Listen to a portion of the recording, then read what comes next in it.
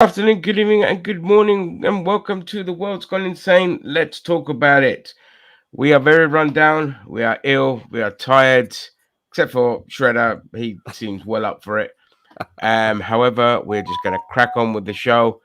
And yes, I have Wokey McWokalot and Shredder joining me. Some might join us later on. Whoever wants to, they're more than welcome to. Oh, Jesus fucking Christ. We're 30 seconds in, and that this pro 30 seconds in, that it's already kicked you. The Matrix. Yeah, we'll have to give you the logins so it stops doing that. Anyway, Mhm. we got lots to talk about. Most of it fun in the world of politics. A couple of things on film and TV. Nothing too whoa. And I've only got one thing on gaming. I don't know if anyone else has anything on gaming they want to talk about later. If so, great, bring it up. If not, let's crack onto it. So, top of my docket, I'm going to get this out of the way because this was just like the level of ridiculousness that Western governments are going to suck up to the war machine just never ceases to amaze me. So, in Canada, I don't know if you would have heard this, but Canada, they had Zelensky join their parliament, and I believe it was the Speaker of the Parliament arranged to have a World War II war hero from Ukraine join them, and they gave him a standing ovation for the man because he fought against the Russians in World War II. Now, Yes, who apparently fought it never occurred to them that if he fought against the Russians in World War II, it meant he fought with the Nazis. Yeah. exactly? Exactly. They did not clock on that. Who were the Russians actually fighting against in World War II? Oh, no, they didn't register. And so here they are, the Canadian Parliament giving a standing ovation, not to just a Ukrainian soldier, but a fucking Ukrainian Nazi. And in the end of the day, you see things like this and you're just like, well, my grandparents can go fuck themselves then for all the shit that they went through during World War II. You know, they were in Greece, they were in the thick of it. My granddad, like, they just used to call him No Wings because the amount of times he got shot down flying aeroplanes. He used to scout for submarines. My grandmother hid weapons for the rebels in her underwear. She used to feed all orphans when that would get you shot. And these motherfuckers bring one of these Nazi scumbags. And let's not talk about what happened to Greece and to my granddad uh, after the end of the Second World War when the Civil War broke out as well, thanks to Winston fucking Churchill. But we'll just talk about the Nazi aspect of it. These fuckers are sitting there clapping a Nazi in Parliament, I've spitting in sent the you the clip face. actually of the incident if you want to play it. Yeah, if you want to share the link, I'll. I've sent it in contributors. Not Right. contributors, sorry, the business chat.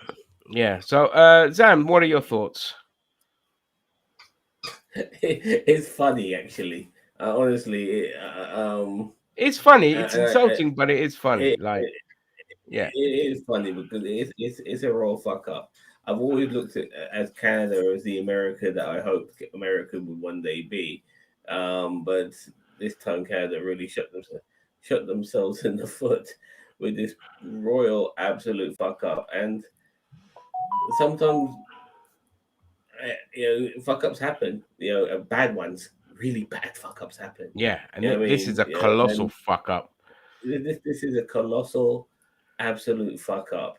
You All right. know, and that's really how I look at it. And I hope Canada learns from it. And I'm sure they're very embarrassed by it, but they fucked up, and that's it. And I think to hold them to a standard that maybe Oh, represents Zam, what some of sorry, mate. I don't mean what to cut you off.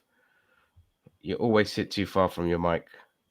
sorry, to hold them to a standard There we that go. would be similar to what American politicians are, I think would be a disservice because American politicians have actually at times, you know, you know, I can't think of the word right now, but put on a pedestal Nazi sort of individuals, like people like Nick Fuentes, for instance, and so this is just a fuck up, as far as I'm concerned, what the Canadians have done. I'm sure they're very embarrassed about it, and I hope we move on from it. Okay. William, I'll come to you in a second. Let's just play the clip. We have here in the chamber today Ukrainian Canadian world veteran from the Second World War who fought the Ukrainian independence against the Russians and continues to support the troops today, even at his age of 98.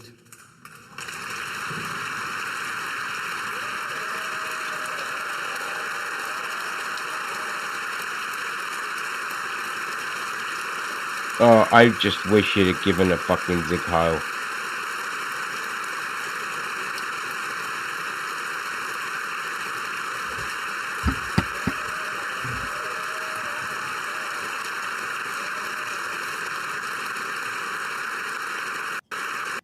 Hunka. His name is Yaroslav Hunka. And, I was going to say he's in the gallery, but I think you beat me to that. But I'm very proud to say that he is from North Bay and from my riding of Nipissing-Temiskaming.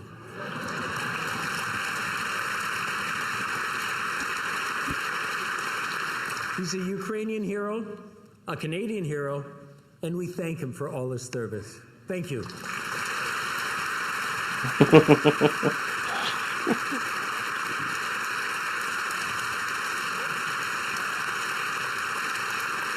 Okay, then. This to me is just like, hey, look, Halliburton, look how much I'm sucking up to the war effort. God, all of these people are totally just all fucking neoliberal pricks. Well, just all of these people not to like maybe put two and two together, going, you know what? There's something that doesn't feel right here. Oh, just a fucking embarrassment. Absolutely. Initially, when I saw that clip, part of me thought when the speaker sort of paused when he said, that this man had fought against the Russians, I thought when he paused, he'd maybe actually, realized what the fuck he just said. Yeah, but no, just carried on. No, he hadn't. He carried on. Everybody in the room applauded, and that included Zelensky. And that's been a huge, huge international incident because the Russians obviously have used it as propaganda to say that, hey, look, Zelensky's supporting the Nazis, despite the fact that Zelensky himself was a Jewish man. Yeah, but again, it falls under the reason Russia gave for going to war, which was to denazify Ukraine. And then when you sit there and you're applauding a fucking Nazi, unfortunately, like, told you. It's played directly into the hands of Russian propagandists. So it turned out afterwards, he was invited by Anthony Rota, the Common Speaker in Canada's Parliament, because he was a constituent of Rota. He was one of Rota's constituents. Rota had not done any due diligence checks. He had the option available. He could have easily have checked into this man's background before he issued the invitation, or even after he issued the invitation before he attended. He didn't do it. So he ultimately is the one who carried the can, and he resigned. Because it came out that Yaroslav Hunka is a member of, he was a member of the volunteer Waffen SS. So, because there were people trying to defend this guy as well, this ex-Nazi, saying, oh, well, he was conscripted. He wasn't. He was part of a volunteer organization. There were Ukrainians who did actually fight with the Allies as well. So it wasn't a case of, this man was a conscript, he was just following orders. No, he was a member of a volunteer unit, which was linked to a number of war crimes. Yep. Oh, yeah. Oh, God, yeah. To the point where the Polish, I think it's the Polish Minister for Education, wants to have him extradited so he can stand trial. Yeah. Yeah, they were responsible for a lot of war crimes. And I believe their contribution is fucking celebrated in Ukraine. They have a festival over it as well. I don't know if it's that one in particular, but I know, it depends on. It really depends because Ukraine, in many regards, has tried to distance itself from its involvement with the Nazis, as many other nations have tried over the years. Yeah, but there's regions. But there is obviously, Look, Greece has that same problem. Golden Dawn, for example, used to hold all-night vigils Yeah. with during the anniversary of Hitler's birthday. Yeah, that's right. But yeah, I'm just kind of Difference is surprised we with the crushed. Russians. We put them all in jail now, thankfully. Yeah, I just think of the Russians today under Putin. All the people who support him are more in line, in line with the Nazis, and they don't. If anything, they probably support a lot of their policies. So there's a huge chunk of Russian Nazis. No matter what they tell you, there's a huge chunk of Russian Nazis as well. Yeah, no doubt. Yeah, But it's funny in a way that someone like Vladimir Putin had an issue with the Nazis when he's more of a Nazi than he realizes himself. So yeah. Say this program.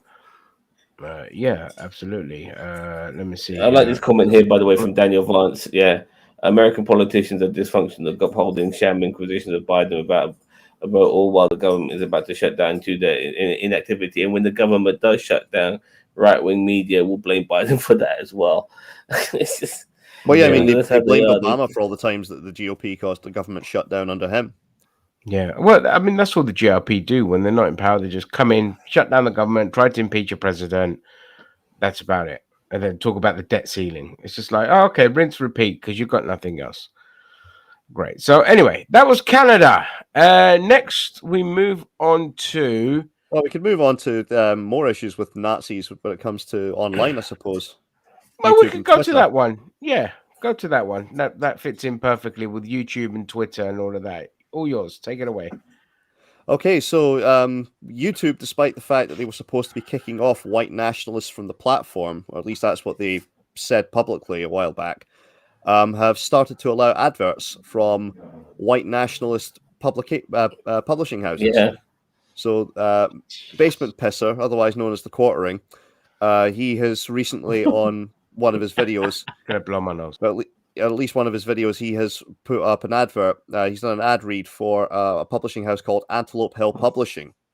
Yeah, I've seen that. This is a hardcore white nationalist publishing house. They publish a lot of books about Hitler, and I'm not just talking about World War II history books or translations of Hitler's diaries or Mein Kampf, etc. These are people publishing manifestos, effectively, on making America a white nationalist ethno-state. They also happen to do a sale every year, a birthday sale every year. Guess what date they pick?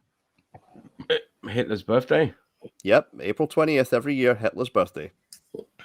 420. All right. Nice. Yeah. So every year these guys hold a big sale on Hitler's birthday, and for some reason, YouTube has not cracked down on this. I would have thought if you are advertising for an openly white nationalist outfit, that should be your channel dead. But The Quartering is still up. I mean, yeah, that's what I mean. Like, his channel should be terminated for that alone. And where's the Washington Post? Where's the Washington Post? The Washington Post did a massive hit job on YouTube saying that a lot of their content, a lot of the advertisers were on videos that were literally talking about, like, saying the N-word or Nazi stuff and all this kind of stuff. Where are they now? Suddenly quiet now. They've done their hit piece with Adpocalypse, and now they've disappeared again. I wonder if they're going to pick up on this story. I'm also curious as to, why Quartering has picked them to do an ad read for. I mean, it's not like he's desperate for money. They picked him, isn't it? Well, yeah, they picked him, but I don't know why he accepted it. I don't know why he really accepted it for any other reason. And because I mean, he's not starving for money. Let's put this out there. The Quartering obviously keeps going on about his coffee company, which is basically repackaged Mill Creek coffee. Yeah, he gets. Is he blaming the woke karate for it not selling well? I don't know if that's the case, but he recently did a live stream and he was drunk at the time, and he shared his YouTube dashboard. And his YouTube dashboard said that his channel had made just over $40,000 in 1 month. That is so depressing. We should play in the Premier League. That is so bloody depressing. Making that kind of all you need to do shit. This is, but can you blame Technical Drinking makes about that £50,000 a month. We have Critical Drinker makes about £50,000 a month. because again, they just right wingers are just starved of an echo chamber. They need their echo chamber, so they're very easy to appeal to. Sadly, and it is so tempting to just go down that road. Like, it's ridiculous. That's why they go down these rabbit holes, not absorbing them of anything, because it's a conscious decision, and your consciousness is saying money, money, money over morality. So screw you, kind of thing. But yeah, I mean, YouTube should crack down on this. Isn't Twitter doing the same thing as well? You mentioned. Yes, I'm going to pull it up, but the NFL has seen a bunch of adverts placed on the accounts of prominent white nationalists. I mean, the NFL, although they speak out against racism, let's be honest, Fuck in hell. Give us a second. Gone again. Yeah, he'll be back in a second. Oh, so here we go. Canadians are so nice. Yeah, they are, by the way. Antelope Hill Age Publishing, Adolf Hitler Publishing. Yeah, posted that one. Do Nerdiverse's comment. All right, Nerdiverse said, it's funny that those across the pond know more about America than its own citizens. Are Americans, I think you mean just lazy, or like, why don't they pay attention to what's going on around them? It's both. It's both. The thing is, yeah. Sorry, go on, Sam. I didn't mean to interrupt you. No, like, I mean, for instance, if you're not willing to get your news and look at other sources for news, I mean, I don't get my news from Fox News or right wing media, but I do like to know what my enemy's up to by watching their news sources. It's important to do that. And it's also important then, if you do get your news from right wing media, to also see what the left is offering as well as far as news sources, so that you are aware of what's available out there. And I don't think enough Americans do that as well. And I think when it comes to just current affairs, they're just naive as fuck. They really are. Honestly, you guys are naive as motherfuckers. Yeah, so, I mean, I try to keep an eye on things, not just obviously what's going on in America or the UK, mainland Europe, Africa as well. Yeah. But there's a lot. There's a lot to kind of keep up with. But and on top of that, America being the most powerful country in the world, we need to know what you fuckers are up to, because you've got so many crazies now, especially within the Republican Party. All these nutters, your Marjorie Taylor Greens and your fucking Lauren Boebers and your fucking Matt Gaetz and your fucking Jim Jordans and all of these crazy fuckers, right up to Donald Trump himself. In government, having some of the most powerfulest positions in the world that can affect regular people's lives. And you have to keep an eye on these motherfuckers. Keep your friends close and your enemies closer. And it definitely applies with America for sure. And keep your enemies closer as well. Otherwise, it'll be a bloody mess. Oh, yeah. And yes, Rigby, I watch news from across the political. I don't just watch like left-wing stuff. Keep an eye on, just watch everything just to see what people's opinions are, what insanity everyone's talking about on both sides. And yeah, it's important to that. Sorry, William, you're back if you want to carry on. Yeah, right. So as I was saying, so Twitter has been placing a bunch of adverts on accounts run by prominent white nationalists. Now, the NFL, they did an absolutely incredible job. I think we'll all agree, in defending people like Colin Kaepernick and other black fantastic players, yeah, who just took the knee during the national anthem. Yeah. But in the land of the free, by the way. In the land of the free, where you have freedom. Get that son of a bitch off the field. Get him off the field. That kind of thing. But yeah, so this was reported on Wednesday by Media Matters.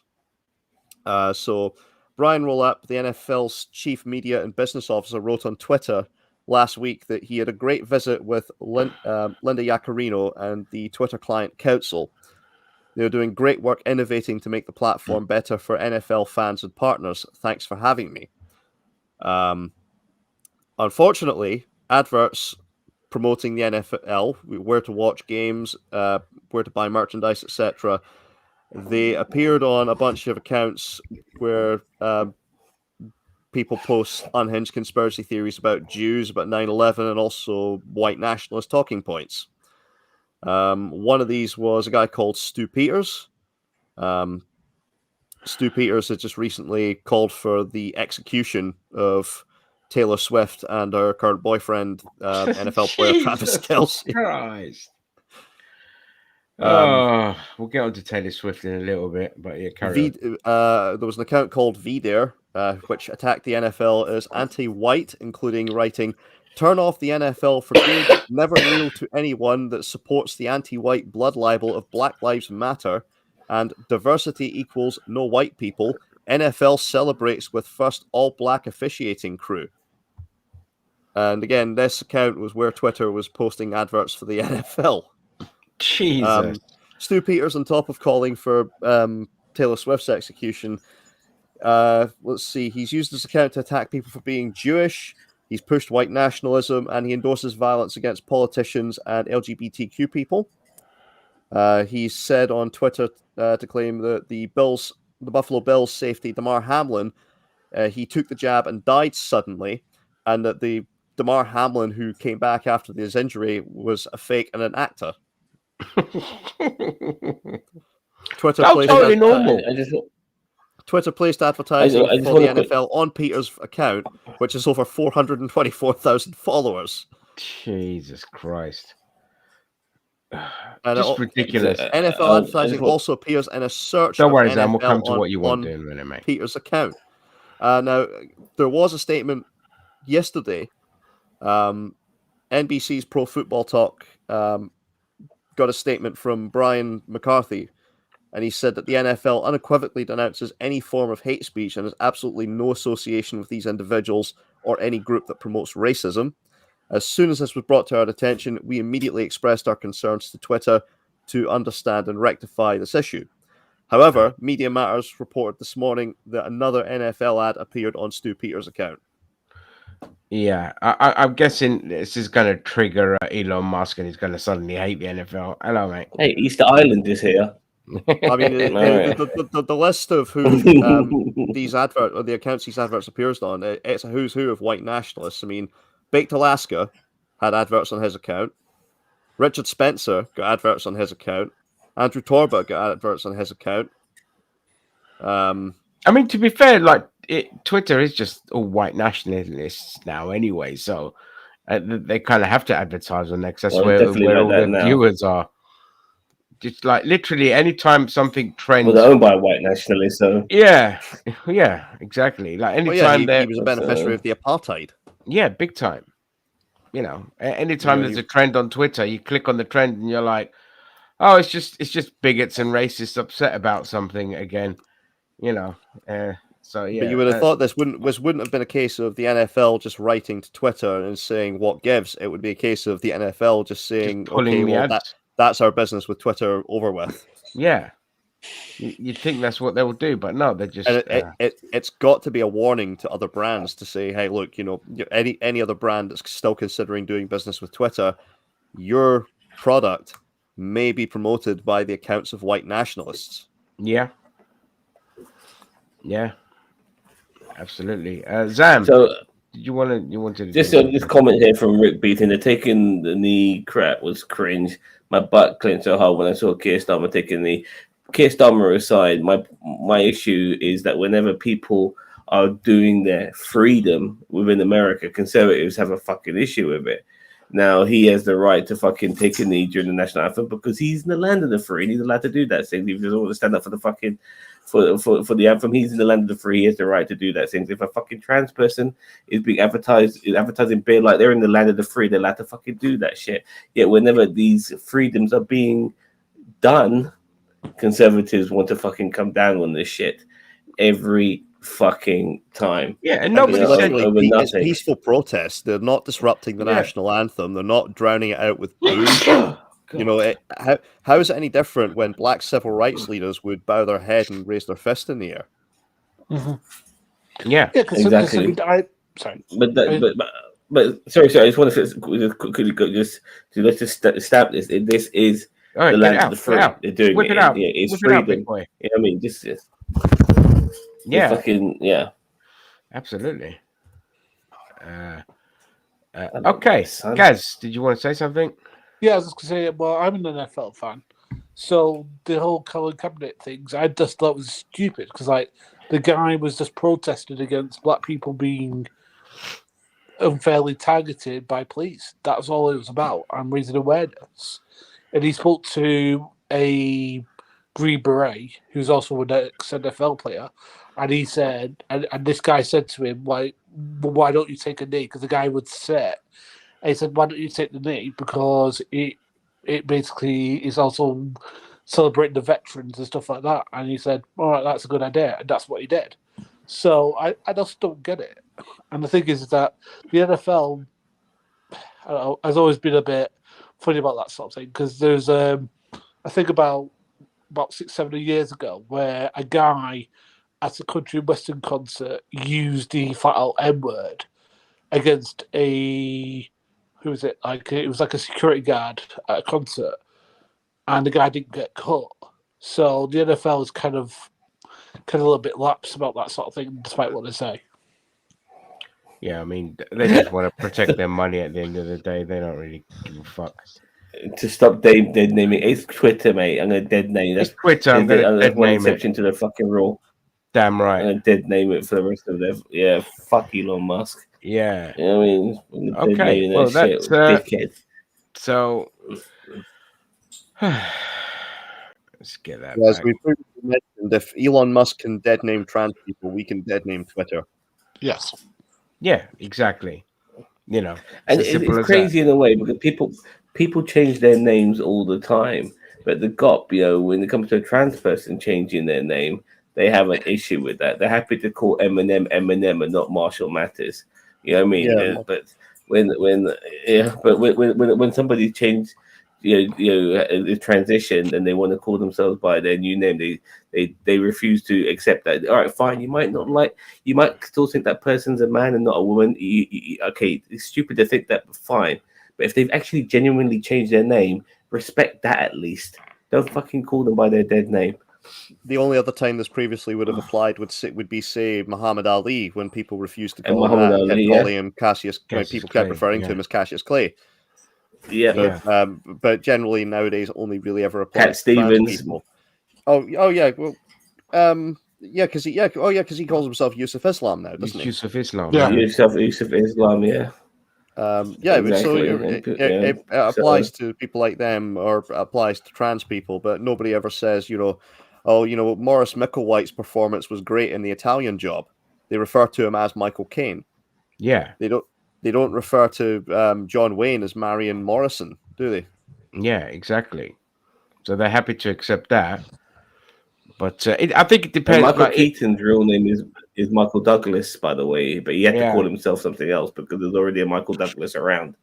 I mean, you've got other famous examples. Gene Simmons' real name is Chaim Wes. Yeah, Reginald White is Elton Jewish John. name. That's the most Jewish name in the world, man. But I love the word. I love the name Chaim, especially when you Chaim. Right. So we now going to talk about possibly like I think this is like this person is like evil beyond the pale, and what she did was frankly disgusting. And off with her head. Taylor Swift. Yeah, in the news. She's in Guantanamo Bay for the next 50 years. Yeah, no freedom for her. Absolutely revolting what she did. I can't believe it. Encouraging young people to get out there and vote, and causing a huge spike in voter registration for 18-year-olds. Disgusting. 30,000. Wow. Yeah, just we cannot have that. Absolutely disgusting. It's more than that now. It was 30,000 at the time of the announcement. Yeah, I think it's gone up now. Yeah, but I mean, we're talking about the fact she did this at a non-political, a non-bipartisan. That was a bipartisan event. I mean, she wasn't endorsing any party. She was literally just encouraging young people to register to vote. Yeah, and the right wing threw a massive temper tantrum and said, "How dare why you?" is that? Yeah, because young people typically do not. We're running out of old people. They're all dying. Exactly. they've only got the boomers to cater to that are a core base. They know that young people don't vote conservative. That's why they're trying to do everything to kind of restrict young people from voting, put them off, not deter. That's it, deter them from voting, because they know that the conservatism is it's a dying thing. I mean, Vivek Ramaswamy, who's vying to be the Republican Party candidate for the presidency, he's on record saying he wants the voting age raised to 24, unless you can pass 25. 25, sorry, and the only way you get to vote under the age of 25 is if you pass a civics test. Well, you heard about Matt Walsh. He wants to take the right away of people. He wants to take the right of vote away from a lot of people in the first place. He thinks not a lot of people don't have the right to vote. If that was the case, the majority of his fucking fans shouldn't vote. When the Tea Party was a big thing, they had candidates who wanted to remove the constitutional right, which guaranteed the direct election of senators. So it was a case of you would be voted in, but you would be the last one to actually be voted in. Chief, what the fuck? Yeah. Well, there you go. I mean, yeah, and just because of that, yeah, the conservative meltdown has been hilarious now. And they're trying to say that Lauren Boebert is classy and Taylor Swift is trashy, and yeah, that's Lauren Boebert, by the way. That alpha male guy jacked off her date, Yeah, so somebody made a billboard of her, like a Photoshop billboard, said "Vote for me and I'll jerk you off," which was bloody hilarious. I think Vic. Oh, dear me, Vic, no. You just have the worst taste in humans, Rick. I do think Vince Rigby is a troll. Of course, the guys are troll. But I love him for it. He trolls another group I'm in on Facebook, and it's hilarious. So it's all good. Yeah, well. Anyway, okay. But the thing is, though, we're seeing this backlash towards young people voting, even in this country. In Scotland, from the time of the independence referendum, we gave 16, 17-year-olds the right to vote, and that's carried on since. However, all discussion about lowering the voting age seems to have disappeared in England, at least. It's looking like Keir Starmer is going to be backpedaling on that pledge. And it's Keir Starmer backpedal and do U-turn. What's going on? I'm shocked. But again, here's the thing. I mean, it's the same reason the Conservatives don't want young people voting in the UK, which is because, and Gary, you're echoing, but they don't want young people voting because young people do not vote Tory. Yeah, exactly, and that's why one of the main reasons they brought in the voter ID, because they know it affects certain groups and young people the most. Because in the UK you need photo ID, like a driver's license or a passport, to vote, and a lot of young people don't have that. And again, it's just deliberate attempts at voter suppression. It's a right-wing playbook 101. It's just what they do.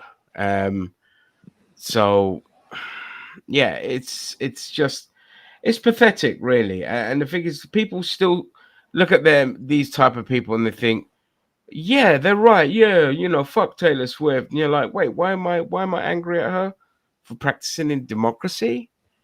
Yeah, fuck her. Yeah, it's just things like that. It's just like at one point the right have to look at themselves and just think, we're a fucking embarrassment. But well, again, it doesn't register. They won't register. Way, dude. They'll never do that. They'll never do it. Again, it doesn't register to the. Sorry, if you don't mind, it doesn't register to their own voters. I was just talking to somebody yesterday about, how we know somebody who is Republican, is right wing, voted for Donald Trump, but when Roe v. Wade happened, they were really upset by it because this person who's a woman knows that their reproductive rights have been taken away. But what are they going to do when it comes time to voting again? They're going to vote fucking Republican.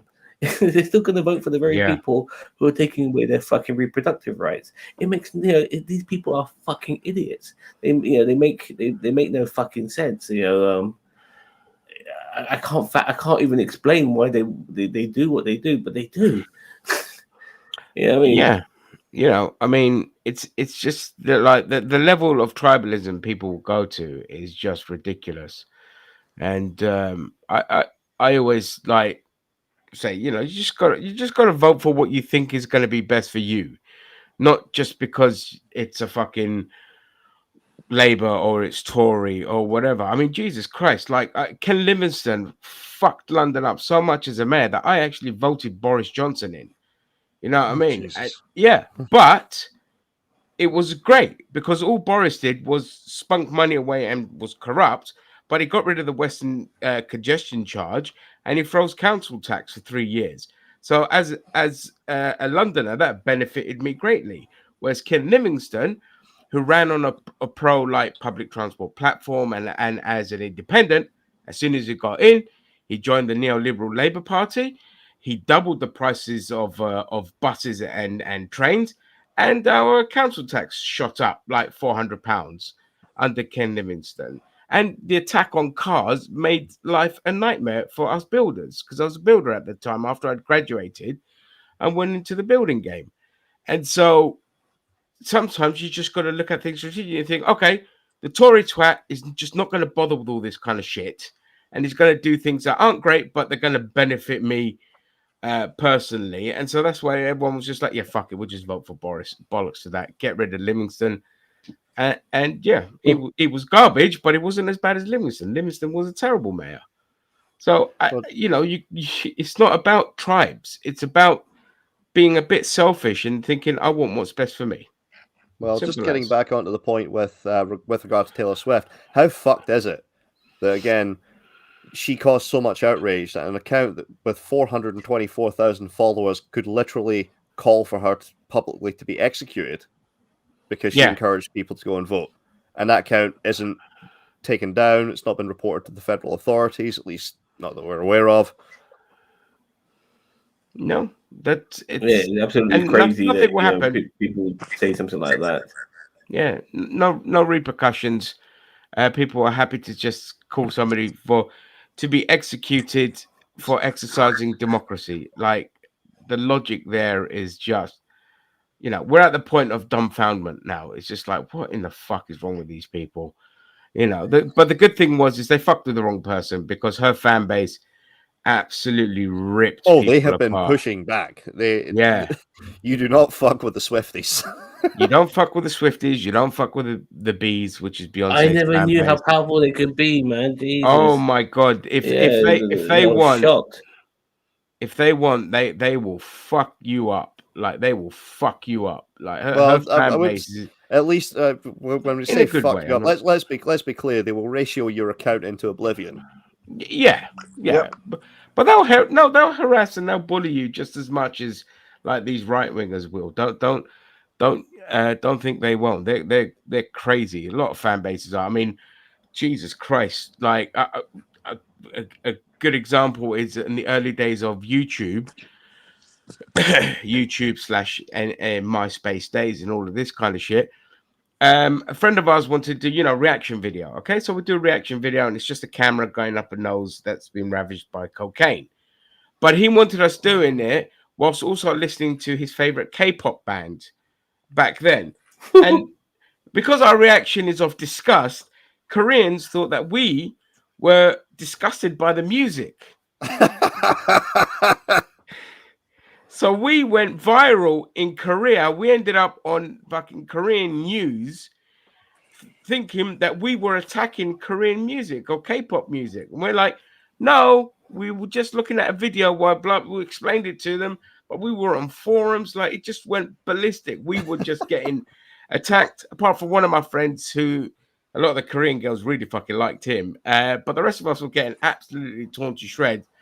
Abby Normal, she'll tell you about it as well because she was part of it when it happened. So just the insanity of a fan base. I mean, there used to be other reasons. I mean, YouTubers wound up on news back in the day. I mean, Fix Sagan wound up on a Turkish news website because he did a campaign where he would spit in a Quran every day. Oh, that's right. Yeah. And then they had the whole Draw Muhammad Day and all this kind of stupid shit.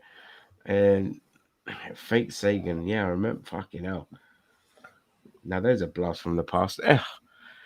Anyway, so yes, fan base is, Taylor Swift's going to be fine. Her fan base, if anything happens to her, January 6th will look like a party in I the have no park. problem.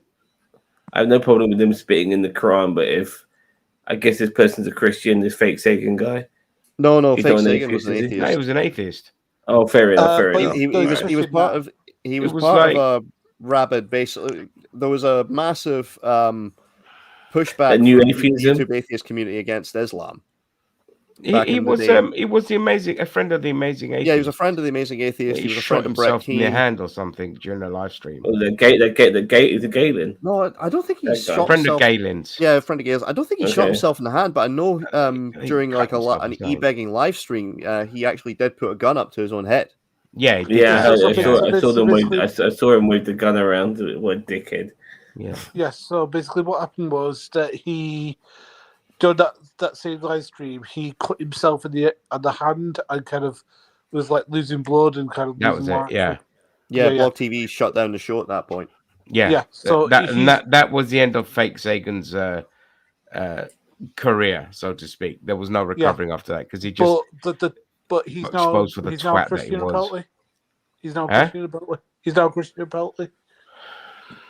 Yeah, who I'm cares? not surprised. Who Yeah, cares? Brett Keane But became a the Christian. most Didn't but he? the most famous thing he did was had done to him was there was another YouTuber. I can't remember what his It was name Captain was. Awesome. Basically, Captain Awesome yeah. released a sex tape fucking fake Sagan's girlfriend. yeah, He's that not was his it. wife. Yeah. Well, they weren't married at the time, but Yeah. Captain Good. Awesome had fucked fake Sagan's girlfriend. He recorded it and he released the tape. Yeah, but for me, sometimes I always concerned me a little bit when it came to certain communities going after Islam. You know, I'd like them to target the religion and obviously target some of the elements of the culture, which is beyond stupid, like honor killings and obviously wearing burqas and stuff like that to hide women's modesty when it's the men who need to have self fucking control.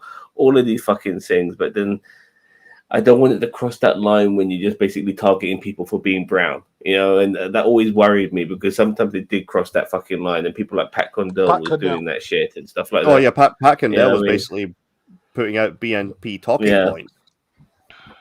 I always thought that He let- Exactly when you yeah because because if you're going to make if you're going to go after Islam in that particular sense, then the BNP itself would be another target of yours, not somebody you fucking who ends up being your fucking comrades. It's fucking stupid, man. So Here's the thing: Pat Condell, yeah. he endorsed the EDL, he endorsed Tommy Robinson, he endorsed UKIP, and that wasn't enough for Richard Dawkins to stop promoting him on his website and selling his merchandise. Oh God, he popped up on Twitter the other day. Now he's gone down the fucking the conspiracy rabbit holes with vaccines and fucking trans people and all this kind of shit. Yeah, I mean, again, Pat Condell, he got named Secularist of the Year by the National Secular Society as well at one point. Yes. That's when he went famous for his anti-religious rant in the early days he before became famous for his anti-religious rants. But again, the thing is, I mean, you listen to them, and he started to let the mass slip. There were some points where he would slip in Arab instead of Muslim, or again, a lot of the stuff it basically wound up becoming like he was espousing BNP talking points. And again, it wasn't until after Anders Breivik had put him in his manifesto that Pat Condell that Richard Dawkins, I should say, finally stopped selling Pat Condell's DVDs. Yeah, always wait for tragedy. He was happy to fucking participate in his bullshit before that. Fucking again, even after he did Condell. Is he dead or alive? He's still alive. He's still alive, yeah. He's alive and well and still spouting bullshit on Twitter. I came across him accidentally. Fair enough. Yeah. Okay. He's going anti-trans now, for fuck's sake. Yes. Let's speaking of fucking bigoted dickheads, you guys want to shred us something about Tim Pool who wants to get pegged by Batman or whatever it was? Yes. What's this? No, he doesn't. Tim Pool. Just put that. Well, it's not so much that Tim Pool wants to get pegged by Batman, but Tim Pool was discussing an article that appeared on NBC's news website. It was the fact that a researcher into the lost co-creator of Batman, which was Bill Finger, he gives talks in schools. Yeah, I know about this. Yeah, he gives talks in schools about Bill Finger, his history with Batman, the fact that he was actually the co-creator of it. Bob Kane took all the credit, and Bill Finger died in obscurity. He died in obscurity. Yeah. He had a gay son called Freddie. He died in Fred Finger. I know, which is. He died in 1992 Sorry, of AIDS. Well, he was gay. He died in 1992 of AIDS. This researcher had uncovered, though, the fact that Fred had a daughter, and they actually managed to get Bill Finger listed as a co-creator of Batman. Now, one of the schools where obviously this expert he was going to give a talk to, they wanted him to not mention the fact that Bill Finger had a gay son. And he refused. So he just decided, right, well, I'm not going to do the talk then, if I've got to remove the fact that he's gay.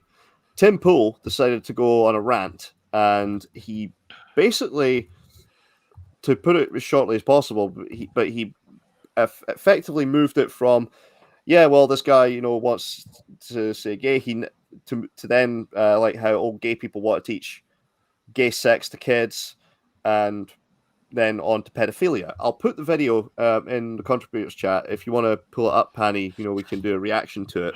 Sure. This was on an episode of the Timcast.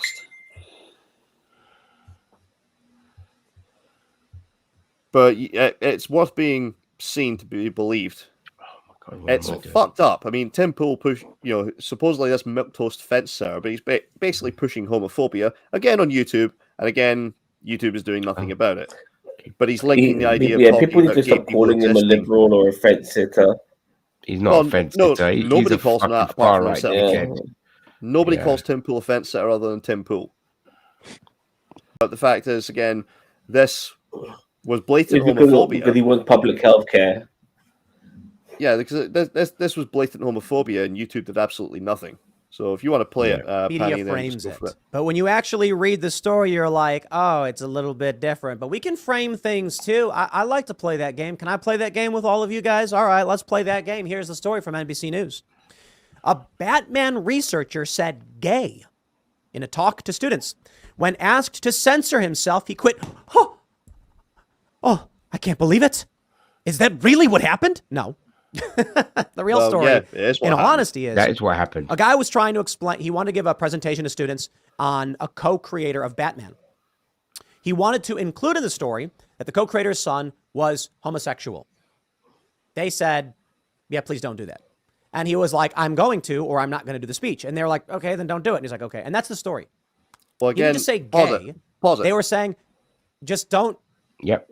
The fact that the co-creator of Batman had a son, and yes, the fact that he is gay is actually integral to the story, because if it was a case of like, okay, well, yeah, but Bill Finger had a son who was gay, died of complications of HIV, that's the end of it, then, he's going to remain in obscurity forever. There's going to be nobody to actually push and say, hey, Bill Finger was, my relative Bill Finger was the co-creator of Batman. Why is he not getting recognized as such? And the big twist, obviously, is that Freddie Finger had a daughter. So, yeah, it is important to the story, but we want to carry on. Yeah. Include that? You don't need to, but let's play some framing games. Let me read the story for you. NBC News reports, Mark Tyler Nobleman was supposed to talk to kids about the secret co-creator of Batman, with the aim of inspiring young students in suburban Atlanta's Forsyth County to research and write. Then the school district told him he had to cut a key point from his presentation, that the artist he helped rescue from obscurity had a gay son. Rather than acquiesce, he canceled the last of his talks. Okay. We are long past the point where we should be policing people talking about who they love, Nobleman said in a telephone interview. And that's what I'm hoping will happen in this community. All right, let's just pause for a second and let me ask the obvious question.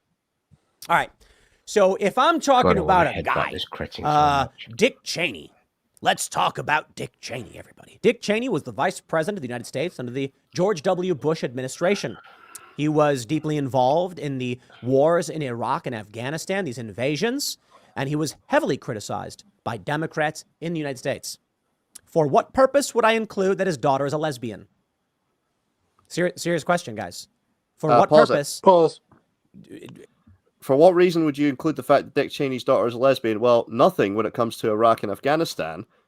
But if you're going to talk about Dick Cheney's history of homophobia, then yes, absolutely, at that point, you would bring up the fact that Dick Cheney's daughter was a lesbian. So he was basically condemning his own daughter for his political career. At that point, you bring it up. But again, his daughter being a lesbian has nothing to do with Iraq and Afghanistan. At that point, again, it's illegitimate. But in this case, it absolutely is a legitimate case. You're bringing up Bill Finger's ancestral history. Yeah, exactly. It's part of the story, you know. So where was the school district? I forgot what it said. Atlanta. All right. Fucking. If I'm going to talk to you about, oh, sorry. I was going to say that the whole thing is like, it's giving context to Bill Finger. I knew that Bill Finger was the co-creator of Batman, but not everybody does. And it's interesting to learn about this guy's history, and maybe that he was very progressive for his time, about his son being gay.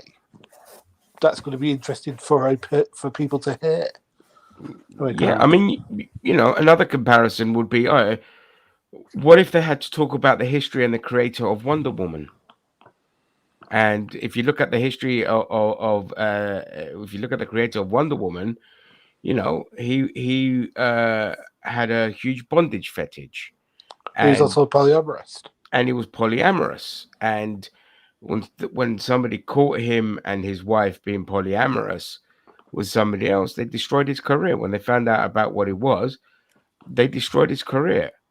And conservatism having an impact on a person's basically prying into their personal life and destroying their career for it is very integral to the story. But what if you can't talk about what happened to the creator of Wonder Woman and things like that? So this is no different to that. It's very much integral to the story and what happened and it feels very progressive for the time. And how he was with his son and what his son was. And then, you know, his son had a daughter because probably, you know, back then you still had to hide your relationships. And he would have gone down the marriage route and all this kind of stuff. Then behind closed doors, probably, I don't know. I don't know the story, but I'm just guessing that's what would have happened. You know, should I carry on playing the video? Yeah, please. Yeah. Let's talk about the war in Iraq and Afghanistan, right? They're talking about Batman. Okay. Let's talk about the secret co-creator of those wars, Dick Cheney. Did you know his daughter's a lesbian? Yes. For what purpose would you include that information? Now, more importantly, you want to frame things? Okay, let's frame things. Let me frame it for you. Mark Tyler Nobleman was supposed to talk to kids about the secret co-creator of Batman. Then the school district politely asked him not to inform the school children that the son of this artist had sex with other men. He refused and instead canceled his talk. That's the framing. That's the game they play. Now, come on. There's no mention if you of frame sex, it that by the way, people are going to be like, why is he talking to kids about dudes banging each other? Yeah. Now, of course, what they're really saying is that he's gay. But of course, then, if you're talking to school children... I'm sorry, but when we talk about straight people, are we talking about them fucking? Why? Oh, yeah, we're talking about disgusting vaginal sex, aren't we? Yeah, disgusting. You know, corrupting children with heterosexuality. I mean, the idea that you talk about gay people existing, it doesn't mean you're discussing two men having sex. Or two women having sex. Or two women having sex. But if you talk about two women having sex, these cretins fucking love that. Yeah, but again, if you are talking about gay men, at no point does Mark Tyler Nobleman ever bring up, like, yeah, well, you know, Freddie Finger was, you know, into felching, or, you know, he was, he was hardcore into, you know, being fisted up the arse, that kind of thing. You know, they don't bring up that. I mean, no. Where the fuck does Tim Pool get this idea that when you automatically bring up the fact that somebody was gay that you are talking about them having sex. Yeah, I mean, They always yes, bring it up, don't they? congratulations on your modern mysticism. Yeah, because it's all part of the game they're playing to attack gay people and just to think of them as nothing but groomers, perverts, deviants, blah blah blah. I mean, people like who Tim Pool, kind of the crowd that he panders to, want to eradicate gay people off the fucking planet, you know. And so pandering to the usual fucking fear and paranoia of right wingers, you do it by saying, yes, they're going to talk about gay people, but they're going to talk only about sex, and your children are going to hear about all of it, rather than just say, yeah, the dude was gay and this about the era and blah blah blah. But it's like, no, the mentality is to go, let's make sure that any mention of gay people is only to do with sex and aimed at children, and that's it. The year is 2023. Do you think any kid who has not watched television at some point doesn't know that gay people exist? I mean, you literally cannot put any show on now where they don't have like somebody gay in there. You know, it's just part of the. It's just part of acceptance. It's part of acceptance. There's nothing wrong with these people, and we should be able to put them on mainstream television, regardless of kids seeing them or not. Because the gay, other communities always complain about we shouldn't expose gay people to kids. Why the fuck not? Yeah, it's rare as well that you watch a show now where they show a gay person. It's nothing like what it used to be back in the 80s, the 90s, where obviously gay people, they would be stereotyped as being perverts or potentially predators. Yeah, bumps to the wall, lads. How many times did we hear that in the fucking 90s? Oh, exactly. How many? But if you want to carry on, then please do. Yeah, no worries, mate. Children, they are trying to get you to the point where he explains to minor children what being gay is. What does that have to do with Batman? So wow, man. Batman. I wonder Robin. why we say groomer. Batman's a groomer. State laws restricting talk of sexual orientation and gender identity in schools have proliferated in recent years. But the clash with government shows schools may be limiting such discussions, even in states like Georgia that haven't officially banned them. Yeah, some proponents of the broader laws, giving parents more control over schools, argue they extend to discussions of sex and gender, even if the statutes don't explicitly cover them. 11 states ban discussions of LGBTQ people in at least some public schools, blah, blah, blah, blah, blah. Oh, they lie. They lie about everything. Let me slow down for you. Rebecca Hale, via the AP. These laws, they say don't talk to kids about sex. That's it. No. Now, some of them are more specific than that. That ain't fucking true in the slightest. That's not true. These laws are designed to basically push gay people out of existence in these, other territories, certain territories in the United States. We're seeing it over here too, with the attempt to bring back Section 28 effectively to push the trans people out of existence in this country. Yep. That's exactly what these fucking laws are designed for. Yep, 100%.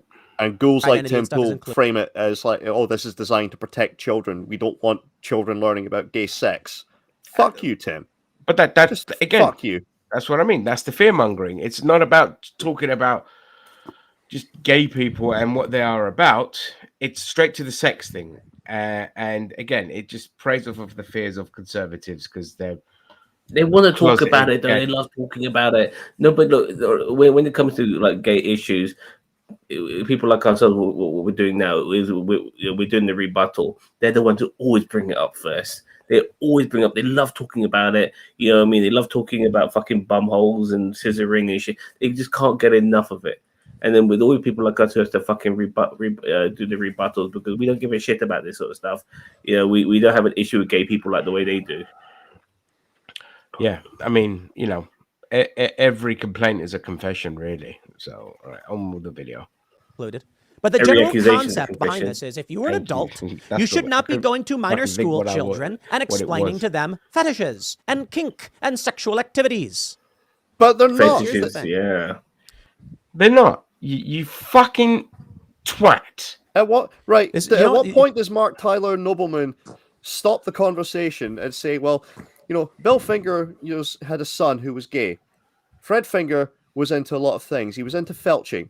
Now, the way you do felching, by the way, is you know, and explaining the whole process to school children. He fucking doesn't. The way, but he does actually, and the way he does it is with drawings of Batman and Robin going at it. You know, I'm with the video. They're pedophiles. I'm not going to pull punches. I'm not holding back. The people that are promoting this kind of language in these books, many of these Democrats, they are pedophiles. They want to have sex with children. Sorry, that's the truth. Why? I have a friend. He's a lefty. So here we go. So he said, why are you... I have a friend who's a lefty. Well, no, but here's the thing. Like, Democrats want to promote this stuff. They are pedophiles. So he's basically saying, like, any person that wants to say that gay people exist, you know, or, you know, talk about the fact that gay people exist or gay people were prevalent in history, they are pedophiles.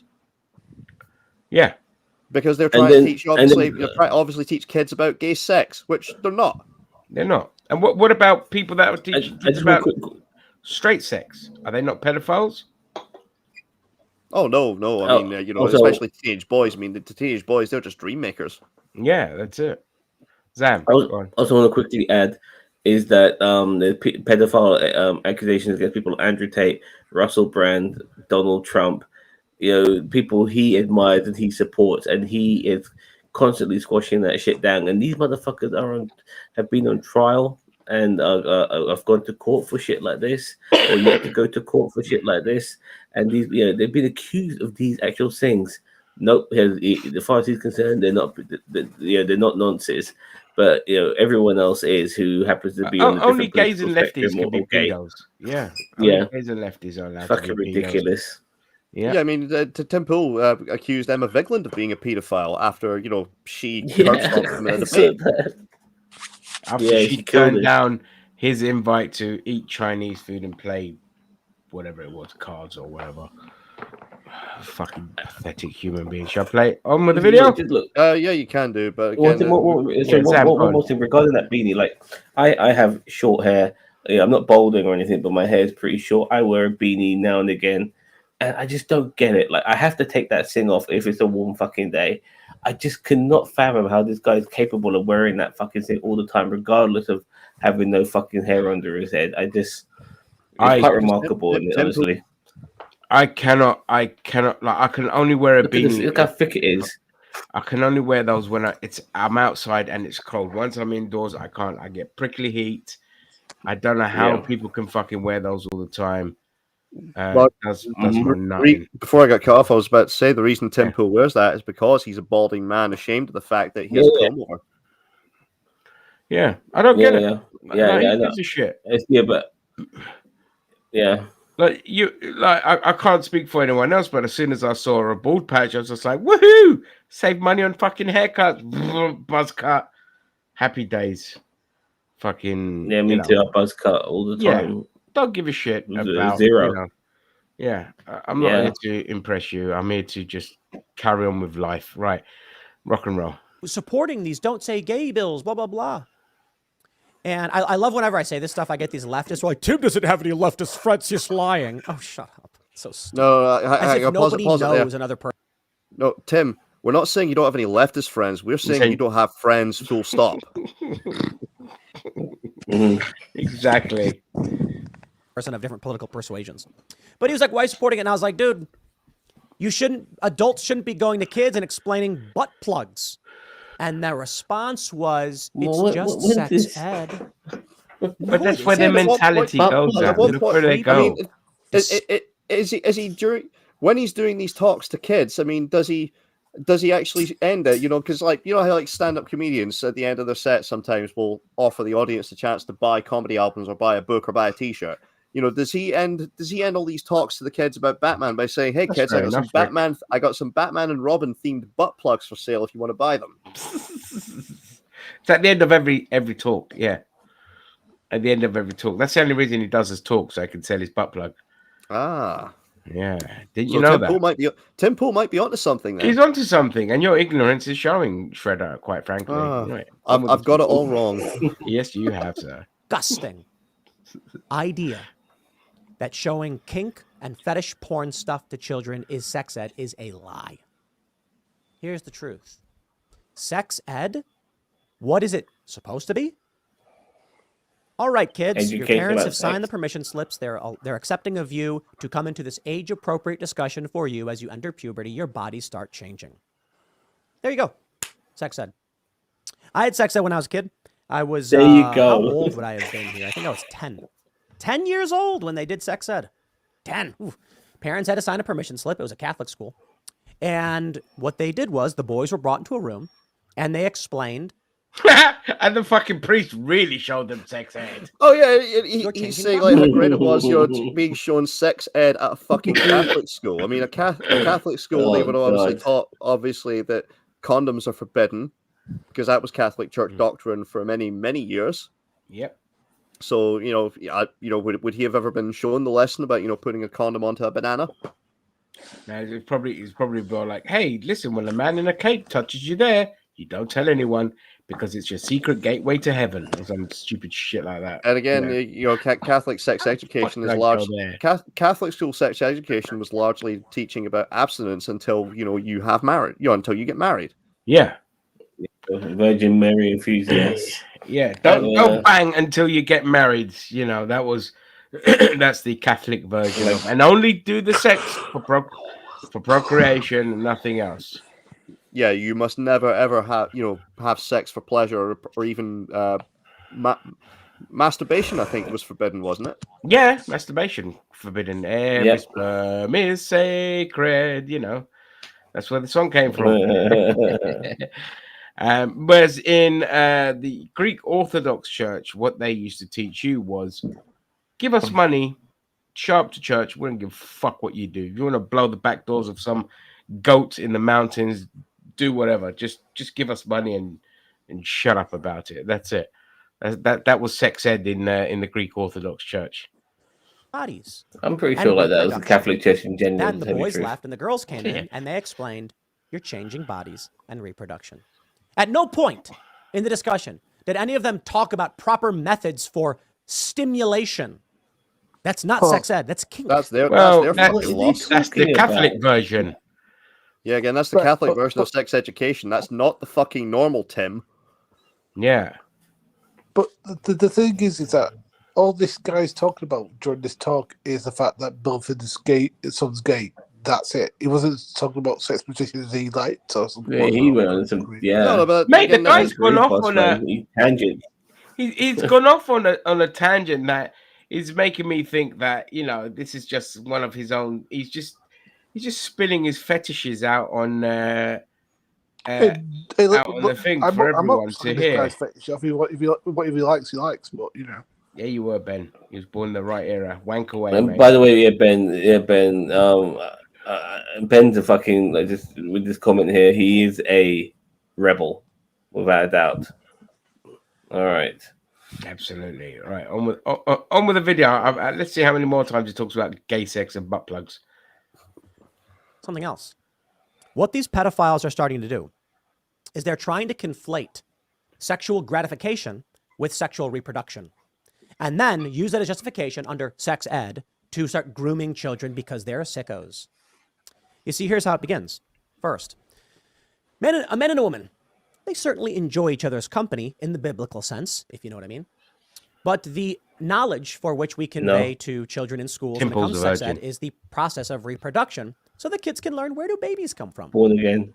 Now, these two adults, your mom and your dad, they may enjoy certain activities as they engage in their pleasurable biblical activities. Like fisting. And that's totally separate from the act of reproduction. That's personal, private, between you.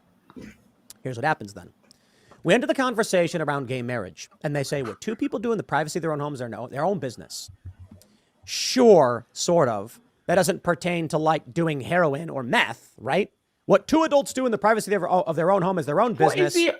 What's this got to do with Batman? Drugs and gambling, and yeah, you get the point. This argument for the left is he just comparing gay sex to heroin and meth? A principle that doesn't actually apply to anything. Well, don't we all?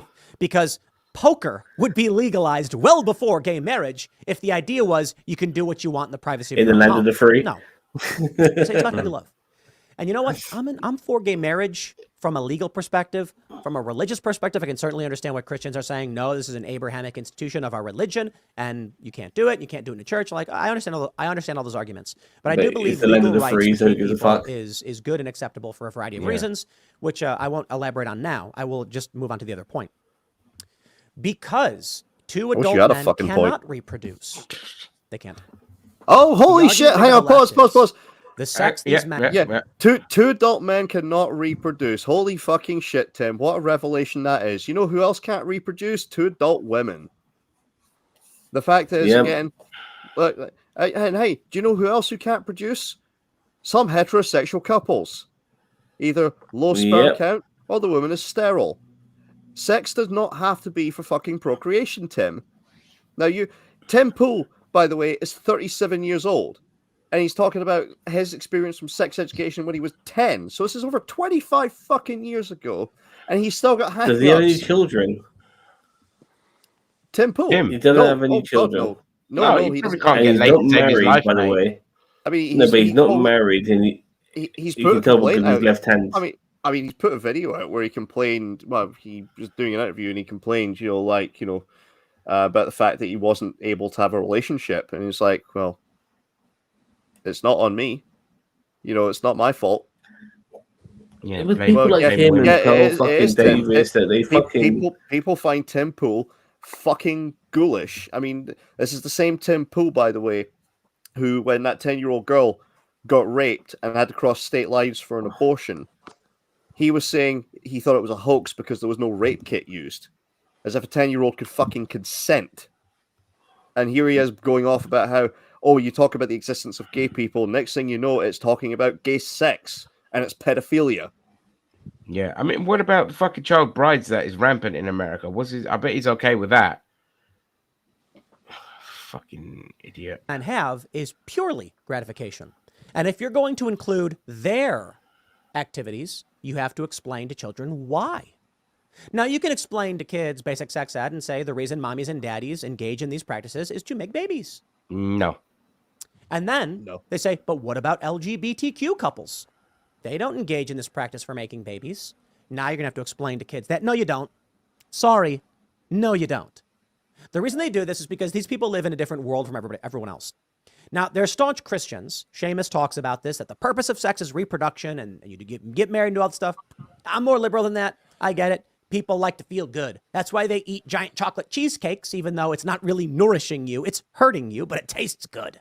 And people engage in adult activities. Sometimes it does not result in the production of a baby. Sometimes, most of the fucking time. Well, outside of production of a baby. Then there's the extreme leftist view that all of it is just pure gratification. And in fact, you're racist for having kids, and you're actually making the planet worse because of climate change. So they really don't like the process of making babies. In which case, their whole thing is the only point is it feels good. But in these creepy books they present to children, they depict things that can cause physical bodily harm. One book. Just see you back in. Yeah, I'm back. But I was going to point out, I mean, again, this is Tim Pool basically expressing his hang-ups. Now, what is Tim also going to say that, sex ed, is he going to say that sex ed has not moved on in 25 years?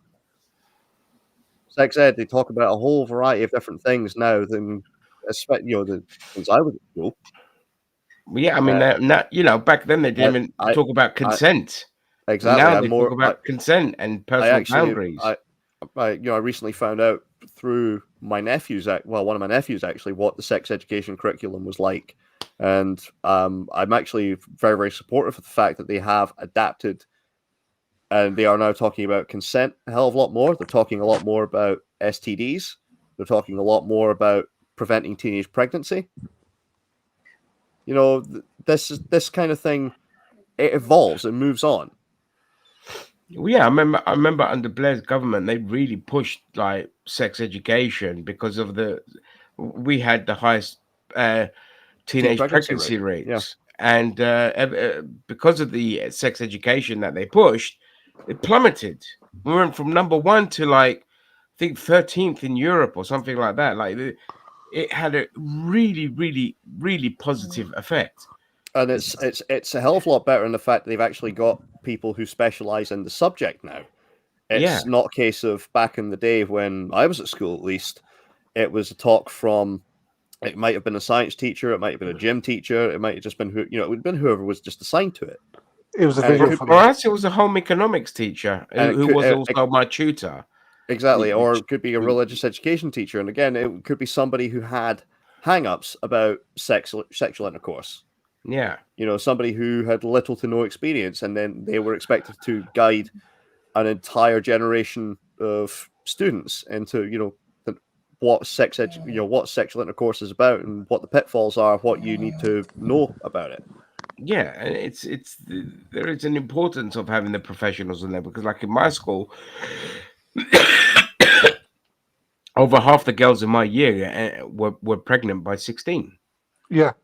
It was, again, I went to like a really shit school, but yeah, we by the time we graduated and all of this, yeah, half of them were fucking up the duff, and now you don't see that kind of shit. Like teenage pregnancy these days, it's just it's rarer. It still happens, but it's rarer. Yeah, but yeah. again, back in our day, it was very common. Tim though is trying to basically put his hang-ups from his sex education, any Catholic school, on everybody else. Yeah. Just willfully ignorant. That we actually have talks about consuming human waste. Inappropriate, dangerous, harmful. It's no surprise. No, we fucking They don't. say be Tim. body positive. You're big and morbidly obese and on the verge of death, so what? Be you. That's right, I saw a funny honey. tweet. It said, I'ma I'm be pro-choice me. for my enemies. That's why I have thought it was high blood hilarious. pressure. And I'm like, what do you do? Well, of course, for actual conservatives of principle, they say the baby is not my enemy and the baby is the one who suffers. Totally understand that. But there is a certain political reality to the rights that you have over other people and where the lines are drawn. And right now, the left is adamant that they can destroy the minds of their children, sterilize them, abort them, and gorge themselves to death. And what do? They vote for it. They vote to destroy themselves. The environmental pressure is obvious. It's a natural selection. If conservatives have children and they're more likely to be well-adjusted and successful. Hang on, natural selection definitely does exist, Tim. That's why you've not been able to fucking have a child. At the same time, though, he's a guy who rails against body positivity. That's understandable, given that he's so fucking vain he has to hide his head under that beanie all the time. Yeah, and Tim Pool. Tim the guy Pool, who can't get laid, he male. calls. Yeah, I am alpha male. I'm gonna call women pedophiles because they don't want to sleep with me. Themselves to death. The future is plainly obvious. It's conservative. These people are losing. This guy goes running. This man right here, the face you see, he wants to explain to school children a story. They always talk about like, oh, yeah, we need to get back to tradition, or conservatism is coming back, and all this kind of shit. It's like the second coming of Jesus. They keep thinking, yeah, one day we'll get there. So we're fucking living in it. Yeah, we're living in a right-wing world.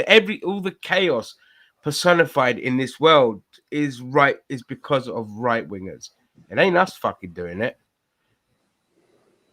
Story about men having sex with each other. For what purpose? Don't ask me. I have no idea. But this is not winning. Are you sure? We're winning because parents are saying no. And that's it. We had those students march out of their school in protest over the school allowing male students to use female bathrooms. What Yeah, the well, fuck bro, does that right have there. to do with this? Next talk segment about is coming Batman, up you at 6 halfwit? p.m. on this channel. Thanks for hanging out, and I'll see you all then. Jesus fucking Christ, man. What the hell does male students using a female bathroom have to do with... Well, and I presume when he says that, he's basically talking about trans youth. I mean, he fucking That's what hates he's talking trans about, people. But yeah, Yeah. let's just say he was talking about like cisgendered males. Because Dennis Prager, for example, recently confessed that he uses women's bathrooms, when the line is too long. But what the fuck does that have to do with this story about Batman? What did that have to do with this tangent about how, gay, they're wanting to teach kids about gay sex and all these different techniques? The tangent was just like incredible, like absolutely incredible. Went from a guy that just said, well, look, if I can't talk about the person being gay, then I'm done. It's like, and then it I'm not goes gonna do down the the talk, tangent of, he's a groomer. he wants to groom, and then we're talking about eating shit and fisting and butt plugs and all this kind of stuff. It's just like, what's going on? Where am I? Like, what kind of mindset do you have to go off on such a just weird tangent? Just weird. Like, he's just a weird little goblin, that fucking guy, man. It's But just. the thing is, as well, YouTube puts this stuff up and allows it on there. The Timcast gets recommended quite heavily on the algorithm. Yeah, he's got and 1.2 million subscribers. Yeah. This video alone had 151,000 views. And it's so blatantly fucking homophobic, and they just allow Exactly. it on there. It's just, you know. He may as Look, well I mean, just- okay, fine. Like, in the realms of free speech, fine, but you shouldn't be able to monetize that kind of shit. You know, just no. Actually, no. I take that back because it's very harmful rhetoric what he's saying. Very not harmful only rhetoric. that. Not only that. YouTube does have TOS against that, and again, he's equating gay people to pedophiles. That's a blatant violation of Yeah. YouTube's TOS when it comes to Is that hate speech Beanie against Man? people based on their sexuality. Yeah, That I've put it Beanie's together. magic. It's Beanie Man. Beanie Man, originally Jamaican, and maybe he saw the Jamaican version of Batman, which was Batman. So there you go. And that's where you come to the whole gay conclusion thing. Yeah, Well, he spends all of his days on looking for Rule 34 artwork of Batman being pegged by Superman or vice versa. yeah, 100%. Yeah, kryptonite dildos and all of that kind of stuff. Yeah, he definitely. Pink kryptonite that makes Superman gay. Batman has got like a whole dildo of it in his utility belt. It's not shark repellent, it's Superman attractor. All right, well, we are still on the wagon of on the Right Wing Idiot Express, moving on from Tim Fool, or Dim Fool, as you wonderfully call him, to Kevin Sorbo. I can't remember why, but yes. Go for it, guys. Does anyone else want to take this one, or? Sam? Sure, I'll take it. Oh, go for it. No, I can't take this one. Okay. It's something that he can't get jobs anymore. Is that correct? No, so basically what it is that he complained about the type of men that are in Hollywood now because he said there's no macho men anymore. They're all feminine. Like, so you use like Timothée Chalamet and all this sort of stuff. It's like there are still masculine men in flavor Hollywood, mate. Well, just because you don't get hired doesn't mean that there is none. Yeah, he was complaining about the fact that he's been he can't get work because he's a conservative Christian. And he did an essay for Fox. He did an essay for Fox News where he said, "Let's make Hollywood manly again," saying that Hollywood doesn't misunderstands masculinity. Now, the first line is a fucking failure in its own right. The first line of his essay is, "Leave the saving of the world to men. I don't think so," equipped Elastigirl in Pixar's The Incredibles. That was 2004. Since then, Helen Parr's popular feminist maxim has come to define Hollywood's endemic anti-man ethos. Her words seem to underlie every major entry for cinema's largest metonym, from recent girl boss movies to more male-orientated films, all of which include an obligatory nod to the superior strength, intelligence, and independence of womankind. And throughout the essay, he complains about the fact that there's no Hollywood men, there's no male characters in Hollywood who are loving husbands and responsible fathers. Again, he brought up The Incredibles in his first line. Mr. Incredible was a fantastic dad in those movies. Yeah. He really was. Yeah. Even James Bond in his last outing, became a father and tried to save his family and sacrificed his life for them. And he's as manly as fuck, James Bond, especially under Daniel Craig. But also, right. I just want to say, talking about. I just want to. John Wick. 1 second. Let me just bring this guy up here. Now, you guys will be very familiar with this actor, right? Neil McDonough. Yeah. He's been in loads of stuff. Right. He's been in loads of stuff. Brilliant actor. Sorry? He was in the Arrowverse, wasn't he? Yes, he was. Okay. Now, Neil Damien Dark is a devout Christian, and he's openly talked about it in interviews and all this kind of stuff. And he's saying that, my commitment to my religion and my wife has probably cost me way more roles than it should have. But he goes, I get plenty of work, and I've got nothing to, I'm very thankful for the kind of the work that I get, regardless of it. And he's still working to this day. He doesn't kick up a fuss. He's not a fucking mouthy git. He just gets on with it. He knows what his limitations are and what he won't do. But people still hire him. Why? Because he's a fucking good actor. All right. He's been in Star Trek, dude. He's done so much. He was in Yellowstone. He's been in so many things. He's in everything. And he's a devout Christian. I don't know what to say, but Chris Pratt. So Chris Pratt, and he's in everything. Same. Doesn't listen to this. And Chris Pratt belongs to like a weird fucking cult, but it doesn't take anything away from Chris Pratt. He's a great actor. Nobody has a bad word to say against him. His nomination of church might be homophobic, but he's not. And it's just that people don't want to deal with Sorbo because Sorbo is a prick. It's just a prick. And you're telling me that there aren't enough men in Hollywood. Fucking, there's more built brick shithouses now than there's ever been. Well, here's Hollywood. The thing, right? Your Stathams, your Cavills, your fucking Helmsworths, and all this shit. Well, here's the thing, right? This is from further on in his essay. Fathers in particular have become the butt of every woke Hollywood jab. The bumbling, useless idiots who contribute nothing to their families or communities, but sacrifice themselves as objects of ridicule.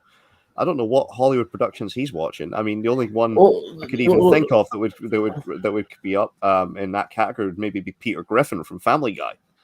But the thing is, they constantly take stabs at fucking Disney for being woke and all of that shit. Whilst Disney itself, my problem with Disney is a lot of their shit is too often, this sort of father figure taking care of this kid.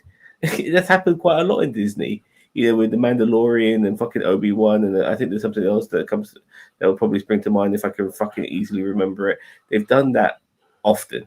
It's a common thing. Yeah, if you were to complain about anything with Disney, is there's very often that the male lead is usually like a bumbling idiot and all of that. But in the same argument, their women are just so one-dimensional, and they're badly written. They're just as badly written as the men. So it's not like they just have a formula that they think works, and they do that. So you have the bungling male hero who comes of age and has this great journey, like Hercules, for example.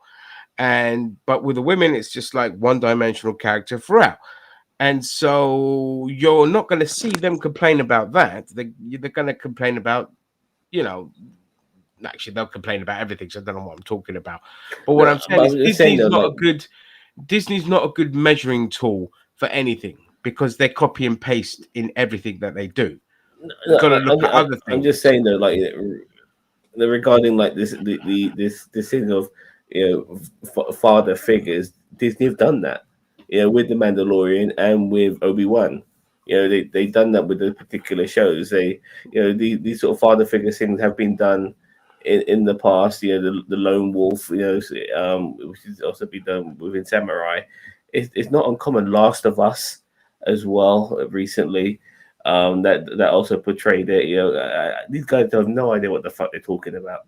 They have no idea what the fuck. You also get serious dramatic movies which portray a lot of competent men and loving fathers. Sitcoms, it's a case of there's a lot of the same formula, I would say, which is that the father figure generally can be a bit stupid, but at the end of the day, is trying to do the right thing for his wife and children. He's generally married to somebody who is pretty much out of his league. So that would be things like King of Queens, for example. Yeah. A whole bunch of other sitcoms followed that same route as well. Too many for me to even remember off the top of my head, because there were so many ones that were just absolutely fucking forgettable. I was not a fan of sitcoms back in the day, but again, that was pretty much the standard formula, and it's the standard formula of, say, like every Adam Sandler film. Yeah, I mean, you look at the state of him. He plays a bungling father, with a wife, who should be out of his league. And again, things go wrong for him, but at the end of the day, he's trying to do the right thing for his wife and kids ultimately. Yeah, but it's sticking with a formula that they feel works and is successful. They think it works, and they've got a track record of proving that it does work. Now, this is again from Sorbo's essay. It says, does Hollywood fear good men? Not necessarily big, bulky men with daunting physiques. Those aren't in too short a supply on today's big screen. Good men, admirable men we'd want our sons to emulate and daughters to date. Society today seriously misunderstands masculinity. On the one hand, we love to normalize androgynous Billy Porter type men who sport skirts and poofy dresses. GQ's 2019 Best Dressed Man, Timothée Chalamet, for example, often wears clothes that, well, let's just say your grandfather wouldn't have been caught dead dressed like Chalamet. I mean, because we've progressed as a society in that people can be more expressive. I mean, I wouldn't dress technically like my grandfather because obviously styles changed over time. Neither of my grandfathers would have ever dressed like me. Exactly. So I mean, I don't see what the big deal is. The fact that Timothée Chalamet, who's younger than us, I mean, dresses the way he does. Who fucking cares? Who cares? And the thing is, it's like, again, what pisses me off with conservatives. Pretty boys have been around. He's a pretty boy, by the way, and pretty boys have been around forever. I don't know what the fuck he's talking about. Yeah, exactly. Chalamet's also, a talented actor. You can play off, you can actually play some complex roles. Something that if Kevin Sorbo had 1,000 years of acting lessons, he could never do. Yeah, he was great in Don't Look Up. I loved him in Don't Look Up. He was awesome in that. He played somebody who you don't associate Timothée Chalamet to play. I loved it. Great stuff. Yeah, I'm not a personal fan of his, but I know he's very fucking talented, and but the point I want to get to is this is what I used to loathe about growing up, and I find like England is actually worse than America for this about self-expression and wanting to be the fucking person that you want to be, and people will just always fucking bully you, tease you, tear you down. And then you have no choice but to conform until you get to a safe spot. That's why you find at university, a lot of people, that's where they kind of have their awakenings. And I'm not just talking about sexuality. I'm just talking about personality, character, and all this. So where I grew up, in the school that I went to, the music, you had to listen to the same fucking music as everyone else, which is bloody jungle music and happy hardcore and all this pish. And then after that, if it wasn't that, then outside of school, I had to listen to fucking like hip hop, which some of it was fine, the rest of it was shit. But again, it was jungle, it was all this kind of shit, and you couldn't, as a male, you couldn't express yourself. You had to be like this fucking hard nut, this tough guy, this rude boy, and all this kind of shit. And I just got fucking fed up with it. Like it just becomes frustrating. And so when I look at generations now that feel much freer to express who they really want to be, like if they want to dress like an absolute hurricane flew through them, and they feel more comfortable to do that. In my day, you did that, you get fucking beaten up. I wore fucking trainers that were orange, and and they fucking tried to rip them off me and chuck them in the brook. This kind of idiotic mentality. So I don't give a fuck what Sorbet says. I'm glad we've come a long way where people feel more comfortable to express themselves. It gets worse. I mean, his essay actually gets worse. Carry on, yeah. On the other hand, our favorite movies are heavily populated with brawny macho men. I should know. I made a name for myself in the industry playing a Greek half-god. But is that really what it takes to be a good man? No. In fact, you can Joe Pesci was man, ridiculing betas like Dylan Mulvaney and Chalamet, and still fall prey to the masculinity crisis. How? In order to go out and conquer the world, men must first conquer themselves. Sadly, men today have often instead been conquered. We've been subdued by alcohol, drugs, video games, porn, and other entertainment. The caricature of the useless man in his parents' basement increasingly depicts real life. It doesn't really matter what end of the masculinity spectrum you fall on. If you're a victim to your own base desires, the feminist culture is one. You're exactly the kind of wussy man that they think they want you to be. So there we go. So he's had a pop at hang on. Mulvaney. He's had a pop at feminism. He's claimed that men have been subdued by alcohol and drugs, which younger people are doing less and less of. Way less, yeah. Video games, porn, and other entertainment. I mean, the guy clearly doesn't understand the fucking his generation and older generation of actors, and how many of them died of like fucking. I mean, Sorbo's in his 60s, isn't he? Yeah, he's in his 60s. Yeah. So actors of his generation and just above, you know, they all fucking most of them had cirrhosis of the liver and alcoholism and heart attacks from heavy smoking and drug use and all this kind of shit. And it was work production that gave him work, by the way. Yeah, of course it was. Yeah, like Supergirl and stuff like that. So, yeah, so it's just ridiculous. Like Cheeto saying a whole bunch of stuff. By the way, yeah. Can we talk about how Al Snow is? Well, can we get to that? We'll talk about Al Snow, later on. But again, I agree with Cheeto's comment here. Where he says people can't get a house because of the housing crisis and inflation. That's true. That's why more people are living at home with their parents for much longer. Well, it's the fact that the cost of everything has destroyed people's ambitions. Like people now just aren't anywhere near as ambitious as they are. Like the capitalist rat race has absolutely destroyed people's mentality where they feel useless, and this is why you've had this huge uptick in these kind of weird fucking men and all of that, because they feel that there's a pressure that they should be of a certain way, and people like Sorbet, I'm just going to call him, aren't fucking helping when they're saying, hey, you're a man, you must be a manly man to do this and all this kind of manly stuff. And then when you fail to achieve that because whatever reason you just don't get to that point and you feel like a failure, you end up down these fucking weird rabbit holes where you just need some kind of quick, short comfort, and that's always presented in these right-wing conspiracy nut jobs. Hey, TLD. And again, I would like to know what the fuck is Kevin Sorbo's idea of being a man's man? I mean, does he look at men like Sean Connery, long hair? Yeah, people that beat their wives. Yeah, people like Sean Connery who beat their wives and said that he actually has given interviews where he said it was okay to hit women. Yeah. Or does he think John Wayne is a man's man compared to, say, Adam Driver? When you look at the fact that John Wayne was a serial draft dodger, whereas Adam Driver was a lance corporal in the U.S. Marines. Yeah, because I mean, to be honest, this mindset bothers me because, like, I mean, it's been about over a decade, but there was a young girl killed here called Sophie Lancaster. We still have a foundation named after her, who was killed just because she was dressed up very gothic, but she didn't conform to how other people saw her. And she was killed just for that. And it's just like, well, this is where this mentality gets us. People have got. Sorry, Gary, but this is exactly what I was talking about. It's sad that it's still happening today, but back in my day, all right, you won't get killed for it, but you get the shit kicked out of you. Like, when we had like non-school uniform day, and somebody come in wearing a fucking Bjork t-shirt, and they ripped it off of him.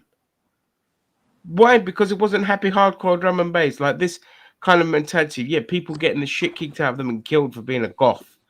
Like this man, it doesn't fucking help. The situation. And that's why we wear school uniforms, Penny. Yeah, and that, yeah. Because I'll always advocate for that very reason. I know we've already spoken about this, but I just want to get my 2 pennies worth in regarding this comment here about the housing crisis inflation. Like, I was living back in 2008, 2009. I was living on Portobello Road.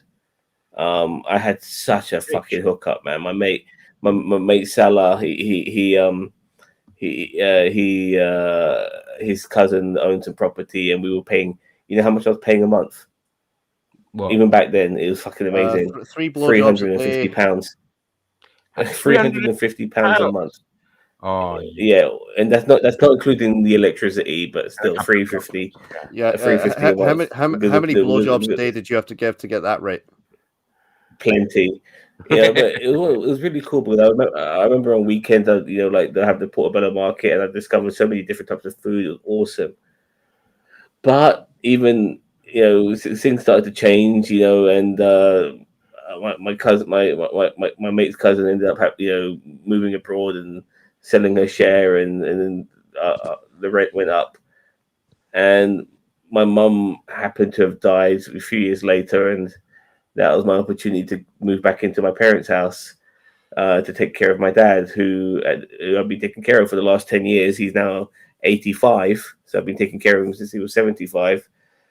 But it's not something I intended I wanted to do. I feel like certain things like my love life is kind of ruined by moving in with my parents' house, because my dad will fucking ruin any relationship I would have if living in this house with him. So these things have affected my future to a degree. But I would love to be living on my own, but rent is just so fucking high now that it's impossible. It really is. I'm not paying any rent, and still, I wish I could have more fucking money in my pocket. Yeah. Sorry. No, that's right. I was just going to say, but the thing is that you have to meet the right person. I mean, the thing is, Kevin Sorbo, I think he's been married to his wife now for about 20 years. So you met the right person at the right time. Sometimes it doesn't happen for us. Oh, I can meet the right person, but my dad is Indian. You have to understand that, dude. The nosy fucking Parkers. And they don't realize how fucking interfering they are. But they're the most interfering people on the planet. Yeah, I mean, if you want to relationship, long as I don't you have to be on your own, home alone. You have to be on your own. There can't be a third party. This ain't fucking Steptoe and Son. You know what I mean? So, yeah, and so that's how it is, unfortunately. Well, Steptoe and Son probably would be Steptoe and Son probably would be a very apt comparison, given the fact that, again, the older one kept fucking up the love life of the younger one. Yeah, exactly. Yeah, exactly. But with just getting back onto Kevin Sorbo again, I have no fucking clue what he would consider to be a man's man. I mean, this essay of his, by the way, I think it was timed to put out the fact that he's apparently he's got another movie coming out soon, which nobody fucking knows about, because Kevin Sorbo know any of his films? Yeah, he only ever does pure flicks, Christian movies for. Is it the Hallmark Channel? No, it's like like Christ Flicks or whatever the fuck. It's Pure Flicks. Well, I know he was doing. I know he was doing movies for the Hallmark Channel at one point. Him and Lacey Chabert were like the two big actors that they had for those. Yeah. He does it for Pure Flicks. How much does Pure Flicks pay? I mean, how much? Like 50 grand? I wouldn't say a lot. I mean, he probably would make about the same amount of money if he went to work for the Daily Wire doing their movies. Yeah. But Sorbo's got a history of being anti-gay. He's got a history of making very, very dumb comments about women in Hollywood. There's reasons why nobody wants to actually work with him. And his idea of so many work productions, Sorry? But he's worked under so many work productions. When he was working in Hercules, that was work as fuck. When he was working with Xena as well. And obviously, I think he's still got resentment over the fact that that's the thing. I think he's still got resentment over the fact that Xena Warrior Princess dwarfed his show in popularity. That was a spin-off. I mean, it did take because Xena was the spin-off. Xena was the spin-off, but it absolutely dwarfed Hercules in terms of popularity right across the board. Yeah, and if Xena came out today, they'll be calling that shit woke as well. Oh yeah, because of all the lesbian overtones and strong woman. Because you got like Hercules being a timid, likable, happy-go-lucky guy who can just take care of himself, whilst you got Xena Warrior, who's like a princess who's really strong and very angry and aggressive, more masculine than fucking Hercules is. So yeah, they would call that shit woke as fuck. So yeah. And again, there's been multiple definitions about what counts as manliness in Hollywood over the years. The Fox News essay, by the way, ironically put up Clint Eastwood, which pissed off some conservatives because of the fact that Clint Eastwood has been divorced repeatedly and he had children out of wedlock. So that pissed off American Christians, which obviously Sorbo would be amongst. But I mean, Yeah. you know, you look at other. I mean, you can look at names of actors who've been on lists of like the manliest men in Hollywood, and there's some that Sorbo would automatically dismiss just on one particular ground. So I'll give you some examples. You can figure out why they would be dismissed. Wentworth Miller, Luke Evans, Rock Hudson, Ian McKellen.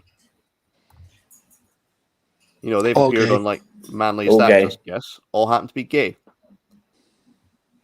That's something Sorbo would be, vehemently opposed to. I mean, he's outspoken against gay people. Doesn't fucking like them. There's loads of gay actors, though. There's loads of. I had one in my car the other day, Ben Whishaw, who played Q. Oh, we were going to speak about this. I saw it was in the docket. It was either that you'd fuck Q or that you were going to come out as Q from QAnon, or yeah, it was one of those. I was telling people in my. I was telling people in the theories. Yeah. Well, I was like, I was telling people in the Star Trek group. Yeah, I just had Q in my car. I really did have Q in my cab. And obviously, it wasn't fucking John Delancey. It was Ben Whishaw who plays Q in James Bond. And then obviously he's queuing on and stuff like that. But yeah, he's gay, and who gives a fuck? I mean, he ended up making the Q character gay in James Bond. Who gives a fuck? And he also was fantastic in Layer Cake, by the way. And just a quick mention to Michael Gambon, rest in peace. As well to him too. What a phenomenal actor. Well, you might say there's only one Q, but Major Boothroyd, who is the character of Q in James Bond, came first. So, well, Desmond Llewellyn. Desmond, yeah, him. Yeah, Desmond Llewellyn. Yeah, exactly. Cousin Cheech has only seen 2 James Bond movies in his life, and he calls himself a nerd. Yeah, John Cleese was briefly Q as well. Yes, he was. Yeah, John Cleese in Die Another Day. Yeah, the first movie he did after Desmond Llewellyn passed away. That's right. Yeah, but he played R. He played R in the previous one. They never officially named it. It was just a quip by James Bond. It's like, so if he's Q, would that make you R? Yeah. Yeah. Let's never ever talk about those fucking films. Good God. Okay. So again, the fact is that again, Sorbo is just bitter over the fact that masculinity has changed. He has not. He's not. Yeah. He's not adapting, so he's not getting work, and he's jealous that people like Timothée Chalamet are. Yeah, and there's plenty of positive male role models in Hollywood. Just Kevin Sorbo is not one of them. The funny thing, his portrayal of Hercules, which was just a very lovable guy. He wasn't like an aggressive man. He was very, nice guy. He was a gentle giant, so to speak. Yeah, he would be shitting. He'd be shitting over his own portrayal of Hercules if this is the case. It's so fucking stupid. I don't know what the fuck you're talking about. just ridiculous. But talking about insecure, right-wing, deluded fuckwits, we're moving on to Dan Wharton and Lawrence Fox. GB News. I've been looking forward to this. Yeah. Who wants to take this one? This is Shredder all the way. Shredder, all yours, baby. Okay. Tell him because I'm passing the buck. Sorry, guys. Okay, so for those who hadn't heard, Lawrence Fox was a guest on the Dan Wooten Show on GB News. They were talking about a segment from BBC Politics Live involving Ava Evans, and Lawrence Fox proceeded to go on a very, very misogynistic rant where he basically went on about how nobody would get into bed with Ava Evans. Anybody who did had to be a cuck little incel. What? I'll shag her in a heartbeat. Probably not the appropriate time to bring Every that up. time. I mean, Every every time, fucking Sam. time. Every Last time. I You don't just know, drag what's the wrong with quality you? of the show down. What's wrong When with you? We're wrestling's talking on I about your don't Rampage care, man. yourself. I'm just wrestling. I'm going to cancel you. Jesus Christ. But as I said, Lawrence Fox went on this tirade. It blew up on social media. The next day, he was suspended from the channel. And he decided to throw Dan Wootton under the bus. And he shared private messages and also confirmed that, well, Wootton, he was fond of he actually was quite happy with the segment. He thought it was hilariously funny, something that Wootton, had tried to deny. And he also said that he had cleared what he was going to say with the producers of Dan Wootton's show. Yeah. And so Lawrence Fox has been suspended. Dan Wootton was suspended the next day. Actually, no, it was the same day. It was later on in the same day. Same day, yeah. Today, Calvin Robinson has been suspended from GB News because he declared publicly that he wasn't going to appear on Dan Wootton's time slot, and he basically gave the middle finger to his bosses at GB News for suspending Dan Wootton, despite the fact that the bosses at GB News are doing the rounds as saying, no, Lawrence Fox's comments were beyond disgusting. Yeah, this was by Angelos Frangopoulos, who, by the way, is a Nazi, or at least praised Golden Dawn in The Spectator or Private Eye. I forget which one it was. It would have been The Spectator. Spectator, right? Yeah, that's it. No, the thing is that they could just attack what Ava was saying without going into this horrible shit. I mean, because I don't agree with everything that she said, but there's a way to do that and there's a way not. The way to do it is to attack what she was actually saying. You could just simply say, "Look, I disagree with her opinion," and move on. Yeah, You don't have to say that. agree with I don't that. want to shag her. The segment was in response to, again, Ava Evans had been on Politics Live. She was in a debate with the comedian Jeff Norcutt. Jeff Norcutt has put out a book, and again, he was talking about something we actually addressed on this channel a couple of weeks ago, which was a proposal from a Tory MP to create a Minister for Men. Yeah. And he actually, Jeff Norcutt supported the idea because he mentioned things like male suicide rates, etc. And Ava Evans disagreed. Similar reasons that we've also spoken about here too. That, look, the fact is, a Minister for Men effectively is playing into the culture war. Yeah. Putting a lot of these policies that were proposed for a Minister of Men to do, you can do that already with government departments. The Department of Education, for example, could do a recruitment drive to get males into primary education. The health secretary, for example, the health minister, they could easily run a campaign to get more males into nursing. And again, the health secretary, although realistically there should be a minister for mental health, could launch a campaign talking about the issue of male suicide. And Ava Evans also brought up the fact that the reason that male suicide statistics are higher is because men are more successful. Men choose more lethal means to attempt suicide. The rate of attempts is about the same. Men are just more successful because we tend to go with more lethal means. Oh, really? I didn't know that. So women attempt suicide as much as men. The statistic is about the same. It's almost at parity of men and women attempting suicide. But again, men are more likely to choose more violent and more lethal means. But, so we're even better at suicide. All right, go men. So I would say there are issues where, like, we all just like. I'm not necessarily the Ministry for Men, but maybe a task force of some kind, because, like, for example, what's the word? Ball cancer, or scrotal cancer, whatever you call it, is not taken as serious by men. And, like, for example, anal cancer isn't taken as seriously by men. So colon cancer, isn't it? Pardon? It doesn't matter. Anal cancer, prostate cancer. Prostate cancer. Well, again, that's issues that by a lot of men let you get to. That falls under the health secretary. That would fall under the purview of the health secretary. They could easily launch campaigns for that. We don't need a full-time minister for men. And again, as we pointed out a couple of weeks ago, I'm saying that we need task force for this shit. Look again, I agree. Look, if you want to raise that again, raise it with your MP, and also raise it with the health secretary. Now, again, in the case of the idea of a minister for men, it wasn't coming from a place of like a genuine, honest position, because this was proposed by someone who railed against a female Doctor Who, saying that there's no role models for young men anymore. He's made numerous sexist comments about women, and he's wanted to remove inclusivity when it comes to gay people.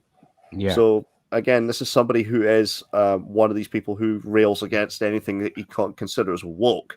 So a minister for men, in his case, I would say it was purely part of the culture wars, for his proposal for that. But again, Ava Evans brought this up on this politics show. It was actually a fairly respectable conversation between her and Jeff Norcutt. And Lawrence Fox tore into her, and rather than actually addressing the arguments, was going on about how, who would fucking want to sleep with that.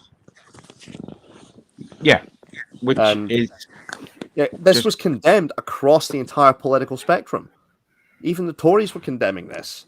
The Tories, have MPs hosting shows on GB News, and even they were saying, no, this is beyond disgusting. Yeah. Yeah, but they're supposed to be conservative, and this is not remotely conservative, even though conservatives go on about this shit all the fucking time in the first place. It's weird.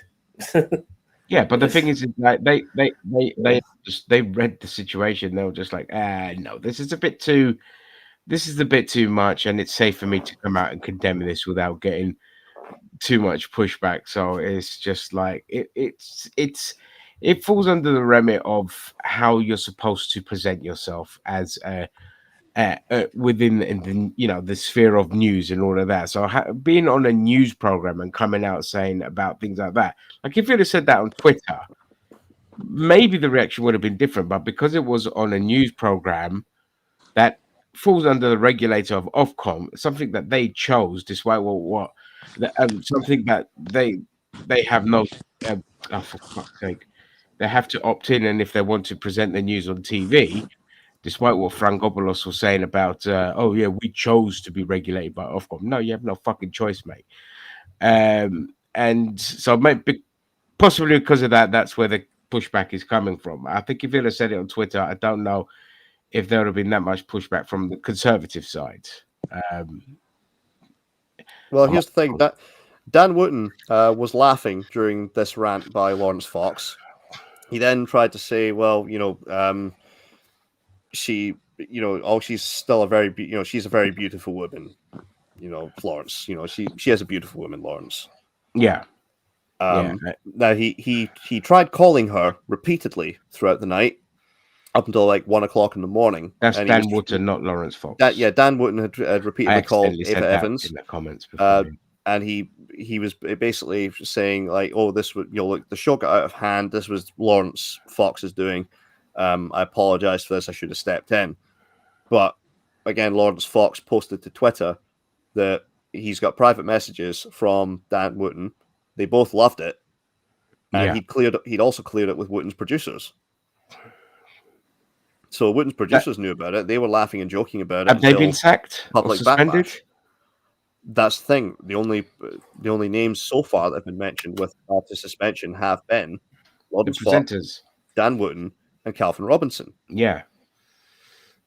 So again, so the producers will probably get away with it, and the company just looking to save face. And that's the thing. There's an internal. Everybody's saying like, because Ofcom are investigating this. They had over 7,000 complaints about this segment, and they are investigating it. And I've heard people say, well, what's the need for the investigation? Just play the clip. Well, they do need to investigate, obviously, who else was involved. The producers clear it. Yeah. And that's apparently what is also going on at GB News. GB News is doing an internal investigation to find out about it. Because there was a recent revelation by Pop Bitch, which does a lot of gossip around the media and politics. and Popovich have said that the main reason for Dan Wootton's suspension, I initially thought it was because Lawrence Fox had thrown him under the bus, but the main reason for his suspension is because he was advised 3 times on air to step in. He was getting words in his ear to step in, and he ignored them. So there was once over the earpiece, he was being told, "You've got to step in and stop this. Stop him." When Lawrence Fox was going on his tirade, Wooten ignored it. There was then something placed on the auto cue. It was for him to apologize on air, and he ignored it. He skipped that part. And then it was during a commercial break. They phoned up his show, and they said Wooten needs to read an apology on air, and he refused. Oh, and so that's why they suspended him then, possibly. From the sounds of it. From the sounds of it. Yeah, well, I mean, good fucking riddance to Wootton. He's an odious, cretin, an absolute evil human being of the highest order. Like, I mean, he's been sacked by the Mail Online. They fired him. He was making £250,000 a year for his column on there, and that's gone. Expect him to be on Kick and Twitch and Twitter and YouTube and all of that. You know, he'll resurface and cancel culture and all of that shit. He's staying silent on this. So far, he's the only one who's been keeping his mouth shut. For now, maybe waiting for the dust to settle. Well, by the way, there's a nice comment here for you. I suspect what it's going to be a case of, it'll be that Lawrence Fox. We've done that comment. If it's TLD's comment, I've already done it, Zan. Please. But I suspect. I'm sorry, did I pass out? Yeah, well, don't worry about it. I'm on it. Don't worry, mate. Lawrence Fox, I suspect, is going to be sacked, and GB News might try and play it off like, yeah, he was the only, he was the main one responsible. He's gone, and they'll, Ofcom will maybe issue a couple of fines, but it'll be a case of they carry on business as usual. Wooten, I expect, is probably going to be kept for the simple reason that he is GB News' biggest ratings draw. But I mean, I wait, who's going to get kept on? Wooten, because he's GB News' top draw when it comes to ratings. I suspect Lawrence Fox will be sacked. Would you get a whopping 60,000 viewers? It was Tucker Carlson, and before that was Glenn Beck, and before that was Bill O'Reilly. The king dies, long live the king. There'll always be somebody else to replace the previous person. The thing is, though, Wooten is one of the few people on that network that draws in viewers. There's times where GB News loses out to things like the Welsh language version of Paw Patrol. I love it. Yeah, Gaz, you wanted to say something? Oh, sorry. Yeah, I was going to say, I'm surprised that Wooten hasn't gone already, because he had that catfishing scandal, and how many scandals does this guy get to live through? I mean, this is the second one where he just did the things that Shredder. That's not the second one. He's had loads of fucking all the dodgy shit he did when he was working. Was it News of the World? The Sun. The Sun and all this, and the fucking blackmailing that he did under that. He was according to Private Eye. He for anyone who's not aware, Private Eye reported that Dan Wooten would basically blackmail gay celebrities to come out of the closet. The option he would give them if he'd found, once they'd found evidence, was that you can either come out in an exclusive interview with me, or we can just out you on the front page. Yeah, which is just disgusting. So, but yeah, I wouldn't be surprised. Let's see what the backlash is like, because I mean, have any of you seen Lawrence Fox's quote-unquote apology video? No. Send it to me. I'll put it on there. Oh, all right, hang on 1 second, because I downloaded this off Twitter just in case that he decided to take it down. I've got it on an unlisted video link on my channel, so I'll send you that. Yeah, send me. Yeah, that's fine. Again, there's been newspaper reports about this, talking about his apology, and I would put apology in quotes, because this wasn't so much of an apology; it was more of him attempting to justify what he did. And even during this, he continues to lie about Ava. Even during this, he continues to lie about the positions of Ava Evans. He creates a complete straw man of what she actually said. And let's be clear to the audience as well. Ava Evans went and did a a video on YouTube on her on the channel. I think she works on that channel as well. Isn't it? Politics Joe. She's one of the main contributors to that channel. So, and she went and explained the whole situation. She's like, look, this has nothing to do with me. I don't want to get involved in this. It's just to do with them and their situation. Don't come asking me about everything because, you know, this, and this. And well, it's the fact that she didn't ask to be part of the story. And, yeah. They decided to use her, where, you know, for something they probably would have done if even, you know, no matter what woman it would have been. But they've decided to make an issue out of her physical appearance, as if that is in any way relevant to the argument. Yeah, exactly. Well, you know, small-minded men. Yeah. Let me know when you've got the video. If not, I can try. It's in the. Well, I sent it in a PM to the chat. I knew that. I didn't know that. Pause. I did. All right. Okay. You got it? Yeah. Screen. Help if I put it on the fucking screen. There we go. So a couple of days. Just for context, he uploaded this to Twitter last night. Immediately after his suspension was announced, he said that he stood by every single word of what he said. Okay. So 16 minutes. It's seen. Bloody hell. But I'm back in this little hot seat, which is interesting. First of all, Jesus Christ, is it 15 minutes? Fuck that. It's 15 got a few minutes. things I want to say. The first is to thank you so much for all, you know, we're all weak. Anyway, it's been a tricky couple of days, but I have bought a lot of it on myself. And I wanted to say a few things. First of all, I don't think there's any bonus really in this modern climate that we have of turning around and saying to people to be unforgiving and unhumble, even though why are you we're using faced two with cameras? a very, very powerful cancel mob. Who are, you know, I'm now on my second cancellation. So hang on, pause it. He's not on his second cancellation. He's basically being held to account for his actions. The first time that, you know, he was quote unquote cancelled was because people didn't want to work with him because he was putting out a bunch of racist statements. Yeah. So he can let's say for argument's sake he is being cancelled. It's his own mob cancelling him, not the left, not the people he's in opposition with, his own fucking people. So you should shut the fuck up when he calls the left people. Oh, but by the way, when did this kind of thing get referred to as being fucking cancelled?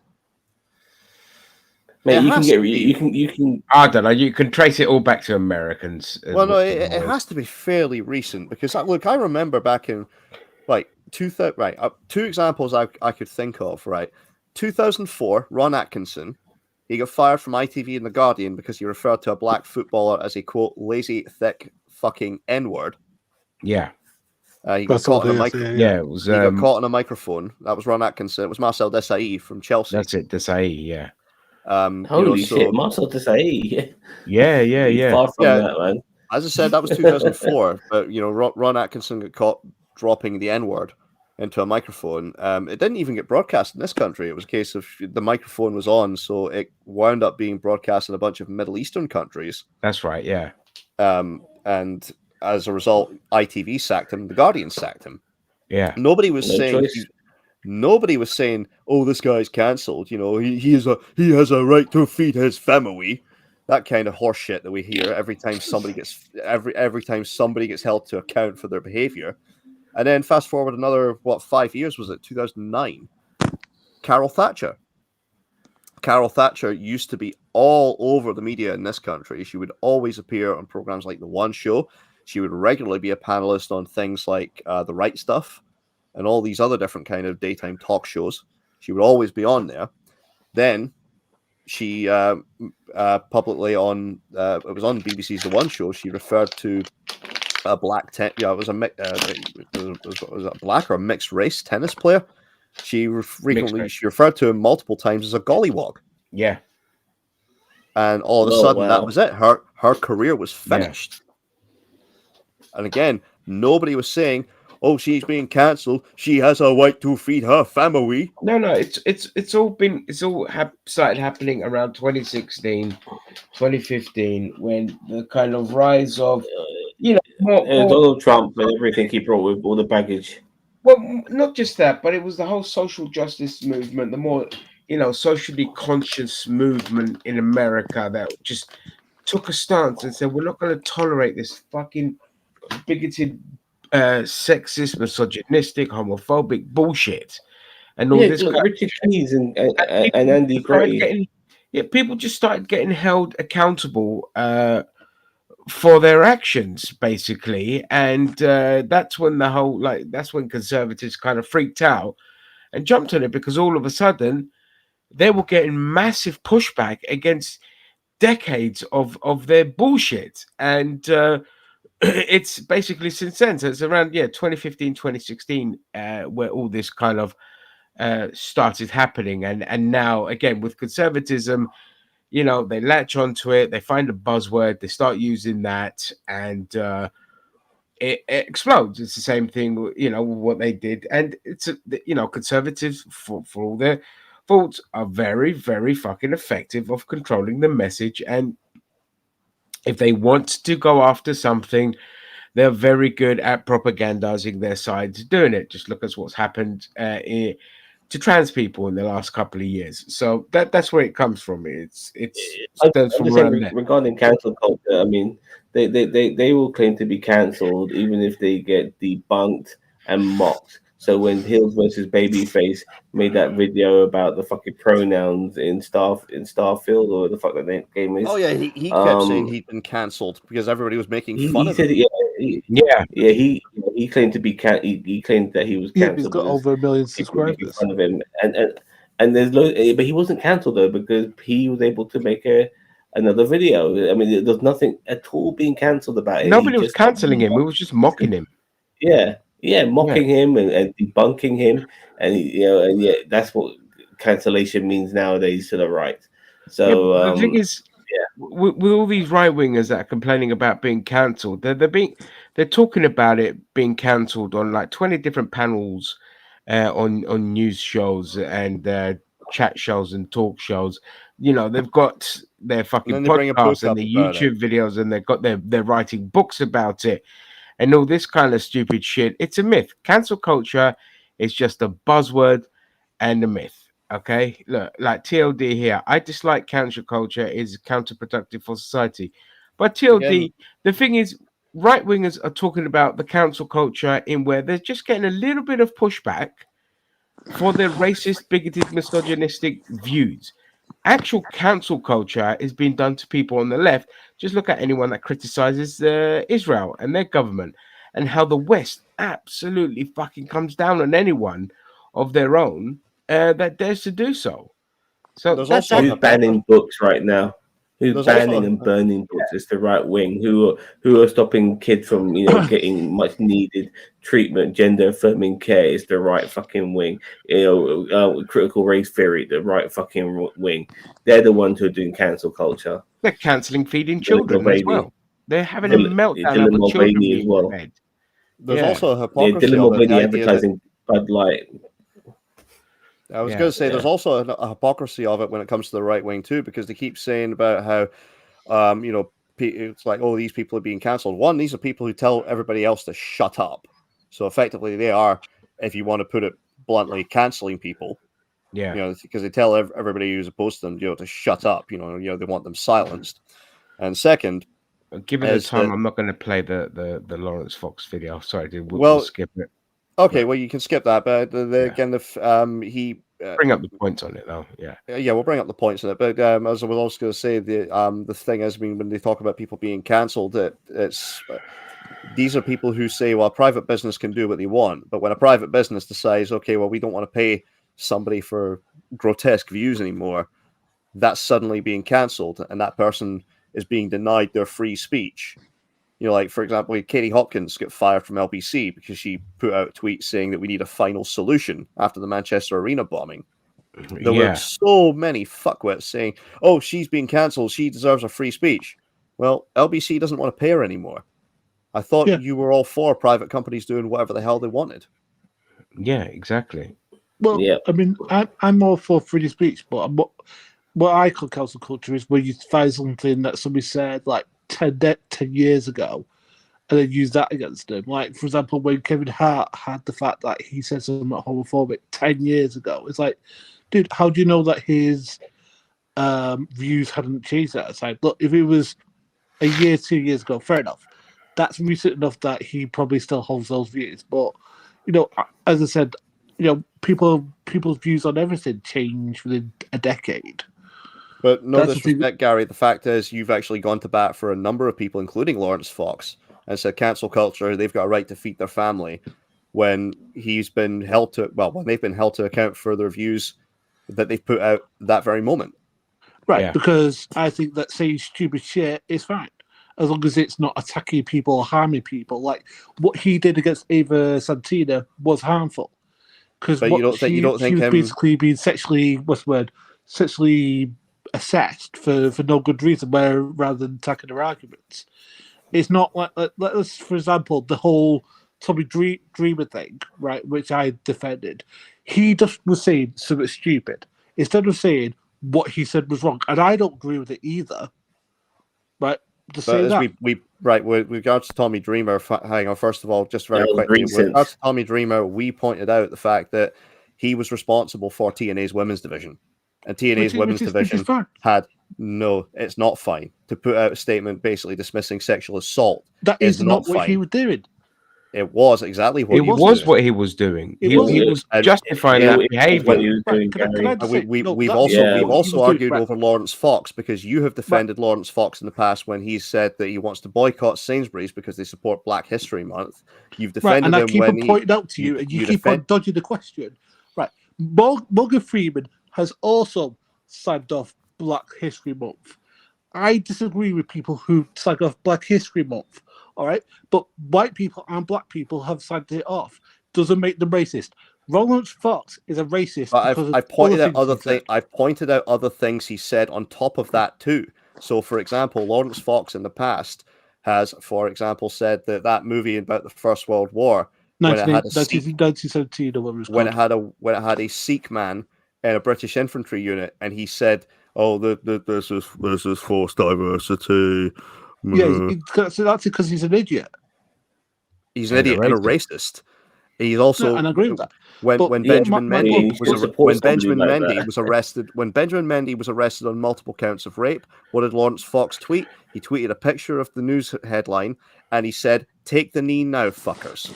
He equated Benjamin Mendy to the Black Lives Matter movement, as if the two were somehow in any way linked to one another. Connected, yeah. Yeah, ridiculous. I admitted, and I do admit that I was wrong about that. You admitted it after Zam pointed out you were wrong about it. No, I admitted it because I'm willing to admit that I'm wrong about some things. You admitted it after Zam had to explain to you what a racist was. At the time as well, you were also defending Kelly Jean Marie, Posey Parker, and saying, "Oh, she has a right to do her rallies," despite the fact she's literally calling for the extermination of human beings. You got to look at people's track records, Gary. Yeah, you know what I mean. You have to. I mean, you don't. You kind of react to the moment. Oftentimes, you react to the moment. My point is that without seeing the bigger picture and the consequences. You seem to think that I agree with these people. I don't. The opposite. It's not a question of whether you agree with it. My point is, it's freedom of speech. We may not like it unless they're promoting harm, they're promoting violence. But again, Kelly Jean Marie was promoting violence. But they're getting sacked by the companies. They still have their freedom of speech, Gary. But yeah, exactly. So they do what they want to do. Posey Parker was holding rallies where she was caught, siding with white nationalists and calling for the extermination of trans people. And you said she has a right to hold her rallies. She does. Again, despite the fact she's literally calling for harm against other human beings. You've said, look, I'm all for free speech unless you're calling for harm against other human beings. Mate, not like nobody is technically allowed to be fucking going out there No, calling for harm there are towards reflections of another group, but she gets away with it. But what I'm saying is, Yeah. I recognise that there are restrictions on freedom of speech. There are, like for example, the whole saying fire in a building, or like flaming hate speech or calling for violence. Like for example, sorry, Exactly. the whole thing that Donald Trump did about before the January 6th, he should be in jail right now. All he did was say something, but he caused that 3 police officers to die because of his immoral actions and said. So that's not covered by. But Gary, you don't. So exactly. So you don't have freedom of speech when you're inciting violence against other people. No, I agree with that. And I just said So. that. But again, we pointed out that I'm Kelly just saying, that Posey Parker, who you said she's got a right to her rallies, okay, was but literally calling for the extermination of other human beings. Yes, she was advocating for violence. If you point it out to me, I'll concede. The evidence is there. You watch her rallies. She's got people with Nazi flags around her. They're literally attacking counter-protesters. And on top of that, she has openly advocated for eliminating trans people from existence. Yeah, it might not be said there and then at that rally, but the fact of what their position is, you're not going to sit there and let fucking Adolf Hitler come back today and be like, yeah, I'm just going to do a big speech now. Well, right, Gary, right. Just a hypothetical scenario. Let's say for a moment I went off on a complete fucking Nick Griffin-esque rant. And I said I wanted blacks deported, I wanted gay people exterminated, right? Would I be cancelled if Zam, Jose, and a bunch of other people on NerdTube decided, hey, we don't want this guy in the channel anymore? Would I be cancelled, or would I be entitled, or should I be allowed to come back on here and continue to spout that because of free speech? No, but I just said a business's right to do business with you is based upon your behaviour. So okay, well, why do you then bang on about cancel culture when people don't want to do business with Lawrence Fox, or when people don't want to do business with Tommy Dreamer? Yeah, it's not always cancel culture. I mean, anyway, what I said about Tommy Dreamer was that what he did was just believe his friend. Now the thing is, there are tons of people who who have done right, and this is the way that I look at it, who've been tricked by sociopathic liars, like people who do rapes and stuff like that, into thinking they're good guys. Because how many times have you heard, oh, I wouldn't believe it was Joe or whoever, who turns out to be a massive rapist and stuff like that. But that's the point, is that tons of people have been fooled. I mean, I've been fooled, right? I used to be on the, and I've talked about this a couple of times. That's nothing to do with cancel culture. What's this got to do with cancel culture? All right, you know what? Okay, stop. All right, listen. I want to get to this comment here. Unpopular opinion, but do you have the right to be racist as long as you're not hurting people? You can be what you want as long as you're not hurting people. Or at the moment you say kill that black bastard, you're done. You know what I mean? Yeah. Zam, what was the point you were going to bring up? Well, no, we got rid of Jake. Jake was part of this group. Guys, remember Jake? Yeah, I remember Jake. Remember him? We got rid of him. We took the piss out of him. He used to be part of NerdTube.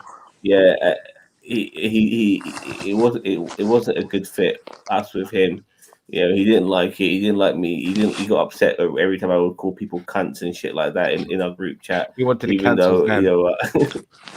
Yeah, he just had issues with how we operated, but it wasn't a good fit, and we said our goodbyes, and he moved on. We got rid of him, because we want to be a group of people where we all get along and we all contribute to a degree. The guy wanted money from us. I mean, we're lucky to get 100 fucking views on our videos, and the guy wants fucking money from us. And what are we gonna fucking pay him? Fucking a tuppence halfpenny and a fucking shilling. What the fuck, man? You know what I mean? Tuppence and half a shilling. Yeah. So exactly. So you can move on from people for less, Gary. For much less, if you want to, and that doesn't mean nobody's cancelled Tommy Dreamer either. He's still around. He's still working. And again, he was suspended. He was suspended at the time for dismissing sexual assault, and again, which is the right decision. and he was in charge of TNA's women's division. TNA's women's division has dealt with some fucking horrific allegations and scandals when it came to sexism. Don Callis and Scarlet Don Fever. Callis, and he's on fucking AEW now. Yeah, like Which is shocking. like for example, as you know, I was training to be a wrestler in Scotland, and I was trained to be a wrestler in Manchester. There was a guy who was an ex-trainer of the school I was at, who got caught sexting. I think he was a teenager, and he strangled somebody in ICW. A lot of people don't want to work with him anymore. By any chance? Pardon? Would that be Kid Fight by any chance? Because he was in a relationship with a 16-year-old trainee. No, that's Mikey Whiplash. All right, Mikey Whiplash. Yeah, I know he was. Yeah, he was another one who was outed by the speaking out movement. Yeah. Yeah. So, and the thing is that that most of the schools choose not to do with him. Now, I have heard that one school is doing business with him, but that's their choice. Oh, and I personally am with the people who choose not to. You can be a colossal piece of shit, and you will find one wrestling promotion that is still willing to do business with you. Yeah, exactly. That happens the world over. But going back to GB News and Lawrence Fox, so Lawrence Fox's apology video. Now again, he was more attempting to justify his actions. He played the clip of Ava Evans on Politics Live. He also claimed that Ava Evans is a misandrist because she wants teenage boys to be afraid of. And in Lawrence Fox's case, he claims that she wants teenage boys to be afraid of potentially false rape allegations, which isn't true. It's a clip that he took out of context from Piers Morgan Tonight, or Piers Morgan Uncensored, or whatever the fuck his show is called. Uncensored. Well, Ava Evans was on there with two other panelists and Piers Morgan, who were against the Me Too movement. Ava Evans was a supporter of Me Too, and they were pointing out the fact, one of the panelists was Isabel Oakeshott, and she was saying, look, teenage boys are going to be afraid to do anything wrong, and Ava Evans said, "Good, I want them to be afraid."